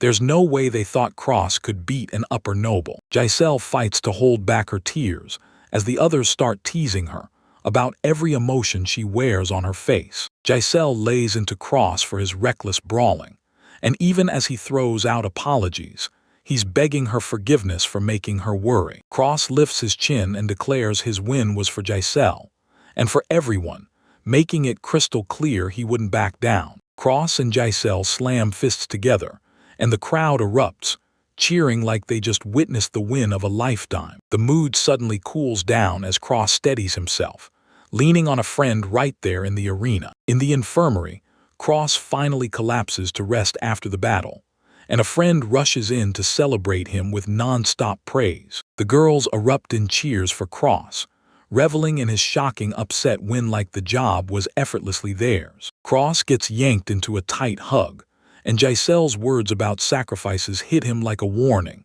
Now he's terrified of what's coming. Cross grabs the mic and thanks everyone for the support, then swears he'll do anything he can to make it up to you. The crew huddles up to map out their next move, and Cross's whole bath disaster turns the serious talk into instant laughter. In the royal palace, someone savoring a sweet victory has no clue that disaster is already closing in. Gimlet stands there in total disbelief, refusing to believe this is real, while pure frustration eats him alive. He calls in an assassin unit, and he wants the whole mess ended by force. His assistant snaps back, insisting that the assassin unit is meant for true emergencies only. Gimlet shrugs off the warnings, panic surging higher and higher, and he's itching to unleash the assassins for pure bloodshed. Gimlet gets hit with panic and can't stop wondering what comes next.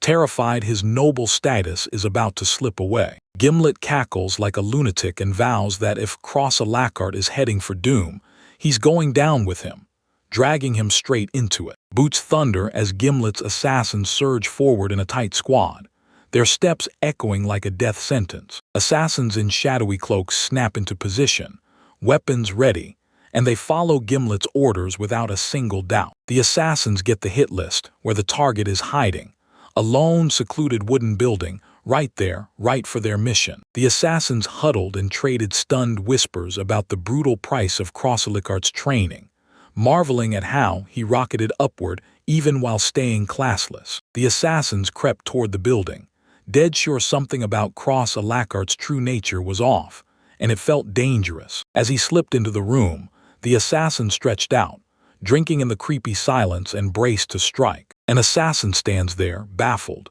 No signs of anyone living here at all, and that mystery only makes them question everything. As the crew tears through the room, they stumble on a hidden staircase that drops them into some unknown space. The crew creeps down into a shadowy passage, and the air itself screams that danger is about to strike. Assassins creep toward a towering mansion, baffled by the pitch-black, ominous sky and that looming fortress staring back at them. The crew feels four wildly different presences and realizes the mansion is playing a mask game, hiding its real purpose under lies. They decide to split up. Each team charges with one mission: wipe out the advanced classes. Bursting into the grand chamber, the assassins sprint forward, sights locked on their target, ready to strike with deadly intent. They slipped into the target's room, then inched closer to the sleeping figure, ready to strike the moment they got within reach. The assassins freeze when they spot knives rammed into the bed. Then it hits them.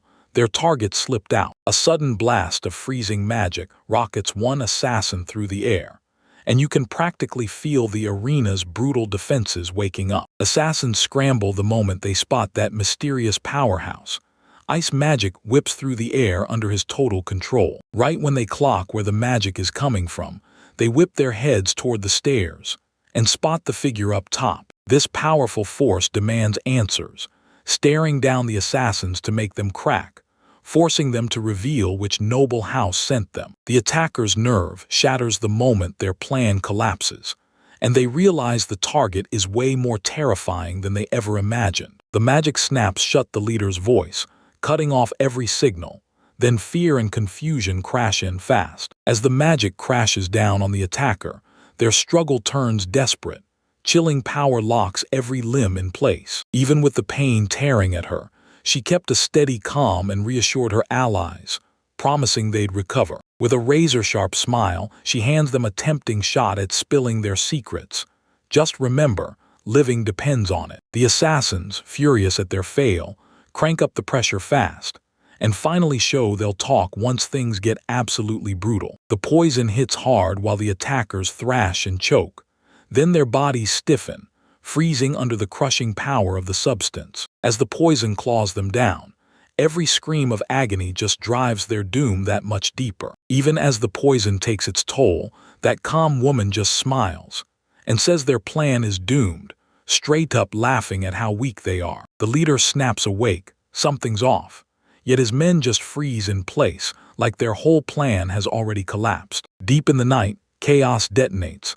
Assassins are flung into the air, shocked by forces they never saw coming. The truth behind the destruction hits hard as a furious figure finally admits, through raw regret, that they smashed that wall. A furious woman, driven by sheer determination, storms through daylight to threaten her enemies and make them pay. The assailants finally clock what they're up against, way stronger than they ever imagined, and panic snaps in like lightning. Meanwhile, the protagonist jolts awake, stunned by the loud uproar he can't yet see, and doesn't know the chaos tearing outside his door. A brutal, icy transformation erupts. Ice spires slam into place and freeze the assassins in a vice-like grip. A panicked ally blurts out an apology for what they did, then scrambles to reassure everyone that the danger isn't what it looks like. As it all clicks into place, the crew steels themselves for the next wave of danger, honing their skills and gearing up to use them for real. As the protagonist sinks into deep thought, they suddenly realize this chaos was exactly what their masters planned, and doubt claws its way through their chest. With this fresh new perspective, the team is finally ready to clash. Yet they can't stop wondering why the enemy hit them in the first place. The apprentices, finally catching what their master has been doing, band together and swear they'll make him pay. Furious snaps the moment he realizes the assassins bolted with the advance payment. Rage surges through him. He snaps for answers, seethes at his subordinates, sluggish replies, and has no idea danger is creeping closer. Out of nowhere, a brutal jolt hits the protagonist, and the moment he clocks what's gone wrong, his shock turns to pure disbelief. He gets flung into the chaos, fighting for breath as his mind scrambles to understand the sudden strike and the betrayal that hits right after. Duke Hamlet Waldrea storms in, battered and drenched in blood, unveils his ultimate class job, and leaves the protagonist totally stunned and confused. The protagonist is hit with pure shock. His father looks completely ruined, and he can't wrap his head around how it got this bad. Father slams into the protagonist's choices, fury burning as he demands answers, because an assassination squad just got dragged into this. Father keeps yelling, pinning it all on the protagonist, claiming he sent an assassination squad after those dangerous adventurers. In pure disbelief, the protagonist trips on a giant heap of assassins, every single one wiped out and piled up in a gruesome mound. As the protagonist fights to steady his mind, a mysterious figure strides in like it already knows every twist of what's coming. A savage blast of magical power rips through the air as all three women stand poised for the fight. The father drops to his knees in shame, crushed by the brutal force his son just unleashed, begging. The protagonist's stomach drops the moment the S-rank adventurers crash in. This disaster is way worse than he thought. The protagonist freezes in pure shock as he realizes a mountain of assassins has been flattened, everyone crushed, everyone defeated. The protagonist fights tooth and nail, finally clocking the assassin's real plan, to torture him, and it drags him over the edge of what he can survive. Cross desperately throws himself into the chaos, but he can feel it. The group's actions are spiraling out of control, faster and worse with every second. Cross, even though their fury made him grateful, still worries they went too far, and that whole outburst leaves him feeling completely overwhelmed. Cross rips into the attack as unforgivable, then slams the brakes and insists retaliation must have firm limits. The group sits with what they did, finally grasping how serious this is, and how much weight his role carries. Cross calls for a truce, realizing that if they keep fighting, nothing but disaster waits for everyone. Cross slams on the brakes, shouting that the moment they attack a noble family, they've crossed the line, and the chaos needs to stop. Cross feels crushed by everything happening, but he refuses to back down. He's dead set on ending the fight and finally carving out peace. Cross drops his guard, understands everything, and then forgives him, throwing the whole room off with kindness when tension is at its peak. Cross, even though he's totally jobless, catches Gimlet off guard by offering a peaceful settlement instead of revenge. So Gimlet doesn't know what to say. Gimlet breaks down in tears, crushed by Cross's unbelievable mercy, finally seeing that Cross's real power is compassion. Gimlet gets hit with a wave of loyalty and respect for Cross, and it turns into raw, intense emotions he can barely contain. Gimlet's loyalty is so intense, it basically crushes even the royal family's devotion. Cross's kindness hits Gimlet like a thunderclap, forcing him to finally see the truth of what he's done, and the regret crashes over him. Gimlet pledges lifelong loyalty to Cross, admits his mistake, and swears he'll follow him no matter what. He's completely thrown off, staring at Gimlet's flood of emotions, and he can't wrap his head around just how fiercely devoted he really is. Cross declares his loyalty, and it hits Gimlet like a wave, so hard it overwhelms him until he vows his own allegiance to Cross. All around Cross, the women felt their stomachs twist, uneasy and worried, because they couldn't tell how much sway Cross truly had over Gimlet. Even with the tension screaming in the air, Cross refuses to let the fight spiral. He insists on a calm, peaceful ending for everyone's sake. Even while Cross battles his own inner demons, he refuses to stop, pushing ahead no matter how many people doubt his methods. The story keeps rolling as the building collapses in real time, like the universe slamming the consequences straight onto the people who started it. The moment Cross steps into the spotlight, the people cheer, because Alakart is exploding in power and his new faction is taking over fast. Gimlet, fueled by pure loyalty to Cross, steps up and demands everyone fall in line, because he's the leader they have to respect. Cross's pull over everyone becomes impossible to ignore as people start freaking out over the sudden flip in power. Some folks can't shake doubts about Cross's transformation. They're convinced it's just the shock from his defeat still rattling inside him. Even as the pressure mounts, Cross's friends keep dragging him through the same grind, teasing him, nudging him, and refusing to let him slow down. Cross lunges to rip his companions apart, while Gimlet wrestles with loyalty like it's tearing him in two. Cross grudgingly accepts everyone's help, praying the orphans finally get a shot at a brighter future. The girls trade whispers about how Cross's powers have jumped to a whole new level, admiration blazing over his sudden, insane growth in strength. Cross's status sheet is exploding with insane growth, and everyone around him can't stop staring, because it makes zero sense. As Cross's power and reach keep climbing, everyone around him starts to stare at his next move like it's a countdown. Cross suddenly finds a brand new, unknown skill flashing in his status, and it leaves him stunned, half confused, half dying to know what it can do. Cross spots a brand new error skill hiding in his status screen, and he can't stop wondering what it will do. Cross's brand new error skill gets exposed, and it doesn't just do one thing.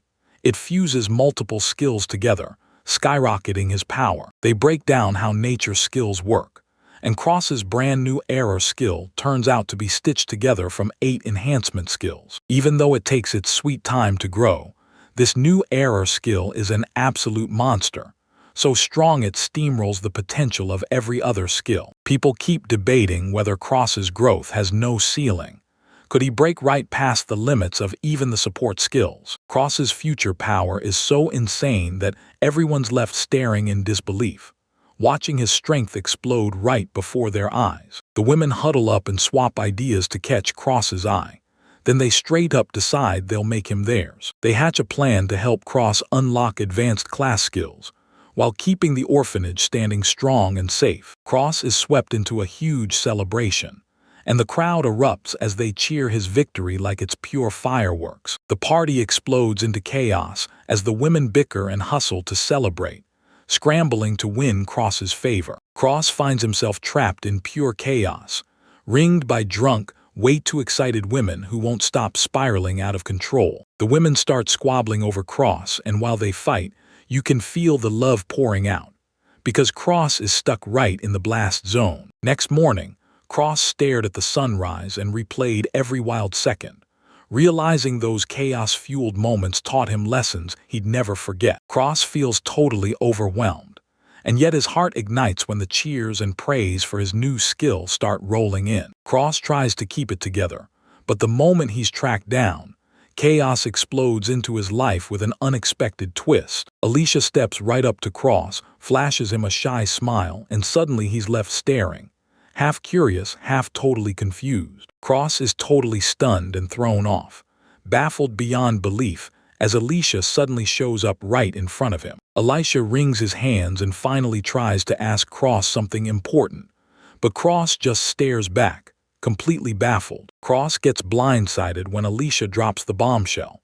She's hunting something huge inside the city. Alicia drops her true intentions. She wants Cross as her companion. Then bam, it totally shocks him. Alicia says most adventurers don't just chase quests. They build factions and claw out their own legend. Cross's jaw drops when Alicia laughs about how chasing fame can somehow land you a stunning spouse. Cross panics and blurts that he has no interest in marrying Alicia, but the moment his thoughts spiral, he's left stammering and totally flustered by the whole situation. Cross swears it's a total misunderstanding, rushing to set the record straight and make sure everyone gets his real intentions. Alicia looks unconvinced, and she keeps talking even as Cross is still drowning in his own words. Cross has felt weird ever since he met Alicia, and now his mind won't stop spiraling into unsettling thoughts. Alicia snaps to it, blurting out an apology for asking a totally weird question, while Cross just stands there, even more baffled. Cross's hands shake as he nervously asks Alicia out for a meal, and the second she hears it, she's so shocked she turns and walks away. Cross shoots forward to catch Alicia, but she doesn't seem to notice his feelings, so he's racing to clear up the misunderstanding before it grows. Alicia digs into her meal, grinning as it hits her. She hasn't tasted food this good in ages. Cross spots Alicia is doing fine, but that nagging worry hits him. What if another misunderstanding is brewing right under their noses? Cross corners Alicia about the opening ceremony, his worry spiking as he notices how cold and distant she's been. Alicia admits the speech she delivered at the ceremony wasn't her choice. It was something she was ordered to say. Alicia spills her frustration. She's stuck being a descendant of the hero, with zero freedom and no real choice. Cross leans in, listening hard as Alicia spills everything, telling him how her family's mission traps her, and the weight of it feels like it's strangling her from the inside. Alicia blurts out that she's been dumping her frustrations lately, and she's grateful to Cross for just letting her talk and actually listening. Cross worries he's getting in the way, but Alicia grabs his nerves and tells him it's just her own situation. Cross wonders if Alicia can finally live more freely, if it's not the hero's bloodline that decides her fate. Alicia freezes, torn, but Cross barrels forward, pressing her with the scary question. Could she really live free, or would the bloodline's weight always drag her down? Alicia pauses mid-breath, eyes flickering as her mind wrestles with Cross's question about the demon lords. Cross blurts out an apology, cheeks burning from his mistake, while Alicia giggles through it all, clearly loving how ridiculous it is. Alicia keeps grinning, but Cross's nerves spike.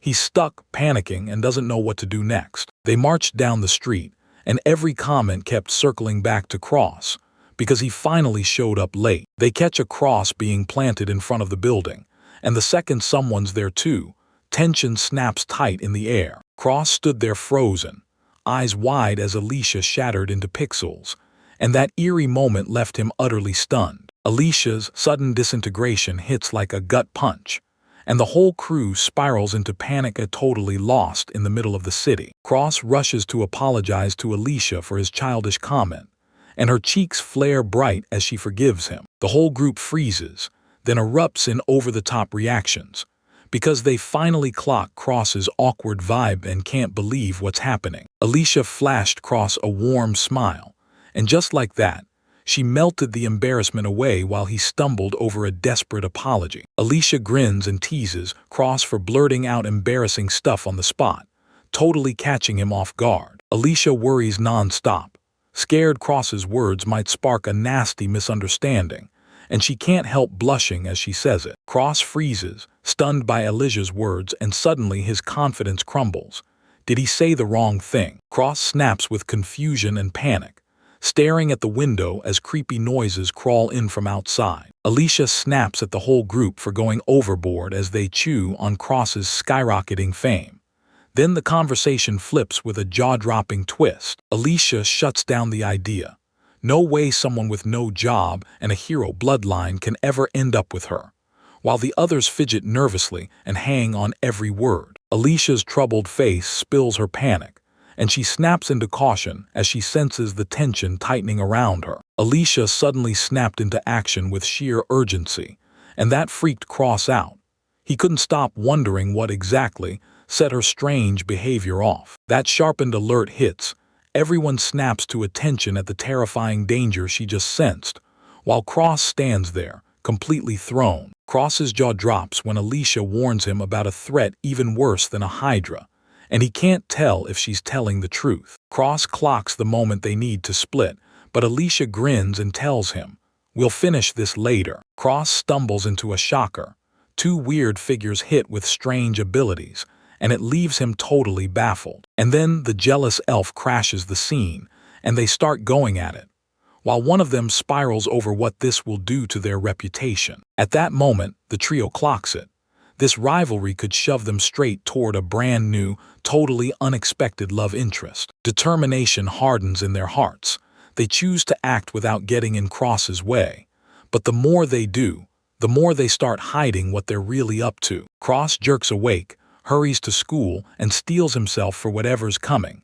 Yet worry still gnaws at him. Cross stares into the legend of a hero who can smash a demon lord, no matter how hard the thing refuses to fall. Cross stares down the reality of his goals, weighing every obstacle as the loud, non-stop city rages around him. He's locked in on the mission, but something's totally off. Like a watchful presence is hanging in the air nearby. A brutal blow from a towering figure crashes through his thoughts, and Cross is left staring in shock and terrified of what comes next. His eyes snapped wide with shock, and right as he sensed the danger closing in, he realized something was seriously off. A brutal battle explodes when a mysterious swordsman ambushes Cross, and Cross has to fight back with everything he's got. Cross gets shoved back after their brutal clash, scrabbling to keep his feet as his opponent presses in. The mysterious swordsman smirks, clearly blown away by Cross's defense, like he's already clocked that this kid's skills aren't luck. Cross, trapped in a tight circle of hostile figures, snaps for answers, utterly lost, totally baffled. Cross freezes in shock, clueless that deadly combat is about to explode in front of him. The fight skyrockets. Cross slams his blade up against a brutal swordsman and absorbs his savage strike. Cross gets blasted flying, stunned by the sheer impact. Then he realizes the attackers aren't just hitting harder, they're straight up outclassing him. Outnumbered and outmatched, Cross leans on pure agility, dodging every strike like he's untouchable. Cross keeps throwing punches back at non-stop enemies, but the whole battlefield is spiraling out of control. Cross slips out of their sight, dodging a corner in a chaotic alleyway while the enemies lose track of him. Cross weighs his next move, trying to shake his pursuers off without walking straight into a trap that'll end him. Cross tries to slip away, but then, bam, he gets spotted and a brutal showdown erupts on the spot. The fight cranks up fast. Cross barrels through a swarm of enemies, and he realizes just how deadly this is for him. Cross grits his teeth and shoves past his breaking point, trading hits against the enemy's crushing power. Then he realizes they're the ones who are way stronger. Cross snatches the attack out of the air with razor precision, then crashes in with a crushing cross counter that steamrolls his opponent's move. The advanced knight grimaces through the pain, admitting that Cross's skill is way more vicious than anyone expected. Cross gets slammed backward by a brutal shield bash. His momentum shatters mid-flight as he crashes to the ground. Two enemies unleash a blazing fire spell at Cross, and he barely slips out of the blast before it can hit him. Then boom, a rogue slips out with robbery magic, scrambling his opponent's senses, and vanishes like smoke into thin air. Cross gets hit with a brutal confrontation against a terrifying opponent, and for a split second his courage wobbles. He's stunned, thrown off, and completely confused. His opponent unleashes a brutal gale, 100 blazing strikes, turning the battlefield into a roaring whirlwind. The strike unleashes overwhelming force, smashing everything in its path, while the opponent erupts into helpless screams of pure rage. For a split second, relief hits when two allies rush to check on Cross, making sure he's safe. Cross suddenly realizes Giselle and Gimlet are in real danger, and panic crashes over him. Giselle stops Cross in his tracks and warns him about his safety, because rumors are swirling that someone's hunting him. The group huddles over chilling rumors. There's a massive reward for anyone bold enough to challenge Cross, and the suspicion starts to creep in. Giselle tells Cross, "Mess with you and you'll bring disgrace down on yourself," and she lets him know that dark assassins could strike him anytime. Giselle snaps with rage, blasting the noble factions for plotting against Cross. Then Cross just awkwardly freezes, caught completely off guard. Giselle fires off a passionate vow of loyalty to Cross, demanding proper courtesy, while Cross just stands there, totally baffled. Giselle slides up to Cross and swears her loyalty on the spot, offering to serve him in whatever way he needs. The group huddles up, warning that hunting Cross could turn into a deadly ambush, while Giselle's face tightens with fear. Even with her annoyance flaring, Giselle steps in and offers to escort Cross herself, swearing, straight to his face, that she'll protect him with her life. Giselle and the other character started an all-out argument over who really owned Cross's safety, each of them insisting they were the one guarding him. Cross snapped in, sick of Giselle and the others constantly brawling, and reminded everyone, loud and clear, that they still had to do their duties. Cross rips into the cracks in their defense, then realizes the bodyguard setup is only a short-term fix. Cross can't shake the fear. He's leaning on Giselle and Gimlet way too hard, and now he's bracing for whatever deadlier threats are coming next. Giselle fired off the news that a short-term combat training camp is coming, training up fast to take on stronger opponents and push her skills to the next level. Cross can't believe it when Giselle pitches the camp idea, and she immediately drills the point home. This is real combat, no games. Giselle lays it out plain. Boost your base abilities now, because the future is unpredictable and only raw strength will carry you through. Cross has to team up with Giselle and the others to handle the requests, and at the same time, grind to master fresh skills. Cross stalls for a breath, staring at the weight of the job. Can he really juggle requests from S-rank adventurers without breaking? Cross is blown away by how smoothly his master handled everything, and how perfectly they saw what was coming. Everyone gets ready to bolt out the door, grinning with pure hunger for what's coming next, because the mission is calling and they're finally charging in. Cross freezes in shock when he realizes they're being pulled straight into the deadly abyssal forest to meet their client. Cross and his crew stumble into a bizarre spot, staring in disbelief at the wild new scenery looming ahead. Then it hits them. This is the ocean, and their whole journey just took a wild, unexpected turn. Cross can't believe how close the beach is to the forest, and he's left staring ahead, wondering what the next move even is. And Giselle snaps the group into focus. Honor this temporary truce and don't mess with each other. His crew erupts in laughter at the salty sea jokes, and everyone knows exactly what he's really talking about. Cross is blown away by the ocean's beauty, but his heart drops when his master suddenly vanishes out of nowhere. Cross gets snapped at by his companions, and they practically drag him into the fun, begging him to explore while they hang back and wait. While they're chatting, Cross suddenly remembers. This expedition isn't all grind and training. It's got room for real relaxation too. Cross's nerves spike when he spots what looks like underwear, assuming it's meant for aquatic monster training. Cross fumbles into the outfit, then freezes, shirtless out in the open with that abyssal forest lurking nearby, and unease claws at his skin. Cross's eyes go wide when Rian finally shows up. She blurts an apology for making him wait while he stuck out on the beach. Rihan strikes a bold, confident pose in her wild outfit, then can't help but wonder if she looks totally weird even when she's crossing. Cross trips over his own words and blurts an apology, staring at Ryoni so hard that she's left completely stunned. Ryoni's cheeks ignite.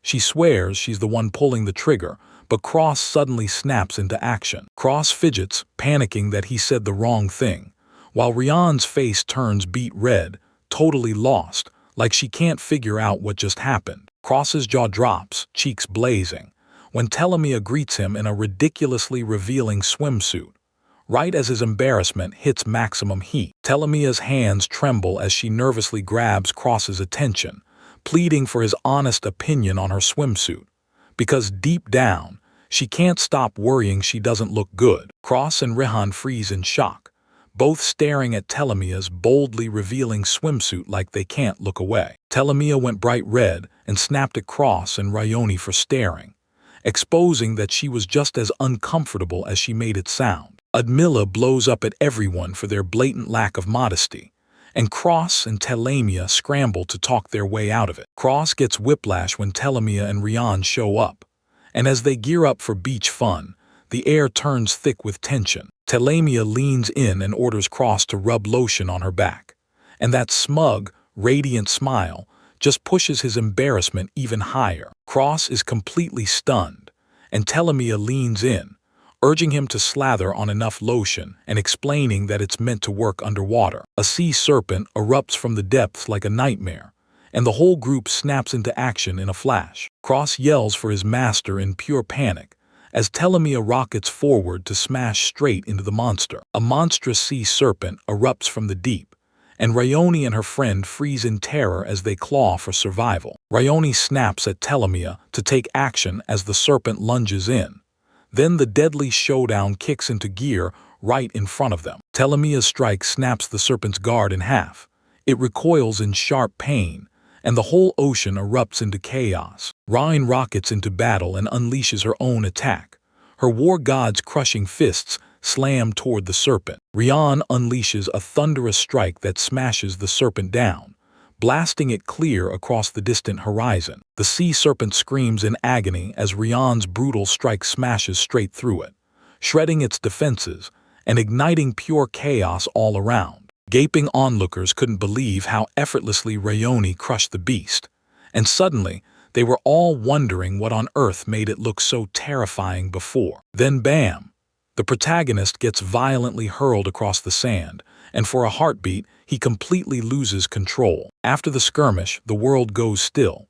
Lyudmila tries to slip out of sight, cheeks blazing as embarrassment hits her hard. The moment Lyudmila tugs at his shirt with a playful grin, the protagonist jolts in pure surprise. Lyudmila fidgets as she slips into a swimsuit, then blurts, "How is it?" her cheeks burning with pure embarrassment. The shock hits him even harder when he clocks Lyudmila's fearless boldness, and his surprise blows way out of proportion. The protagonist tries to swallow the awkwardness, but his words trip over themselves as he scrambles to explain. Lyudmila, all flustered, blurts out, "What do you think?" while her face burns red, but he's so mortified he can't even bring himself to meet her eyes. Lyudmila gets drowned by the chaos, and in the middle of it all, she stares at her own feelings, asking herself why she's so rattled, like something deep inside won't calm down. Lyudmila feels the world closing in, and she's seconds from snapping, teetering as she fights tooth and nail to keep her emotions in check. They lock eyes, and the tension skyrockets as the gap between them shrinks down to nothing. She froze as he suddenly cut in, and Lyudmila found herself staring at a situation she never saw coming. The tension rockets as the confrontation spikes, and a furious character demands answers, straight up, about what they were doing. Rage spills from the furious character as he barks for silence. Then the threat lands, promising deadly consequences for anyone who dares to speak. Lyudmila's nerves snap into overdrive as she finally slips out of her swimsuit, trying to take control, but the moment has already swallowed her whole. Panic hits the protagonist like a wrecking ball. She's flooded with overwhelm and can't bring herself to look straight at what's in front of her. The awkward silence won't break. Then strangers show up out of nowhere, yanking everyone's moment apart and piling on even more tension. A furious voice snapped for answers, and the tension that was already unbearable suddenly exploded. The real truth finally spills out as the scene exposes the biggest reason they needed the protagonist involved. Cross's eyes widen when he realizes they're calling him in for a special job, right over an S-rank adventurer. As they sprint toward the site, Cross can't stop thinking, what the heck are the details of this job anyway? Lyudmila flashes her speed and raw strength, rockets ahead, and yells at Cross to come charging after her. Cross is left speechless, staring at the insane skill his companions unleash in the middle of the action. Lyudmila hurls an insanely powerful ice spell, and her absolute zero magic instantly freezes everything in their path. Cross and his crew stride up to a mysterious dungeon, hearts pounding as they wonder what kind of nightmare and wonder waits inside. As they draw near, the dungeon looms wide and terrifying, its black mouth pulling their eyes straight into the dark. The team strides into the dungeon, and the moment they do, they feel it. This isn't any normal place, it's under a special kind of condition. The moment the group steps forward, a brutal barrier slams into them, so strong even Salty, an S-rank adventurer, can't break through. Lyudmila lays it out. The dungeon won't let them through until every condition is nailed down. Cross and his crew stare in disbelief at the dungeon's brutal challenge, because they have to be under level 10 to even stand a chance. Lyudmila leans in and tells them the dungeon monsters aren't just scary, they're strong enough to match advanced classes, And that's exactly why this place is pure danger. They're not done after the dungeon boss. They have to sneak past it to grab a specific item, and that twists the whole mission into something way more dangerous. They crack open the treasure and realize it's not some random mineral at all. It's the demon god's long-lost legacy. Cross can't believe it. Ludmilla, all soft-spoken and calm, is itching to hunt down the demon lord's treasures. Ludmilla admits she'd already quit on getting the demon king's treasures, but the second she saw Cross's skills, her doubt vanished and she changed her mind. Cross starts freaking out about whether grabbing the treasure will get him killed, but Ludmilla cuts his fear short by offering to help. Big time. Cross still can't shake the fear that the dungeon's way too brutal, because even Salty, a demon king, threw in the towel. Ludmilla slides her hands across a top-tier item box and grins, as she explains how it tucks everything into a whole separate space. Ludmilla slips him a cross packed with emergency dungeon escape gear, plus a crystal that keeps tabs on his condition. Cross gets swamped by the treasures, but Salty grins and tells him, "Don't sweat it. This is exactly how the plan was meant to play out." Ludmilla grabs the reins and plans a killer cross, stepping toward the dangerous dungeon ahead with fearless confidence. They reach the dungeon entrance. This place is deadly, and only top-tier strength and sharp strategy can crack it. Cross nods along with Ludmilla's plan, realizing it's the perfect shot to sharpen his life-or-death skills. With pure determination, he strides forward, swears he'll try it, and braces himself to step into that dungeon. Cross plunges into the glowing undersea dungeon, bracing himself for a trial that's totally unlike anything he's ever faced. With his eyes shut tight, Cross fires up level 3 presence detection and sweeps the area for any hidden enemies lurking nearby. He stays one step ahead, slipping past the guards without a sound and darting through the tight coral walls with razor-sharp precision. His mentor lays out a shocking new game plan: dodge every fight and rely on stealth and all those thief-style dungeon skills. Even with hesitation, Cross finally gets it. Dodging keeps him alive, stops him from casting magic, and turns concealment into a weapon the moment danger closes in. Cross trains relentlessly. Keep detection running even in your sleep, because you're sharpening instincts and reflexes every single night. Creeping forward with rising confidence, Cross slips closer and closer, convinced he can reach the boss room unnoticed and get out unscathed. Silver wolves slam into his path, moving in a deadly lockstep that's way beyond anything he can handle right now. Even when he tries to sneak, the wolves still clock him. Then the growls explode, and every gaze snaps tight on him as tension spikes to the breaking point. Cross gets boxed in and panics as the wolves slam into him. His stealth blew up, and they charge in cold blood, with zero hesitation and zero mercy. Cross's screams tear through the air as he's slammed by the chaos. Then the wolves surge in, and he's forced into a frantic, emergency escape from the dungeon. His mentor yanks him out of danger, disoriented and trembling, barely scrambling away from total defeat. The mentors lay out stealth's fatal cracks, smell, sight, and even mana leaks, because in danger, those weaknesses rip straight through any hidden presence. They watch the wolves hunker down and rest, and realize the real play isn't hiding better. It's reading their moves. Cross drops low, eyes locked in, counting down. There's only seconds left before his scent gives him away, so he steels himself for one final, explosive dash. He darts forward with pinpoint control. Until that blow finally lands, enemies can't even sense him. With flawless stealth, Cross slips past the wolves and strikes first. By the time they realize it, he's already charging straight into them. Cranking up his strength and sword skills on the move, he snaps into action, crossing through a wolf and slamming it down with sudden speed and razor-precise strikes. He darts deeper into the cave as the hunt stays on his heels, and the whole wolf pack charges after him with relentless, ferocious rage. He ducks back into that split corridor, and the wolves fan out, creeping through the maze with sharp, cautious focus. Cross slaughters the last wolves in brutal silence.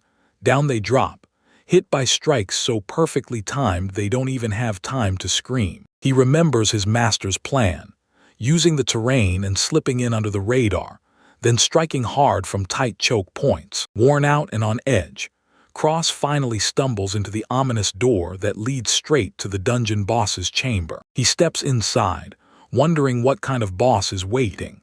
Then bam, an explosive surprise blows the door off his expectations. Cross jerks back to consciousness outside, dazed and staring up as dragons wheel overhead across the open sky. Cross jolts awake on the beach, and his mentors praise him for his razor-sharp stealth and relentless effort in the trial. He's reeling when he realizes he got knocked out in the first second, without even getting a glimpse of the dungeon boss. The mentors push them to level up, and they make it clear.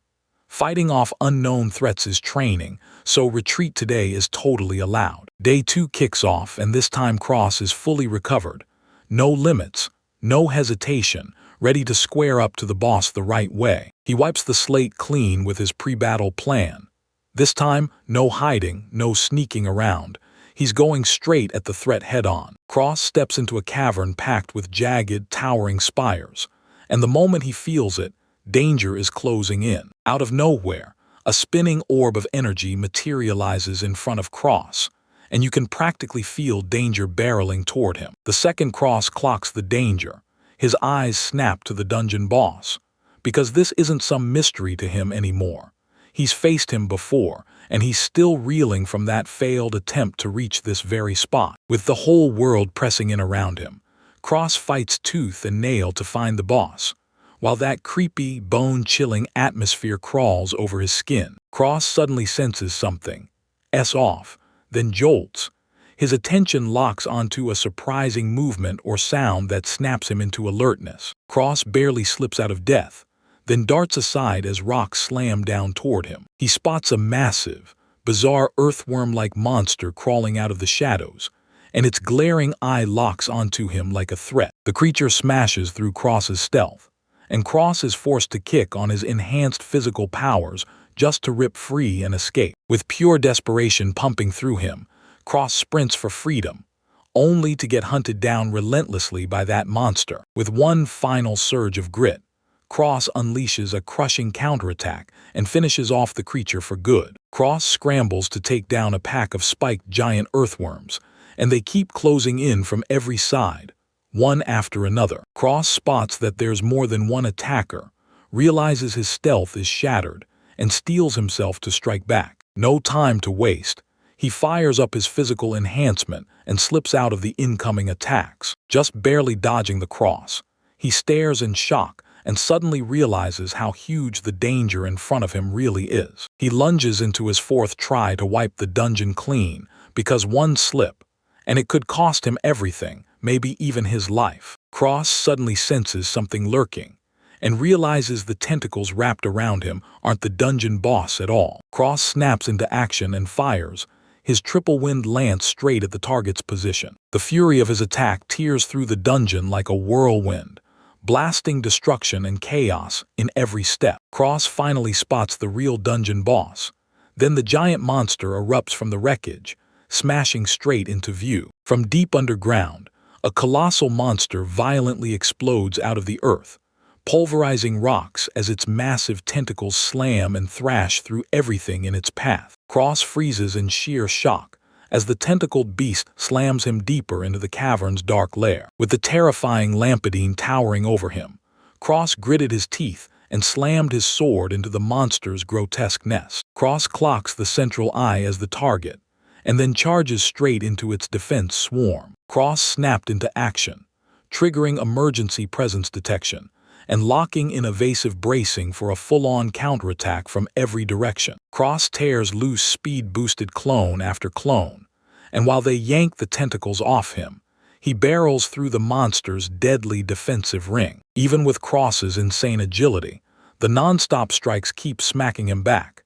He can't slip through or reach the main body. He tossed caution aside, surged through the cross charges, and took the hit head-on just to slam his way to the creature's weak, vulnerable eye. Tentacles burst out in waves, speeding up as they smash the Cross midair, and he grinds closer, right into the core's deadly stare. Cross braces for his final move, aiming to blind those tentacles and smash straight through the creature's defenses. Cross unleashes a triple intermediate cross counter, slicing through the incoming tentacles with perfectly synced blade strikes. He rockets a triple wind lance skyward, stuffing magic into a spiraling blast meant to tear into that monster. The wind slams into the main body, cracking the defenses wide open and tearing straight through the upper tentacle swarm. Cross revels in the blow landing clean, certain the attack just flipped the whole brutal battle onto their side. The eye stayed whole, but Cross watched wave after wave of tentacles get wiped out.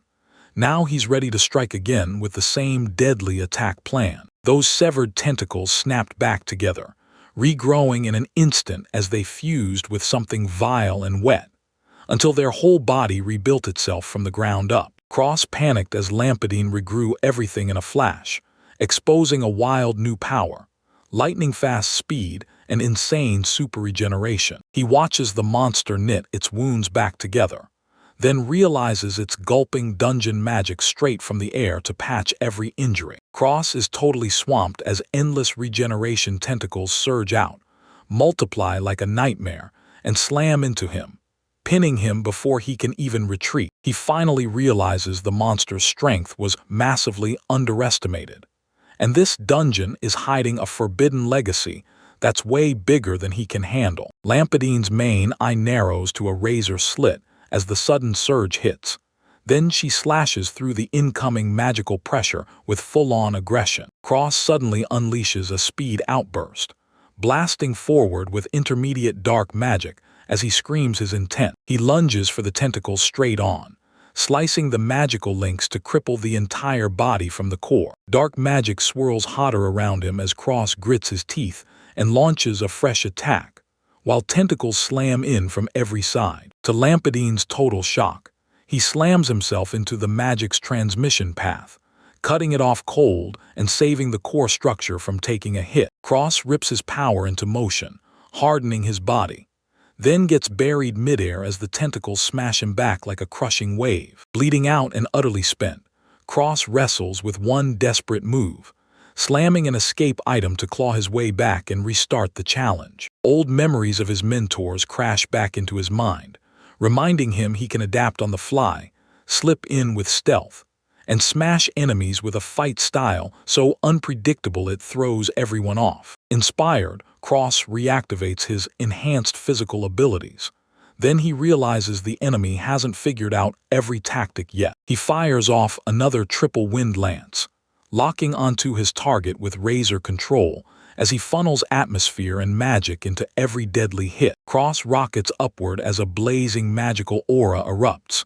Then he unleashes the Tyrant Dragon Spear, the ultimate finisher that hits like a death sentence. He cracks the seal on his magic stash and unleashes a roaring blast of stored power, daring the world to stop him. The triple wind lance, supercharged by double pressure, blasts out like a cannon and rips open a brutal wind vortex around him. The spiraling assault finally breaks through, and with a brutal strike, it smashes straight into Lampadine's central eye. Tentacles whip and convulse as the core jerks back, its eye mangled and its body buckling into total collapse. With a thunderous roar, the cross charges slammed straight into Lampadine's core as it shrieked in brutal agony. The monster thrashes forward, blasting out a brutal shockwave that tears everything around it to shreds in one last explosive roar. Even after the damage, Lampadine lashes out with enchanted tentacles, forging a deadly magical cocoon that nothing can penetrate. Cross exploded into an elegant leap, pouring wind magic into every step to vault clean, past the defenses and slam straight into the exposed eye. He rockets through the air, wind tunnels screaming around him, snapping his path straight into the monster's very center. Cross rockets through the air, dodging writhing tentacles like they're hunting him, and Lampadine snaps his gaze onto him, sensing that wild, unpredictable burst of speed. The monster snaps its limbs back to life in full panic, flailing with wild strikes and firing desperate defensive pulses to survive. Cross crouches behind stone and vanishes with presence concealment, slipping through the monster's blind spots by dodging every detection as it roars. Lampadine's eye slips into full view as it squeezes its limbs inward, completely unaware that something is closing in from both sides. Cross hurls himself into the sword fight, cranks up his power, and lands a final strike that drives straight through the monster's core. With the tentacles finally going limp, Cross drops down onto the monster's gigantic, still core like a punchline. Exhausted yet triumphant, Cross stares as the defeated Lampadine crumbles away, and the battle finally ends. With the way cleared at last, Cross whips around and charges straight for the dungeon's next chamber. Cross barrels back from his journey and storms through the cave entrance, buzzing with victory. Cross whips out his brand new power, and the crowd can't look away as he channels vitality and mana with perfect control. The whole team erupts in celebration for Cross, cheering his hard-earned success as they see his growth and the way his skills have skyrocketed. In a cramped little room, the team stumbles on a hidden treasure chest, and when they crack it open, it's nowhere near as big as they hoped. Cross and the team rip open a jaw-dropping stash of treasure, and there, relics and deadly weapons from the demon god all laid bare. Cross soaks up the praise for his win, but the bigger, deadlier treasure, he can't bring himself to reach for it. The crew pushes Cross to grab the top gear, because they know once he starts, his power is going to skyrocket. Cross triggers his brand new gear, unleashing brutal magic that spirals into a towering tornado of pure power. Cross stares at the new gear and finally admits the truth. It's got power he can't rein in. Cross decides to stick with his current weapon, and the bond he feels with it makes him grin, while Giselle's choice hangs in the air, too. Cross digs through the trove and snatches a battered old sword, then pauses, because it gives off zero magic at all. Cross's careless move accidentally snaps the sword to life, and boom, a vicious surge of raw power explodes out, totally out of control. Cross grapples with the brutal power of that weapon, loses control of it completely, and his friends immediately spot the chaos exploding around them. The blade finally comes into the light, and it's nothing but a sacred sword in name, a cursed relic packed with mysterious powers. The whole team starts freaking out about what they're even fighting for, and one of them blurts out, "Forget talk, test the sword. Let's see how hard it hits." The sword twists and morphs into a gauntlet, blasting out raw power that leaves its wielder completely stunned and lost. The gauntlet kept transforming. Then boom, a tsunami of magic slammed into the air, leaving every single person stunned and speechless. He unleashed absolute zero, blasting absolute cold so hard it freezes everything in its path. Pure power on full display. Cross and his crew unleash their own powers, boosting their combat strength while their healing magic surges back to life. They break down the blade's magic, watch it adapt on the fly, and even stitch itself back together based on the skills it's seen you use. People slam the sacred sword as worthless, even though its power and magic are absolutely out of this world. Cross reels as the sword morphs in the blink of an eye, shifting forms so violently he can barely keep up. Cross suddenly realizes the sword isn't just a weapon. It's tied to him in ways he can feel, like he's staring at his own history and its past. That sword is built to level up fast, perfect for crows because it's packed with abilities only he can bring to life. Cross snaps the sword into his hands, instantly sensing its rare power. And now the weight of responsibility hits him hard, but he still can't help being grateful for the gift. Cross, freshly armed with a brand new weapon, talks to Giselle, and she instantly clocks that the hilt design has changed. Giselle leans in and offers to train with Cross, teasing that she's just unlocked a brand new fighting style. Cross drops the bombshell of a weekend training camp with his master right in front of Giselle, and to her shock, it's all about pushing himself to improve. Giselle's patience snaps when Cross drops time with her to focus on training, and it absolutely crushes her feelings. The tension explodes into a brutal argument between Giselle and a noble, and Cross gets slammed right into the middle of it all. Cross and his crew sprint as fast as they can to grab the materials they're being asked for. Then they lock in, ready to go all in. The crew huddles up to plan the mission, and they spill the truth. Those special materials are a prized local specialty. They plot to snag the one thing they need in the kingdom of Almeria, then set out across endless, wild stretches of land. Even with their advanced wind magic, They still hit a brutal wall when trying to buy the boundary crystal they need. Cross surveys the town and feels it. No warmth, no spark. Just a deadly emptiness hanging over everyone like a curse. Cross and his crew go hunting for boundary crystals, only to find bandits snatched every last one. This town's gasping, shipments have dried up, and thieves are circling harder than ever. A nightmarish monster stampede erupts, and it all goes haywire, crushing the kingdom's border army and wrecking the town without mercy. The army's still pushing to bring order back, but the town's economy is in straight-up freefall. With tensions already spiking, a robbery erupts in the central district, pushing the whole situation to breaking point. Cross screams a warning as his crew barrels down the streets, barely dodging disaster at the last second. A thief lunges toward a terrified girl, but Cross is stuck too far away to save her. The girl clutching the bucket gets it knocked aside, and it topples hard, contents spraying everywhere as she jerks back, breath caught in her throat. Cross whips around, shocked to find a colossal force standing over the thieves,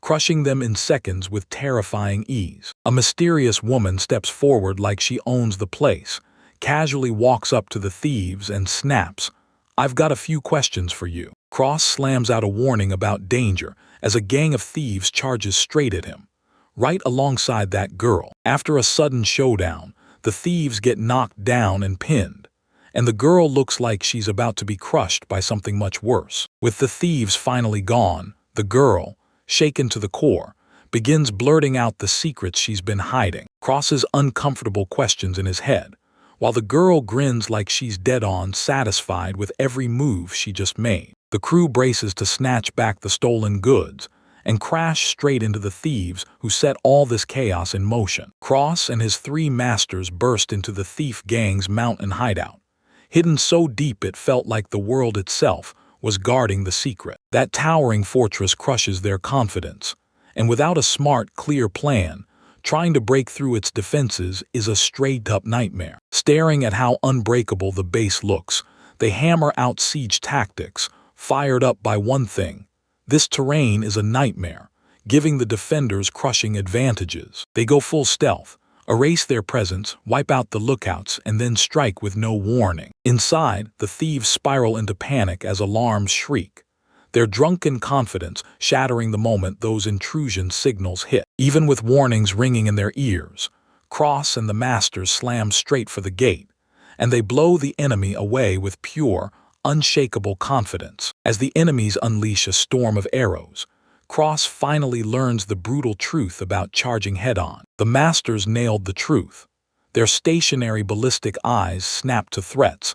Then they calmly redirected every incoming projectile with razor-precise countermeasures. Cross barrels in right behind them, smashing through tight choke points and mowing down the guards posted there. With one brutal blast, they smash through every bit of resistance and lock down the corridor before any more ambushes can crash in. The enemy bolts in pure panic, and the moment they move, the trap slams shut.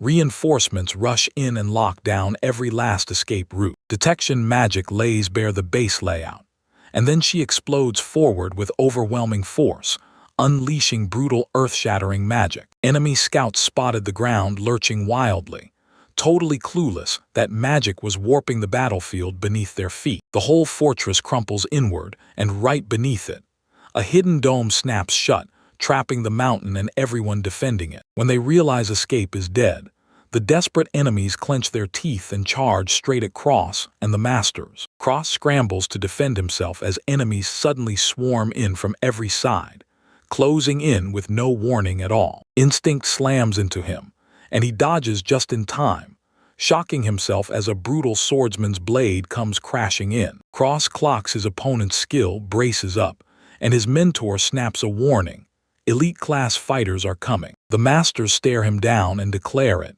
He's a top-tier swordsman, probably the number 2 in the entire thief base. When the Masters pull back, Cross is left alone to unleash his weapon and battle the enraged swordsman. Cross steadied his sword as the enemy barreled in, and panic fueled him to go for the kill. With razor focus and iron resolve, he shouts the true name of his weapon, Viatros. His opponent slams on a whole stack of buffs, then rockets forward with terrifying speed, charging straight to finish the duel. Cross triggers physical hardening, smashing through the brutal clash as dust detonates around their violent exchange. Out of nowhere, Cross bursts into action, raising a radiant shield that blinds the enemy and slams down the lethal strike. The legendary swordsman staggers back, completely blindsided by Cross's surprise shield, and that brutal, sudden resistance. A quick low kick snaps into the enemy's leg, exploits his opening, and topples him off balance. As the opponent crumples in pain,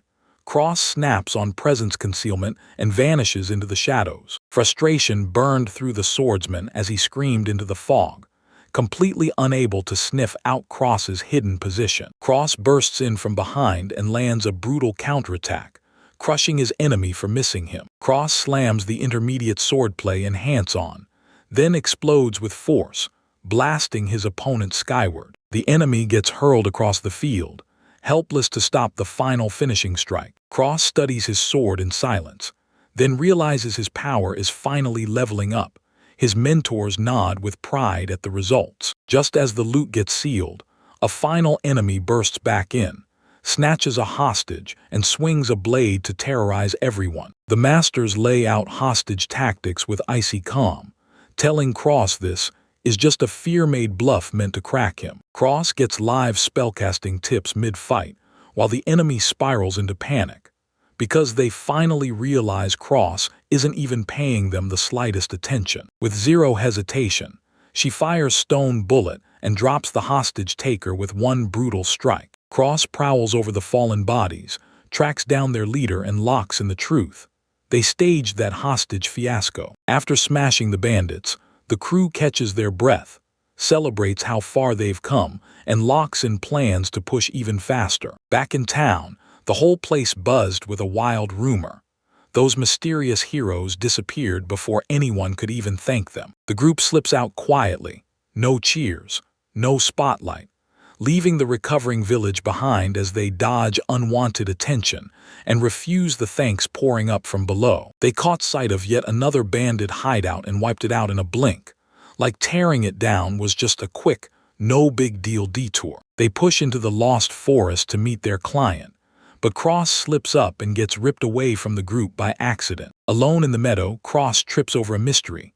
There's a girl sitting in silence, cradled by wildflowers. He stumbled into the lost forest and spotted a girl sitting by herself, shattered to the bone. She snapped at him for staring at something forbidden, and her hidden power exploded in a violent burst. The blast vanished in a blink, shock hit him, and caution tightened his grip.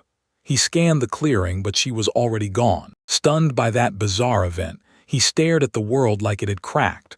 Was this real life, or just a cruel illusion? Moments later, his party stormed in, and as they pressed deeper, this dark forest started showing answers and warning them of danger. A giant palace erupted from the forest mist out of nowhere, stopping the group mid-step as awe crashed into suspicion. Panic snapped through the crowd as frantic shouting echoed inside, and the residents realized, too late, that strangers had crashed the gate. Right from the ground below, jagged pillars of earth slammed upward, trapping the group in a sudden pocket of space. And the message was clear. An attack was coming. Trapped as the walls surged upward, Cross screamed in horror, seeing his masters battered and pinned in place. A mysterious woman swung with jaw-dropping force, smashed the dirt prison wide open with one brutal strike, and saved them all in a blink. Out of nowhere, a brutal shockwave tore through the area, and he threw up his shield as the dust finally started to settle. A towering woman burst into view, grinning like she owned the moment. And even amid the chaos, her playful insult made one thing crystal clear. She knew the attacker way too well. They touched down safely, and the woman greeted them like nothing had happened, like old friends slipping back into their home again. Then the story kicked off. Roselia Arcobellino, the old woman with the highest priest rank and a terrifying stash of forgotten power. Once she was legendary, but she still stooped to correct them with quiet grace. Because even if her glory days were behind her, her name still carried weight and earned true respect. Roselia shrugged off her own power, then confessed her magic could twist space itself, enough to crush even top-tier young adventurers. Under her command, the whole zone rewrote its rules. Hell, even access to physics itself answered to her alone. Even with all her mastery, age finally started biting. Her magic barrier had sagged, and now every replacement demanded rare, costly materials. Those secret orphanages drew in troubled kids like magnets, so her barrier became the lifeline that kept them safe and gave them a future. Right then, a voice from far away snapped out a cross-stern shout, and the moment it landed, it recognized the girl from the forest earlier. Lightning tore across the sky as Sylphie burst into joy and wrapped the group in a hug, her breath shaking with the sudden, unexpected relief of knowing they were really here. Familiarity lit up fresh questions. Cross had just linked her to the field encounter, and Sylphie was teasing him like he'd been caught spying. That awkward tension Thayer couldn't hide totally blindsided everyone, and it turned out the boy and the spirit girl had already met before. They finally introduced her the right way. Sylphie Stellicott, a rare half-spirit with jaw-dropping natric and an origin shrouded in mystery. Legends talked about spirit folk, but Sylphie wasn't some fairy tale. She was real, terrifyingly powerful, and right there in front of them. Her bloodline cracked open and exposed a wild twist, rare fused wind and fire spirits, so lightning started coursing through her veins. Cross was left reeling, because Sylphie could actually turn into living lightning, an insane power most people couldn't even dream of. A regular human body packed with spirit magic made her one of a kind, maybe the only one like her. Even without any fancy classes, Sylphie's lightning-fast speed and ruthless magic made her stronger than most seasoned magic users. When they got asked about Cross, the masters didn't just name him. They claimed he was their one shared student, strong, rock-solid, loyal, and still leveling up. Both just stared in silence. Then Sylphie suddenly exploded with excitement, completely swept away by the sincerity on Cross's face. She lit up, praised his training, and then introduced herself again. Only this time she wasn't guarded at all, because she was bold enough to call him sister. But now, with trust crackling in her heart, Sylphie eagerly offered to share her secret spot, yanking Cross along the whole way. They halted at a quiet little building, tiptoed across the way with tense caution, and couldn't shake the feeling that this place had to be something special. Without warning, Sylphie snapped. 1 second she was fine, and the next her mood flipped hard, accusing Cross with biting fury as sparks burst and the emotions crashed back in. Jealousy snapped in Sophie's chest, and she challenged Cross. Then she blasted out spirit energy with zero restraint. But right after the clash, she disappeared into thin air, and Cross stood there solo, stunned and clueless at her wild emotional blow-up. He burst back at the palace. Then the mentors told him they weren't leaving yet, because they planned to stay longer to gather magical materials nearby. Cross tried to drill holes in reality, but the others brushed it off and treated it like nothing, pushing right past his confusion to prep him for the next field assignment. The plants snapped into action to keep him safe, and they locked in a plan. Cross would stay stationed at the orphanage. Roselia handed Cross the orphanage's deadliest mission, one of those only the toughest survive assignments. Without warning, the ground buckled and shuddered.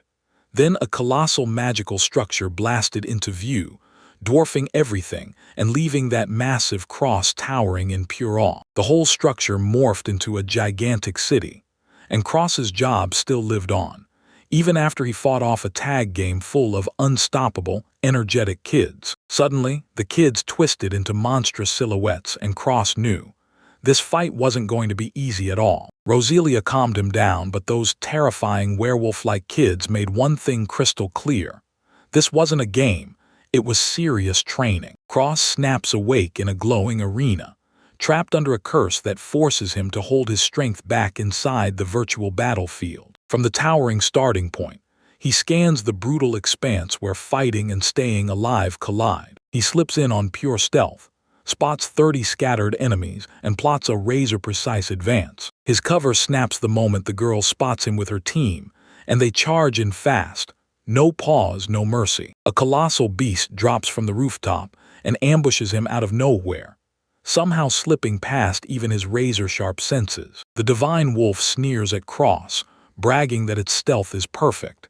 And then it barrels in with terrifying speed, absolutely certain it'll win. In desperation, Cross slams his enhancement magic into gear, blasts straight through the wall, and bolts to escape the people chasing him. Dodging every blow, he rockets through alleyways, claws up walls and rooftops, and never once slows down. Cross slams on speed and wind magic, and the whole chase gets wrecked for a moment as enemies get scattered across the central district. Spectators are left scratching their heads. How is his class using magic and physical buffs this smoothly?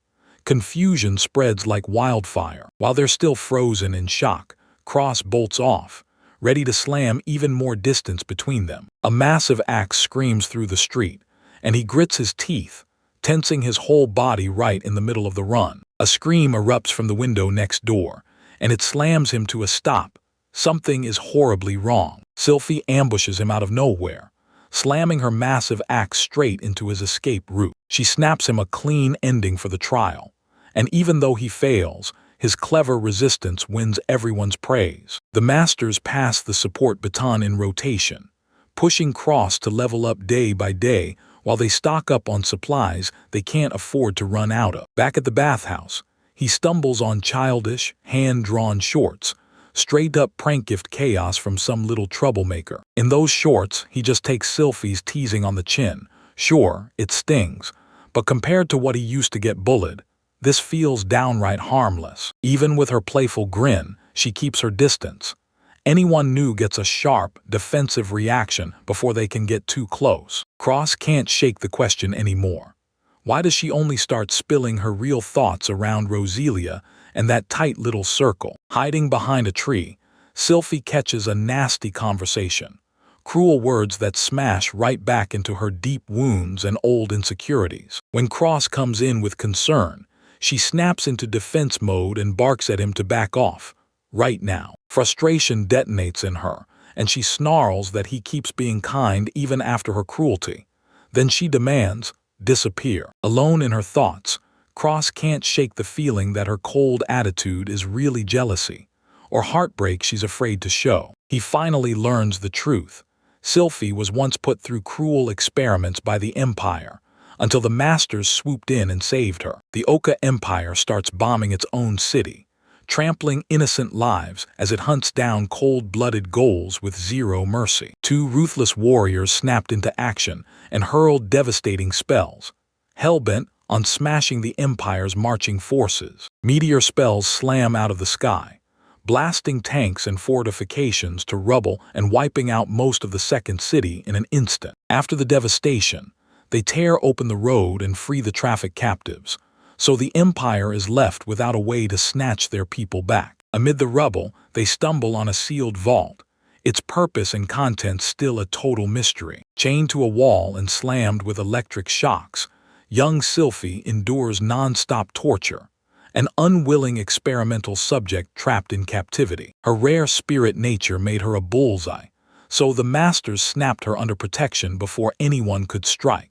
A cloaked orphanage became her safe haven, and under their care she grew up secure, bonded to her guardians in a way that ran deep. Cross kicks off another week of training, and fresh warnings about magical threats and black market weapons hit like a thunderclap. That weekend, Cross sprinted across rooftops midair, chasing his target as his ruthless tag-based survival training kept grinding forward. While Cross grinds through brutal training, the Masters start fighting over whose asterisk earned asterisk the right to claim him as their disciple. Alone in the hall, Sylphie stewed in his stubborn persistence, while the cold distance between him and her gnawed at his heart. She forces a smile on her face, shoves the insecurity aside with one thing on her mind, dinner, and feels her sister's support holding her up. Everyone throws praise at Cross, and his breakneck growth shocks even the people steering his bizarre training routine. Even in her silence, Cross shoots her a warm thank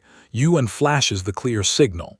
He'll be back, accepted or not. Sylphie snaps with rage and sheer confusion, completely flooded by feelings she can't hold back anymore. Her lightning detonates in a furious blast, and violently Cross gets badly hurt trying to soothe her, as the whole scene spirals out of control. Hit by the realization of what she's done, Sylphie crumples, tears spilling as shock locks her mouth, and she desperately tries to apologize. His body gets thrown outside, knocked out cold by the blast, while the area stays scorched. Magic run wild and still raging. Magic later, and the truth hits hard.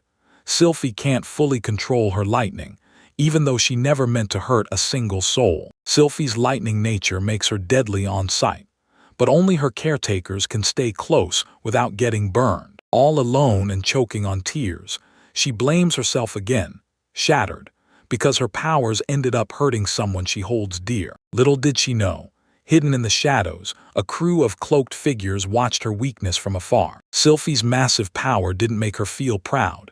It only dragged her through raw pain, cold abandonment, and cruel rejection from her mother.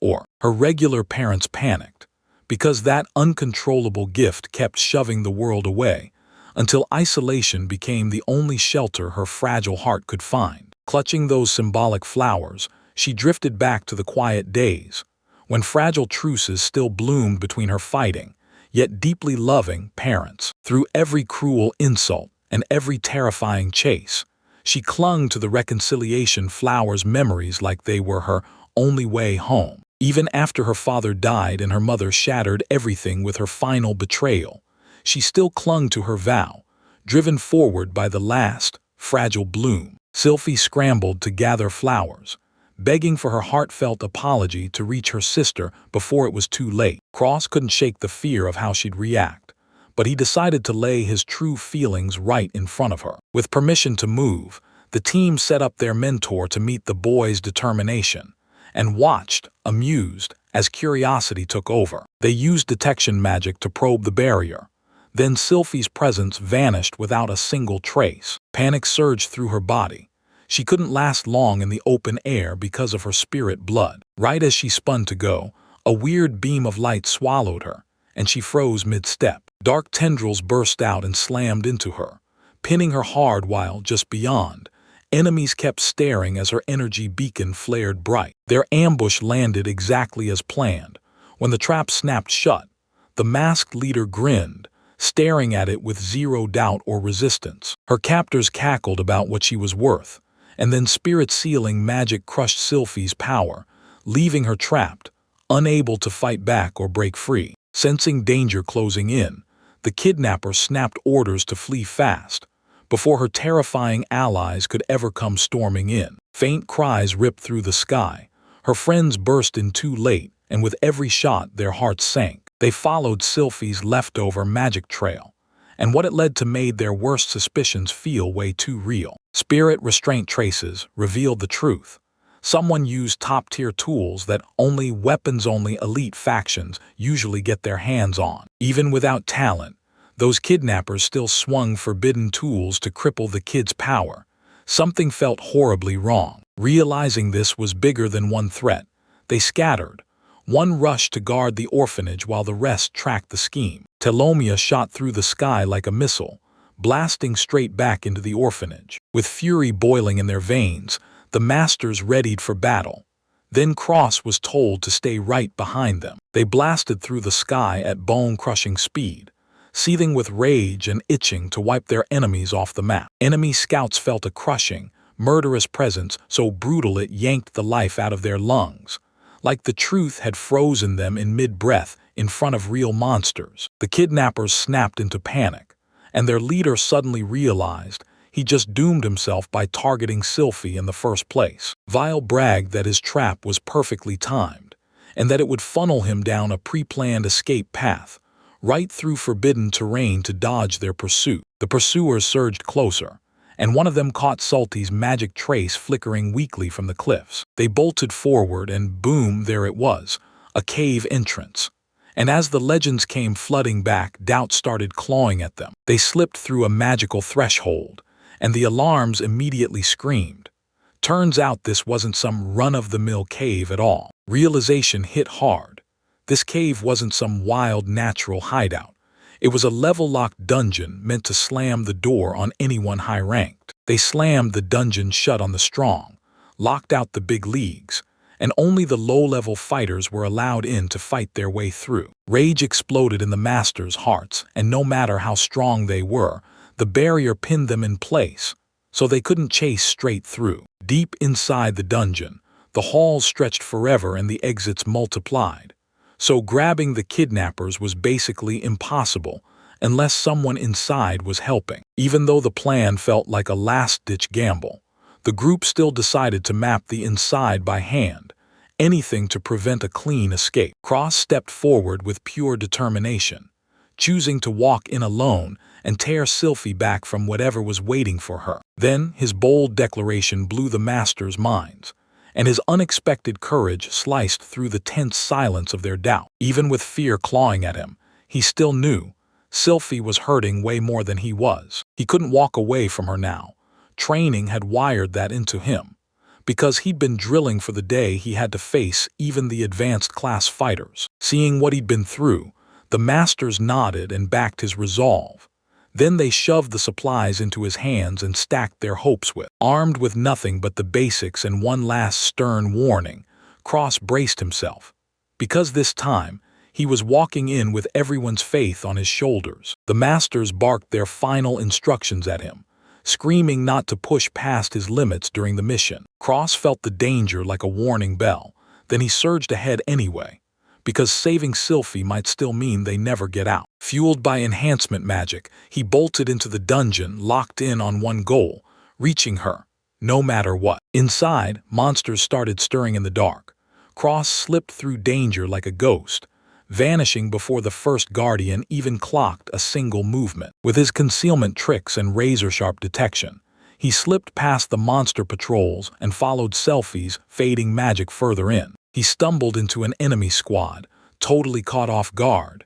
Then the kidnappers sprang a brutal ambush straight at him. They tried to stop him with threats, but he crossed the block in a blur, swatting every attack aside while zeroing in on where she was hiding just beyond them. He snapped open the magic he'd been hoarding, then lunged in with a triple wind lance, blasting enemy after enemy back on their heels. With steel resolve, he swore he'd protect Sylphie at any cost, because he'd never let them steal her away again. Cross is hemmed in by fallen enemies, so he flips on mana detection and quietly pinpoints the survivors cowering in the forest shadows. He slams his boot down on a shattered vial, snuffing out the wounded enemy's final chance to heal. Cross sizes up the chaos fast, keeping the enemies down so they can't regroup, certain no monster will strike that battered crew. Elsewhere, bandits sing praises for their leader's secret supplier. Then they suddenly realize danger is sprinting up behind them. Then, no warning, one of them drops, panic detonates, and blood splatters across the snow. But the bandit boss snaps his subordinate out cold, then glares at everyone, warning them not to dare question his secret deals. After he tosses the body aside, he leans in over the fallen and sneers like, "Even fools still have their moment of usefulness." Suddenly, Cross rips off a brutal counterspell, blasting the enemies apart, then bolts into the distance like a comet. He storms into the cave and stumbles on a pile of mangled corpses, fresh deaths, brutally brutal, and somehow impossible to explain. A black orb blooms in midair above the corpses, and panic snaps through him. He bolts into emergency evasion on pure instinct. An explosion detonates behind him, swallowing the tunnel in raging flames, blasting debris into the air in an instant. Cross Scuggles gasped for air through the smoke, stunned at how his comrades were getting slaughtered on the spot. No hesitation at all. In a deeper chamber, he stumbles on Sylphie, unconscious, tightly bound and still breathing, so he finally lets out a wave of relief. He lunged to check her injuries, and the relief hit hard. She was unharmed, but she was definitely drugged and tied up. From the shadows, an enemy lunges into view, locks onto Cross's skills, and realizes, this kid is nothing like the others. Cross tests the man's power, and it screams higher-class fighter, the mastermind pulling the kidnapping strings. The enemy snarls as it threatens Sylphie's life, using her like a human wall to stop Cross's charge in its tracks. Hit by that crushing killing intent, he braced hard as pressure slammed in like something unnatural, like a specialized intimidation move meant to break him before he even moves. Remembering his training, he grabs the perfect opening in that hesitation and channels a spell built to hit back with deadly precision. He wastes no time, blasts a triple wind lance straight into the enemy lines, shredding through them with explosive speed and crushing force. He suddenly outshifts his enemy, slipping in with thief-level agility and wind-boosted speed to slam the distance shut in seconds. Even with everything Sylphie throws at him, the enemy lands a brutal kick, and Sylphie rockets across the ground, crashing hard. Cross demands an explanation for that cruelty. Then the enemy lunges mid-sentence and smashes him with a vicious counterstrike. The blade rams into her. Pain detonates across his face, and blood bursts from the wounds. With a smirk, the enemy lays out his twisted logic. Everything that exists is there to be used, and used efficiently. Cross staggers ahead, bleeding and broken, while Sylphie lies unconscious, and the enemy hauls her around like she's nothing but disposable cargo. Taunting him, the enemy pokes at his anger, trying to shatter his resolve with pure emotional manipulation. Crackling through the agony, he fights back with a desperate spell, launching a broken cross-counter mid-brawl, slashing hard as he almost finishes his. He slams into the ground, crawls straight to her, and fires up emergency healing magic without a second of doubt. He hurls Breath of Life into the air, summoning spirit magic as rubble starts to creep and shift ominously right behind him. Bloodied and hurt, the rogue still stands his ground, snarling as those crosses slam in full force, so close they nearly crush his ribs. Rage detonates in his chest as he lunges ahead and shouts vengeance, then swings with a brutal, full-force arm strike. Even hidden in stealth, Cross snaps into position and slams the hit mid-motion while the rogue's senses stay razor-sharp. He deciphers the enemy's class type through a rogue hybrid built to wreck you up close, with deadly precision. When you stack the enemy's raw power and class rank against his own stats, the difference isn't close, it's crushing. Blades flash and fists slam together in a wild storm. Cross charges the rogue straight on, fearlessly. As he scrambles away from each brutal blow, he realizes nothing, no guard, no boost, can stand up to the brute's sheer, overpowering strength. Even under relentless pressure, he realizes the power gap has shrunk since Gimlet sparks fly, and his focus locks in again. Suddenly, the rogue bursts into smoke, and before you can blink, he reappears at full speed, slamming in with a killer attack from behind. Cross gets knocked backward by a brutal punch, and the rogue snarls, pure rage spilling out in frustrated fury. He crumples in the middle of the spell, and the rogue smirks, like he read the charged magic in advance and already knew he'd win. Cursed power and ruthless wind counters slam into him, while the rogue grins and taunts him with terrifying confidence, pushing him to his limits. From a distance, allies stared in pure awe as he unleashed those wild techniques. None of them could even scratch their bar. Others swear the rogue's skill is unreal. He reads the fight mid-swing, dodges every ambush, and crushes the attack before it even touches him. He realizes he's getting crushed, his tactics collapsing, Sylphie caught in danger, and every last ounce of strength draining away. Cross throws himself into an unproven technique mid-charge, snapping his stance into place as the rogue barrels in with brutal aggression. He barely slips past a death blow with zero dodge skill, and the rogue freezes, shocked like he can't believe what just happened. With razor-precise moves, he snaps into motion faster than anyone expects, shattering the enemy's rhythm for the first time. Cross burst forward like lightning, weaving past attacks from every angle and leaving the surrounding warriors utterly stunned by his impossible, razor-sharp agility. Everyone froze in disbelief.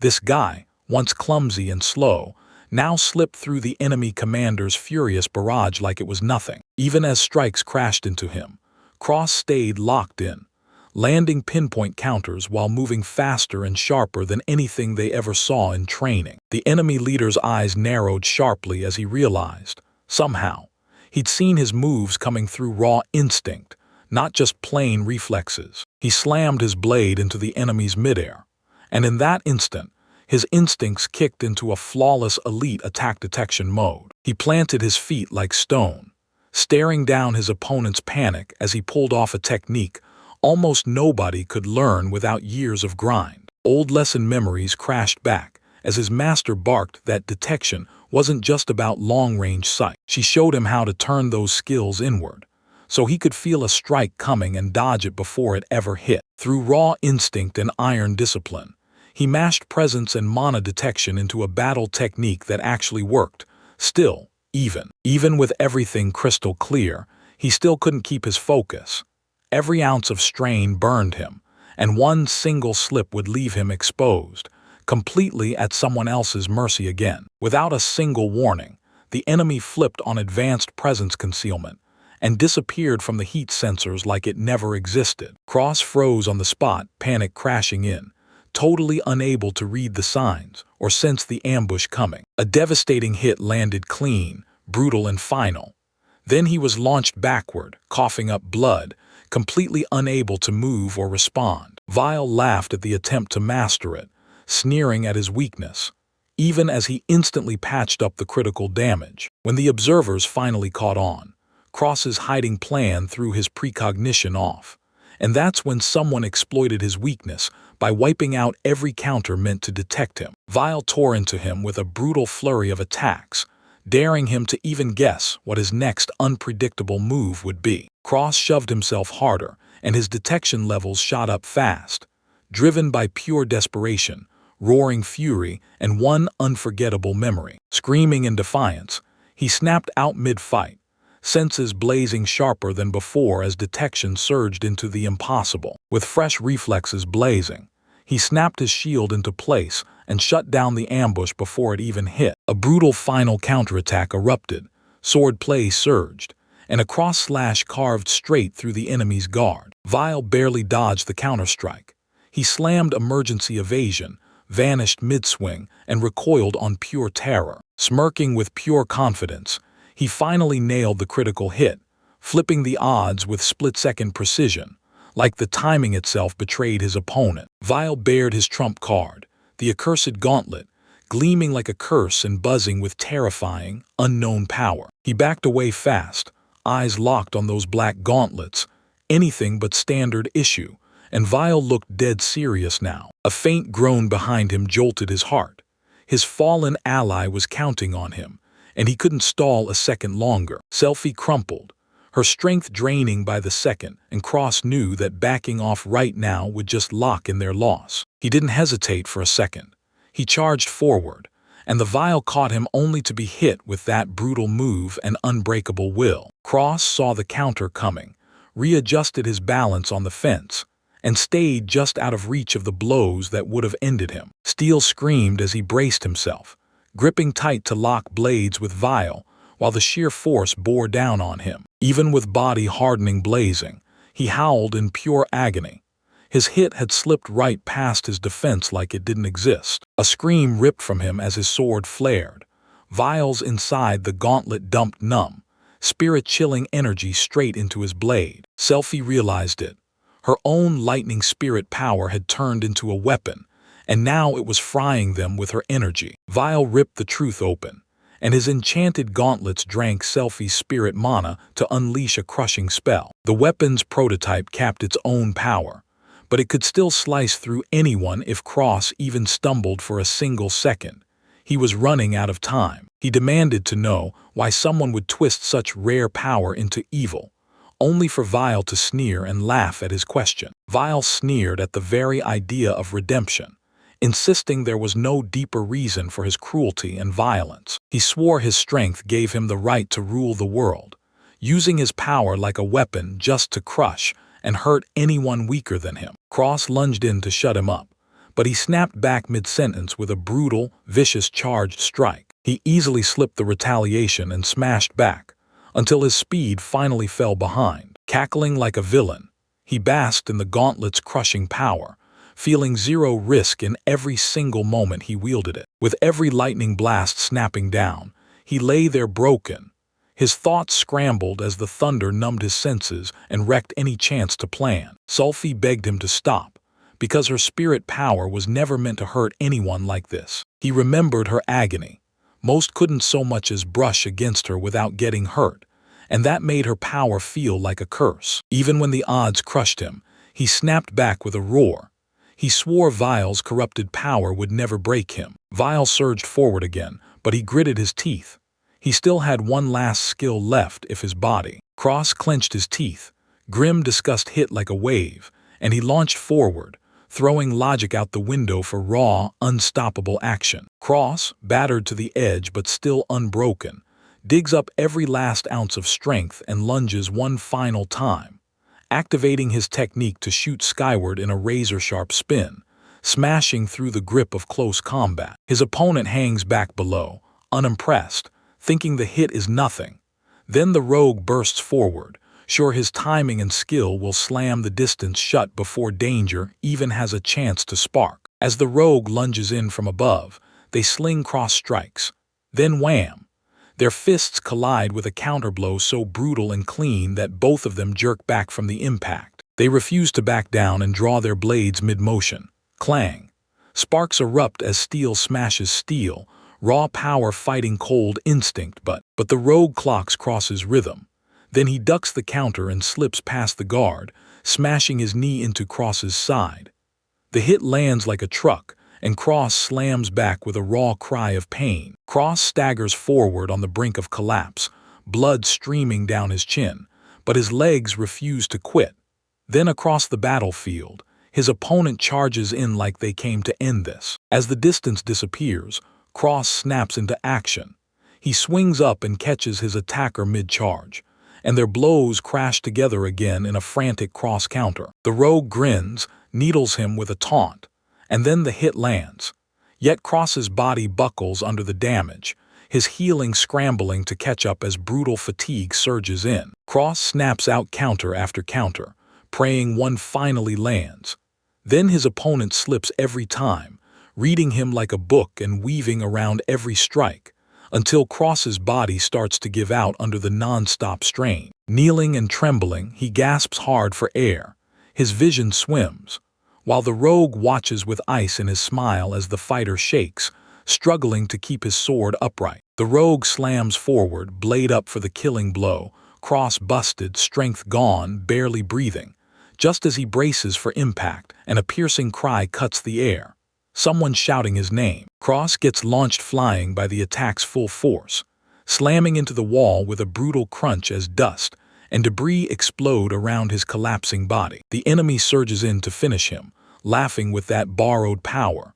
Then Cross snaps back, triggers a hidden skill, and turns the tide. From his battered body, a violent surge erupts. Some new, unstable power he can't even understand breaks loose, and the rogue staggers as the error skill detonates in the middle of it. Then each shot fires without warning. Even rattled, the rogue refuses to back down. He grips a charged weapon that crackles with power and lines up his next strike, totally ignoring that sudden counter. The rogue shuts out everything and locks onto the moment, determined to deflect every attack just like he did before, confidence blazing in his posture as his muscles tighten for the next move. But Cross, clocking the pattern, switches tactics on the spot. He calls up a weird clawed energy, locks his stance, and fires with confidence because he knows the enemy is going to lunge straight at him. The rogue clenches up for the blow, channels every ounce of power into one crushing strike, ready to smash through any guard, even if it burns him out in the process. Something snaps, and a surge even hotter than the first erupts. Those rogue instincts recoil fast, eyes bulging in pure disbelief, as Cross slams on his second activation, and that mysterious force crashes in one more time. With one fierce cry, Cross rockets forward, double Aegis shot blasting in layers. The rogue stunned, caught completely off guard when the blast, powered up from below, detonates right into them. The hit slams in with brutal force. Cross's energy weapon punches straight through the rogue's guard, detonates in a violent surge, and sends a spray of shattered armor and bone flying everywhere. The rogue's body snaps and jerks as the blast crashes into him, roaring with wild energy that rips up the ground and hurls him into the air. Cross watches, chest pounding, as his opponent slams into the crater and lightning rips across the battlefield. Then the rogue goes still, swallowed by the energy he used to command. Darkness balloons at the crater's core. Static sparks crackle and race outward, and it's like the whole world freezes mid-breath while that center spirals into nothing. From the void's dead silence, a glowing sphere flickers into existence, hanging there like it owns the dark. Then it pulses, revealing a weird, unknown artifact it carries, dropped behind by something you can't even name. Cross crumpled to his knees, lungs burning, weapons still clutched in his hands behind him, while his companion lay injured but still alive. Then relief hit him in sharp, shaky breaths. The rogue leader crumples in defeat, utterly still amid shattered crystals, his body wrecked, his threat finally stamped out. Cross, barely hanging on, declares the win. Then his power drains fast, but he plants himself with his sword, refusing to drop and rest yet. Elsewhere, two subordinates watch him from afar, terrified out of their minds. They trade whispered words, then play dead, waiting for the perfect opening. As Cross triggers his healing, a blaze of light snaps around him, sealing every wound, fully restored.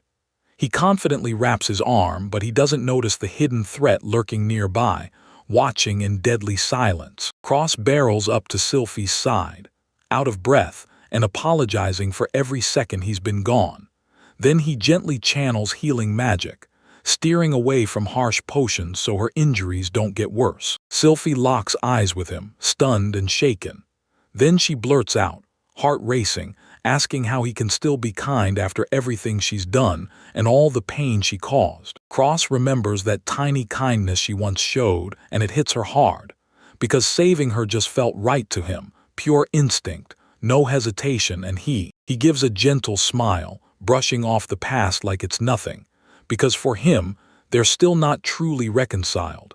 And that's the only thing that matters right now. With Sylphie on the verge of tears, she whispers an apology, and Cross, still smiling, finally owns up to his own mistakes.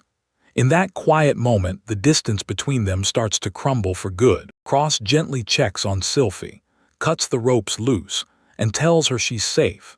Yet the aftereffects of the magic tools used on her make her body feel weirdly shaky, like the ground can't decide if it wants to hold her. She fires back that she can still tap into her lightning form, but it wobbles like it might snap at any second. Then Cross realizes the device outright wrecked her mana circuits, and they've got to move right now. He starts plotting and second-guessing every move, laser-focused on the one safest way to bring Sylphie home, without pushing her condition any further. He slams the healing magic back to life, snapping at how there's nothing better to do, because that escape necklace would have saved him, and now it's completely useless. Right before he can move, that familiar voice slices through the air.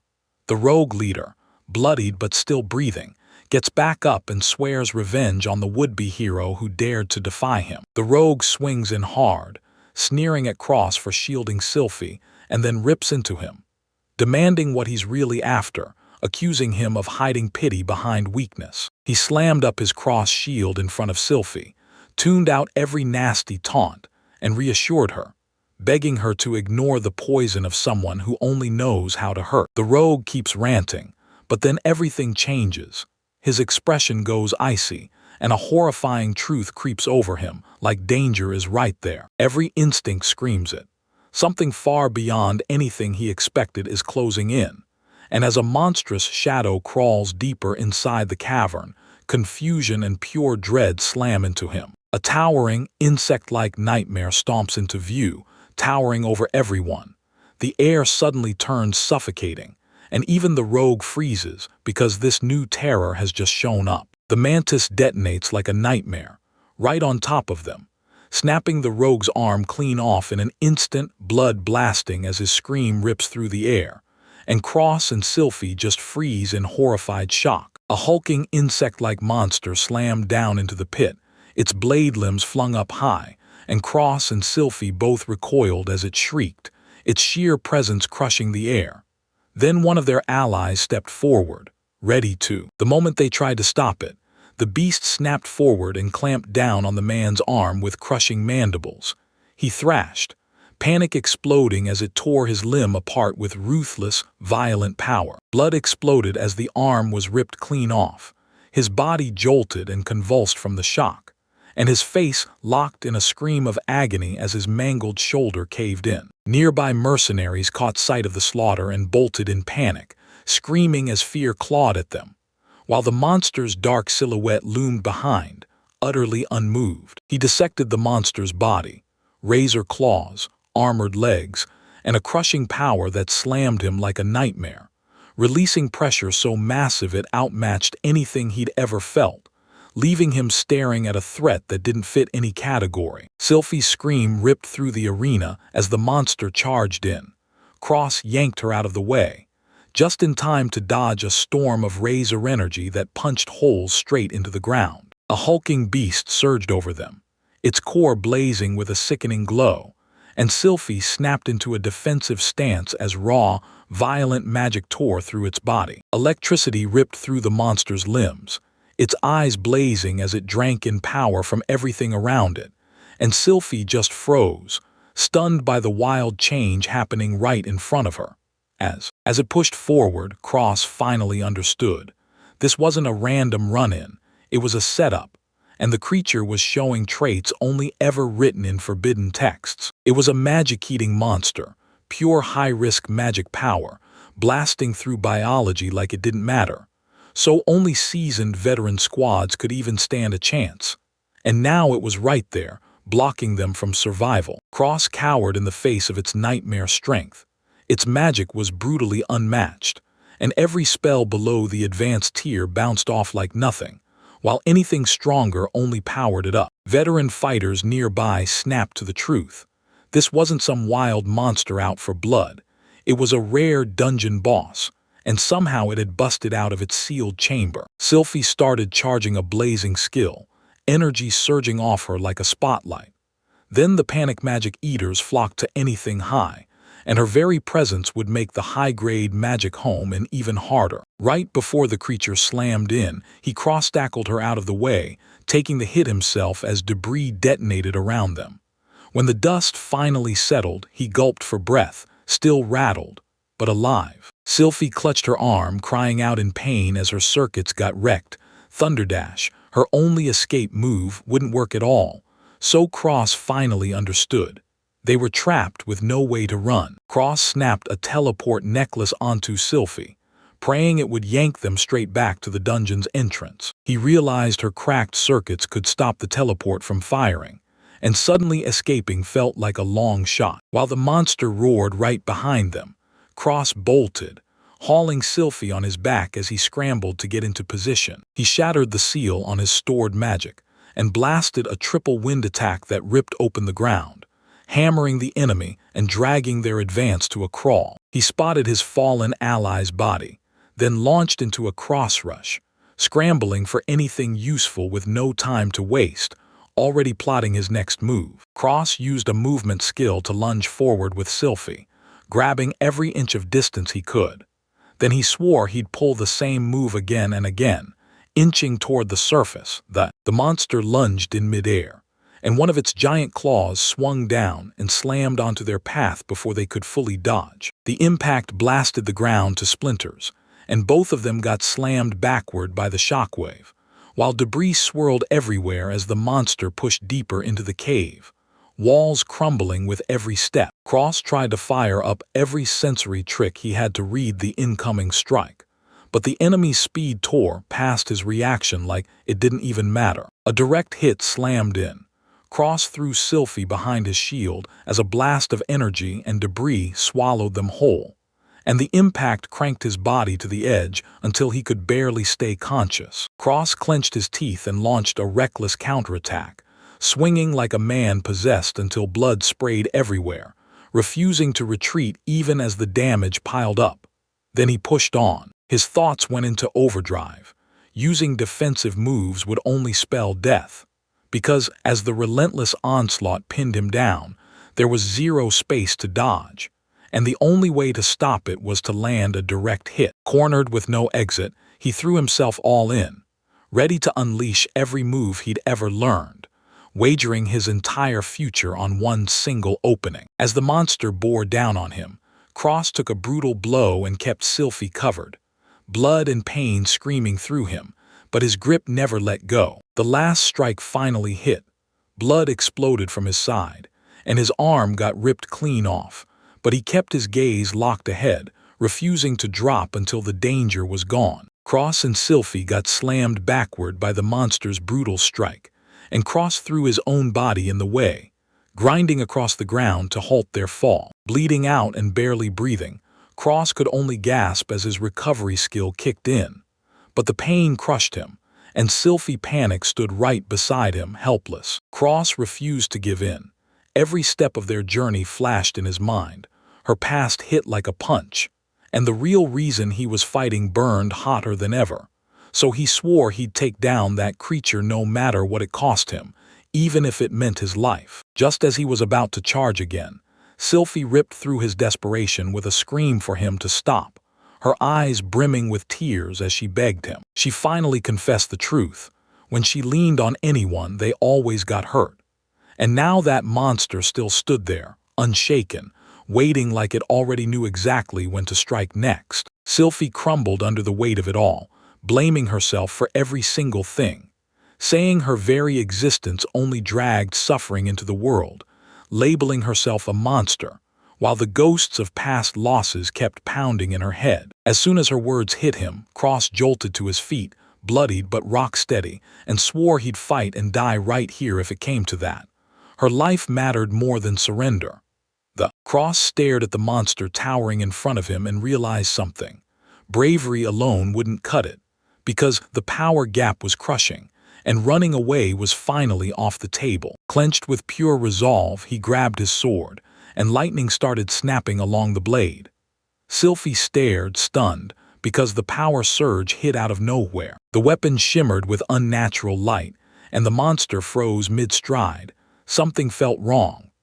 Cross's sword then erupted into a sharp, energy-laced resonance, screaming that the fight was about to flip. Cross dropped to one knee beside Sylphie, his sword snapping with crackling power as it roared forward with force. Both of them locked on ahead in total tension, because the blade's shape was starting to change. In the grand halls of the dungeon, an ancient beast finally tore itself awake after an eternity of sleep. Then lightning hit, and its hunger roared to life, while two figures stood before it, brimming with energy that screamed danger to its instincts. Fueled by an endless hunger, it tore ahead and smashed through the dungeon's rules, zeroing in on its prey and snapping forward to devour them. No matter the cost, pulled by pure primal instinct. Sylphie sensed the threat, and then her blade erupted, the young warrior's weapon snapping into violent motion as energy surged through it, answering her unique skill with crackling, deadly light. The creature exploded forward, shredding the air in a brutal lunge, while the pair dug in, startled but unshaken, gripping a weapon that buzzed with some mysterious power as their enemy tore toward them. A brutal impact hit, and the creature got launched, smashing hard into the dungeon wall like a wrecking ball. And just like that, the fight ignited as power began to swing. The creature staggered from the hit, dizzy and barely holding itself together. And just as it tried to get up, its prey suddenly spun around and bolted for its life. A surge of raw power hit the duo. No time to think.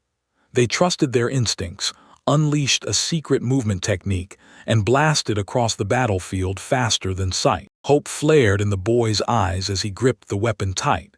Then the monster lunged behind him, and he surged forward, wagering everything on one wild shot to break free. They tore through stone and air in a wild, spinning blast. Speed yanked past control. Then he shrieked as the crushing force ripped away his grip and sent his balance spiraling. They skidded to a stop, chest heaving, and he realized the power was too unstable to trust. This ability was way beyond what rush training could survive, while the enemy still loomed right ahead. The boy snapped his mana inventory and grimly found he only had a few Thunderdash swings left, while the dungeon still crushed in ahead, making escape feel totally impossible. He barreled ahead and slammed Thunderdash for one more burst. Then the creature snapped forward, and they had to swerve through a storm of flying debris as they tore across the battlefield. Power surged out of control as they both fought, straining to keep the weapon steady while they blasted through the sky, danger closing in from every side. Then it hit him, pure inspiration. He locked onto the moment and lined their moves up with the creature's path, waiting for the exact second to strike. They tore forward with another thunder dash, crack.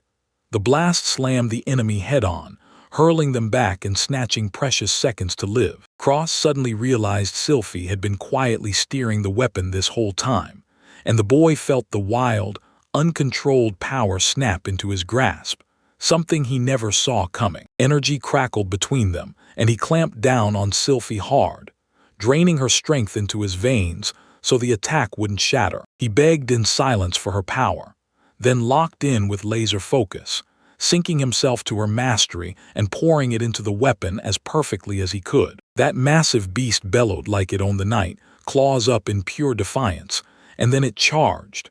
But the two held their ground, set to swing back with a combined, unstoppable hit. Cross stared at the landing spot and traced the lightning's route.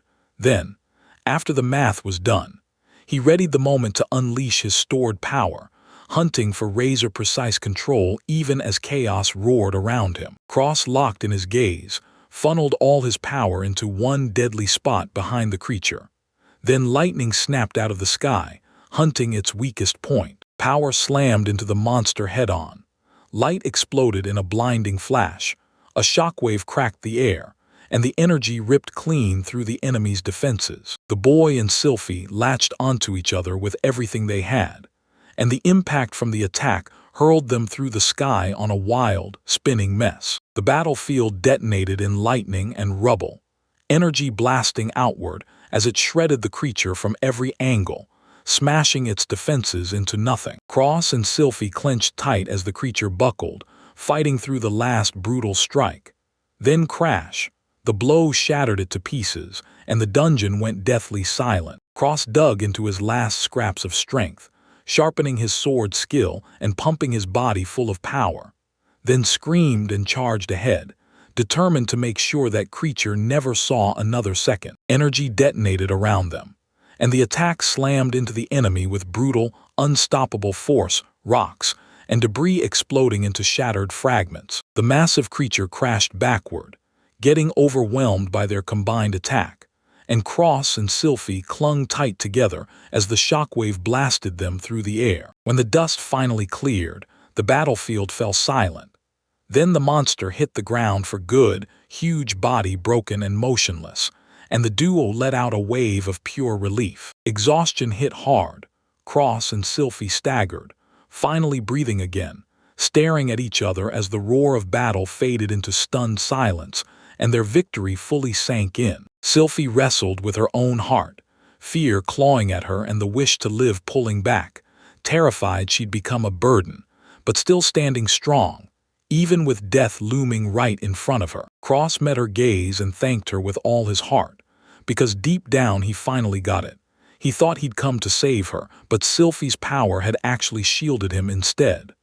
Relief lit up his eyes, and pure admiration followed right behind. He poured out heartfelt thanks, thanking her for the strength she lent him, because it was Sylphie's presence that kept him standing through the whole battle, and he was genuinely grateful to his core. Sylphie threw the blame onto herself for every past misstep, convinced her own existence had somehow twisted everything into pain, so guilt crushed her day after day. Cross pulled her close with a gentleness that cut through her panic, then reassured her.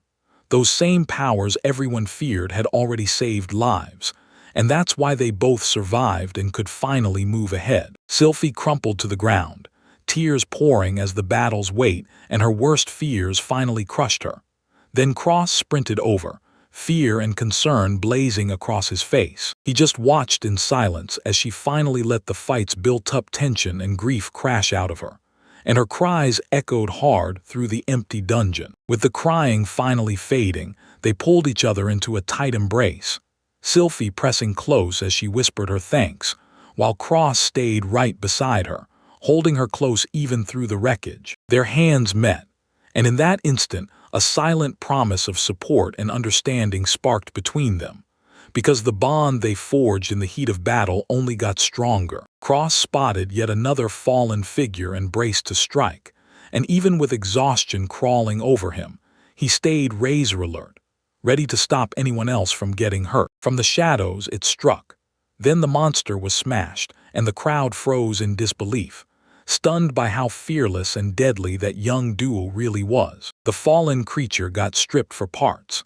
Now the survivors want to turn its body into a brutal wall so they can slip through safely and make a clean escape from the dungeon. Some in the group sprinted ahead, shoulders tight with frustration, grumbling as they begrudgingly had to admit the kids were tough enough to beat the monster, their threats and complaints spilling under their breath. Elsewhere, the captured crew of thieves trapped in deadly snares shrieked in raw panic, their whole plan blown apart by the dungeon's ruthless defenses and the young hero's sudden, unstoppable moves. Cross, Sylphie, and the rest of their crew pushed toward freedom beneath the moon, safe at last and united after that brutal, no-breath battle. Cross slowly stirs back to life in a huge, cathedral-like hall, and as his eyes adjust, the light glaring from above finally comes into focus. Suddenly, his Russian masters, shaken to the core but bursting with joy, swarmed him in a frenzy, relieved beyond words that he was finally awake after that brutal ordeal. Owen hauled him into a tight embrace, tears of relief spilling out because that arm had been saved and stitched back on. He blurts out, frantic, asking how Sylphie's doing, only to be told she, just like him, passed out after they tore free from the dungeon, but she's safe, no danger at all. Telomia y Rosilia Uniorin fuses y sanarin las hermanas circuits, y mientras todos respiraban aliviados, las benditas que causaran el caos fueron atrapadas y entregadas a la guild. He finally realizes Vile, the bandit's ringleader, barely crawled out alive by using a dungeon escape item, and even with his injuries screaming for mercy, he refuses to die, but no one knows if he'll ever recover. While everyone else doubts his mercy, Cross insists even criminals deserve a real shot at justice. He knows the dangers, but he refuses to bend his ideals. While Vile stays unconscious, whispers fly about how he snagged a National Treasure-class artifact. Still, the mission gets stamped as a success. To keep the danger from closing in again, the orphanage packs up and moves closer to Baskerville, so help is finally within reach. Cross brushes off the praise with a humble nod, saying it's all from his training, while the elders beam with gratitude, stunned that someone this skilled used to be just an apprentice. Right before Cross steps out, his masters lean in with calm confidence, swearing he'll become the kind of person who can one day shake the world and actually change it. Outside, Cross spots Sylphie, fully awake now, walking calmly, and it's a jarring contrast to the chaos from their last meeting. They pour out their heartfelt words, run cross-checks on her recovery, and Sylphie thanks him with tears in her eyes for pulling her back from death. He bowed and crossed back, thanking everyone who stood by him. His words may be simple, but the gratitude in his voice is 100% real. From a distance, the masters watch their student with pride, shocked by how fast he's grown and impressed that his wins far exceed what they ever expected. Sylphie shyly tugs the cross closer and urges him to lean in, stealing her courage as the others go silent.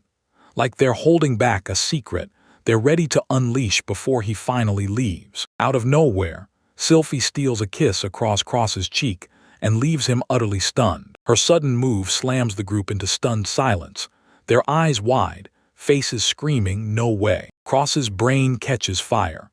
He blurts out nonsense, tripping over his own words as he struggles to understand what just happened. She flashes a smug smirk and calls it her "thank you" gift, praising his combat skills while teasing him that he's still clueless when it comes to feelings. Sylphie tells them her lightning control has finally inched forward a little, thanks to Cross saving her, and she's sure that when they meet again, he'll push her toward even stronger mastery. Her mentor watches her with proud eyes as Sylphie claws her way back to her drive to get stronger, and he makes her blush hard, while she can't even believe the feelings he's showing. After everything that just happened, the elder spots what Cross did by accident, praises him for nailing a side request without even knowing, and calls out his huge potential as the next rising hero. They finally clocked it.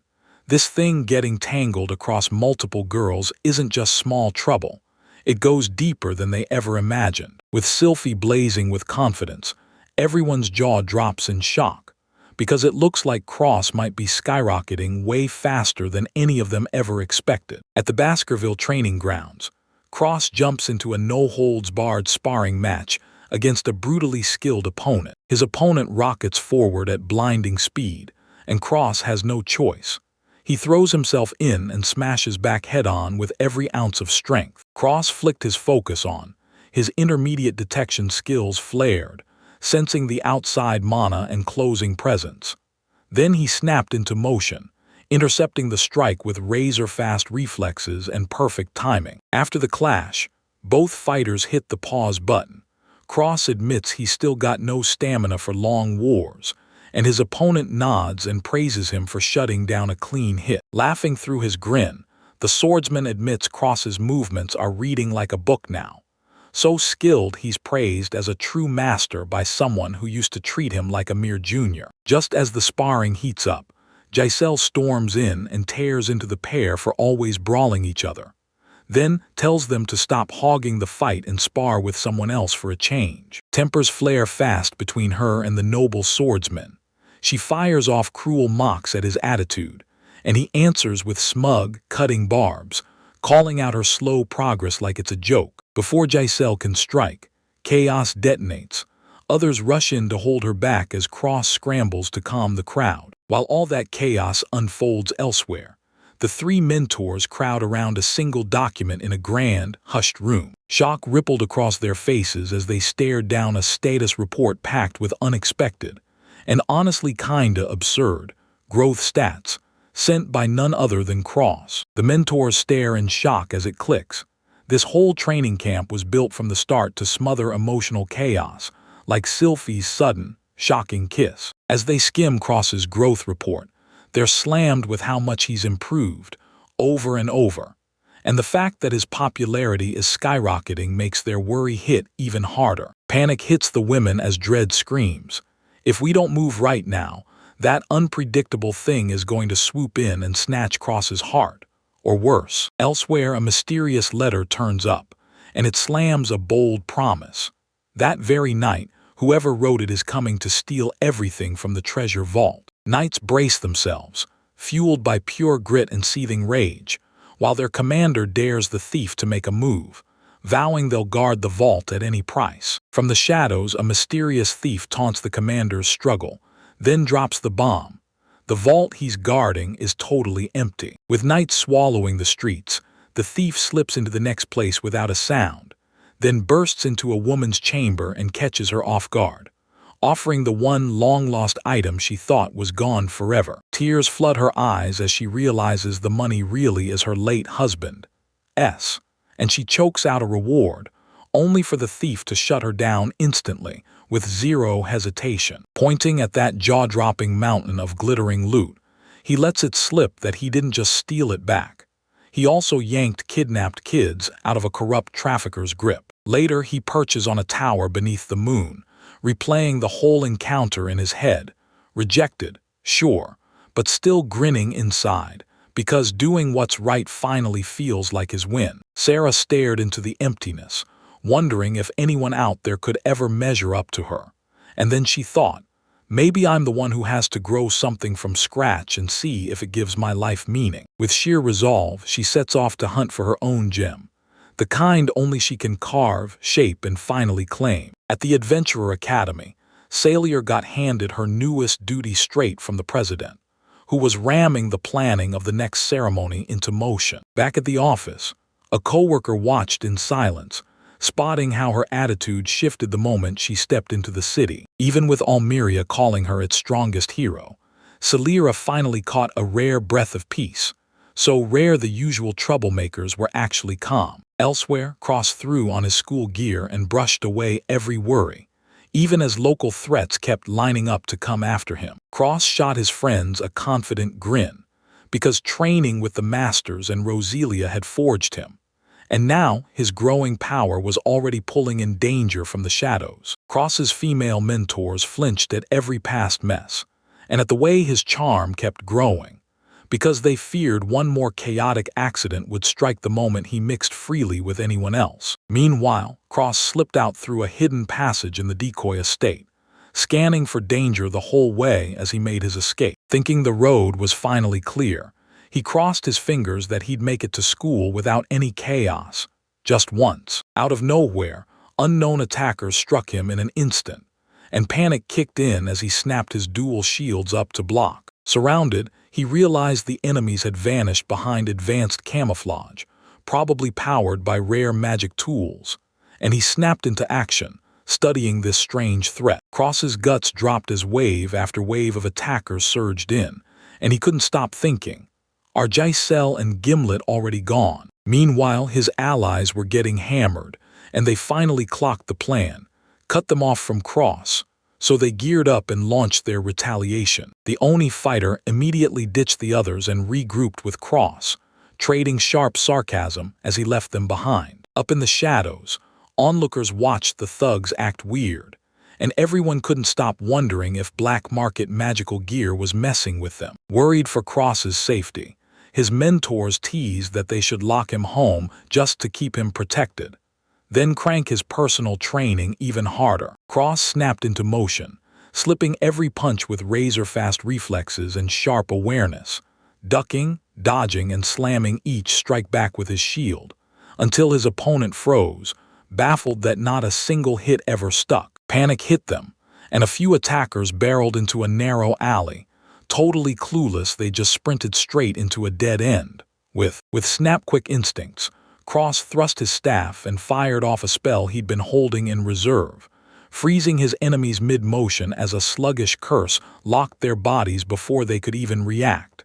He snapped right into a crushing triple move, Windland blasting his enemies skyward, right as Cross stood among the fallen and grinned like he'd just won the war, while up on a nearby rooftop his mentors watched in awe, stunned by what they'd just seen. After that brutal battle, Cross got a clean bill of health, unharmed, and his allies finally exhaled in relief, but Gimlet still got dragged for what everyone called her biggest blunder ever. After that, Cross's guardians huddled up and argued about how to keep him safe from here on out, pushing for a school-wide ban on romance distractions, while also weighing whether they should step in themselves the moment real danger hit. While they had no idea, one shocked faculty member spotted a mysterious envelope sitting on a balcony. That notorious phantom thief, Sarah's fascia, sent a letter that hit like a thunderclap.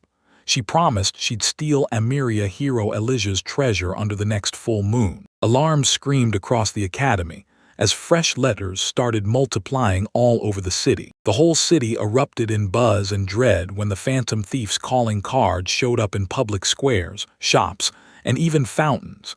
Then crowds swarmed, staring in pure disbelief. Officials confirmed it.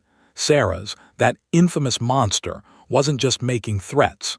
She was warning she'd snatch hero Elijah during the next full moon. The guild kicked off preparations, snatching volunteers to handle security, and Cross's face twisted with worry for Elijah. So he agreed to the summons with Giselle and Gimlet at his side. Even though not everyone could join in because of the restrictions, his comrades swore they'd follow his lead, because this was a setup for danger and a shot at something huge. As the ALA's newest cart crew, they instantly clock how much political power their move carries. Cross straight up told his mentors he'd be on guard duty for Elijah, and he'd be back late, and that news hit them like an icy punch, chilling them to the bone. Once he finally clocked how huge the operation really was, he realized the whole thing had spiraled out of control. His mentors didn't mess around. Honey traps had finished off even the mightiest heroes, and women enemies could seduce and ruin him without a single warning. Right there, with no warning, one of them suggested he toughen up by doing special pressure training, straight in the bath, to build up real resistance. While everyone else stayed clueless, a shadowy black cat slipped through the underground sewers and burst into the moonlit city, because something was already in motion, and it was closing in fast. In a dim, shadow-drenched room, a secretive crew shrugged off the phantom thief Sarah's like it was no real danger. One of the schemers spotted the chaos as his opening and pitched a bold plan, Strike now and turn the turmoil into an all-out attack. Meanwhile, Cross and his crew burst into the heavily fortified Central District, and that brand-new Grand Barrier sealed the whole city. Because the next threat was coming, and nobody was getting in. Giselle clocked it instantly. Defense lives in the inner zones, while the outer perimeter just feels like a victory parade, not a battlefield. Cross wondered aloud.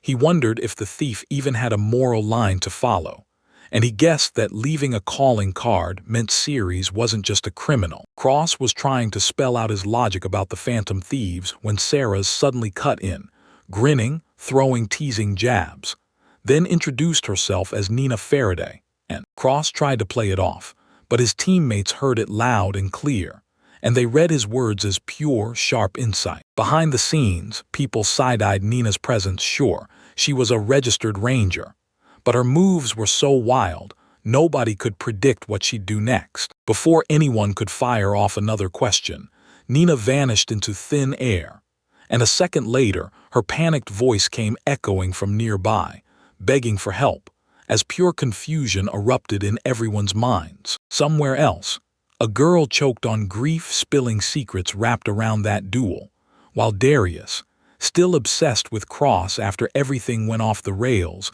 spiraled into straight-up bizarre behavior. Cross blinked in disbelief when Pavlov, Darius, and Katlia showed up as a trio, and Darius was basically carrying Nina, proving she stirred up trouble again. And Katlia Richmond, once a proud noble under Gimlet's command, had her status stripped the moment he fell, so she didn't know where to go next. Still, she swallowed her doubts and joined the Dindrelailakart faction, just like Gimlet told her. Even with all that grace, Katlia couldn't hold it together during training.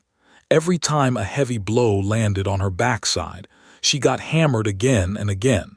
The punishment harsh and weirdly consistent. Cross delivered yet another public scolding, swearing it would forge greatness, while Katlia thrashed in helpless panic as the crowd watched, some shrugging, others snickering. Bystanders started hissing whispers about her duel, and the twist, noble and commoner switched places, left half the crowd reeling in disbelief. Darius, Katlia's loyal retainer, stepped forward, bowed low to Cross and begged for restraint, terrified the punishments had finally gone too far. He bowed and admitted Cross was fair to the bone, stunned by how much respect he still showed, even to people trying to cut corners, because Cross' dignity hit like a gut punch and wouldn't leave his mind. Tensions snapped between Katlia and the others as old humiliations got dragged back up just to mock her, pride roaring against every insult.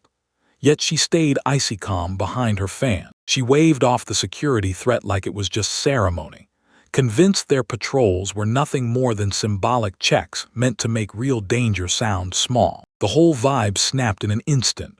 One warrior spotted a threat coming fast, and without a second thought she blared, "Evacuate," to everyone. Above them, a hailstorm of blazing projectiles tore out of the sky. Pure panic erupted as the heavens turned into a death trap. A storm of blazing projectiles crashed from the sky, each flaming meteor homing in on the city's strongest strongholds. Owen slammed down amid the blazing chaos, ripping the air with a brutal shockwave and an earth-shaking explosion. Buildings shuddered, and everyone erupted into terrified screams. The whole city was under siege. Dozens of fireballs crashed down at once, torching rooftops and screaming panic into the air. After the blast, rubble rained down, and survivors crawled out of the wreckage, coughing hard through the choking smoke. Cross surged up from the dust, bruised to the bone but wide awake, while around him, wounded citizens sobbed for help and emergency calls screamed through the chaos. After the attack, the survivors huddled together, battered but still breathing. They checked every body for serious damage, swore the casualties were light, and braced themselves for whatever struck next. Suddenly, the earth shuddered again. Beneath the shattered rubble, a brutal energy surged up, and one warrior screamed warnings, sensing something way past ordinary magic. Bigger-than-life chunks of stone shot up from the ground, twisting into a nightmare shape, and the whole group snapped into formation, because something terrifying was about to break through. Two of them clocked the shape in an instant, and a brutal realization slammed into them as they tried to understand what they were seeing. A colossal golem ripped up out of the earth, towering over the ruins, and right when it appeared, the real battle finally kicked off. Up in the sky, it clicked. Those crashing boulders weren't rubble at all. They were golems in disguise, and once they started, multiple units lit up across the whole city. The defenders froze in shock. Those magical war machines were absolute powerhouses, usually locked up by nations and never paraded in public. The moment the Phantom Thief Sarah's got named, suspicion surged. But the moves didn't match her at all, and the real mastermind stayed a mystery. A chilling voice taunted them, then revealed the truth. Those golems weren't let loose by accident. They were purposely unleashed to smash everything in their path and rule over the ruins. Mastermind finally met the occultist, someone who worshipped a demon god and wanted the hero's bloodline wiped from existence. When the attackers finally showed their faces as demon god worshippers, the group snapped back to an old warning. There was a secret cult out there, hunting to bring the demon god back. Soldiers braced themselves, even though they were hopelessly outnumbered. Sure, the golems were shaky, knockoff monsters, so they dug in and fought to hold the line. They thunder in as one, crashing forward with everything they've got. Yet the golem just soaks up every hit without a single flinch, its overwhelming power grinding them down. With one thunderous swing, the golem smashed straight through the front line. Bodies blasted off the impact, and the whole formation crumbled instantly. The defenders got hurled across the battlefield, their resistance crumbling fast under the golem's brutal onslaught. A cross-sensed surge of brutal magical pressure slammed into the air, equal to the kind of nightmare you only get from a top-tier danger entity, like a level 7 beast about to tear everything apart. Panic surged through them the moment they saw it.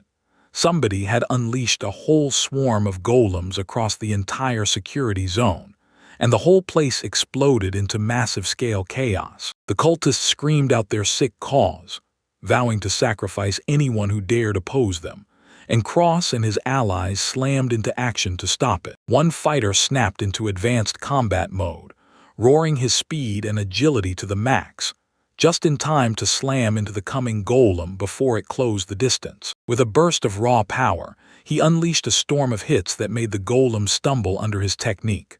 One gale, 100 strikes. Even after the brutal assault, the golem stays upright. Its reinforced body soaks up every savage hit and refuses to fall. Right as they tried to catch their breath, the creature snapped back to life. Its ruined shell reformed in seconds, and it turned out it had insane restorative powers. The whole crew snapped with frustration, because they knew if they didn't reach the core, the golem would keep dragging itself back to life, and the clock was already chewing through the last of their time. Cross launched a jaw-dropping risky maneuver. While his allies raked in the enemy's attention, he snapped open his spell arsenal and unleashed a devastating power. With a battle cry, Cross snapped into a brutal two-skill combo, shattering the golem's defenses and ripping straight through its speed advantage. He started chaining up advanced class skills at lightning speed, pumping the group's morale, and his razor-quick coordination felt like the moment everything finally flipped. But the golem snapped back out of nowhere. Those slow curse steps fizzled instantly, and then chaos slammed back in as a brutal hit sent the whole team flying.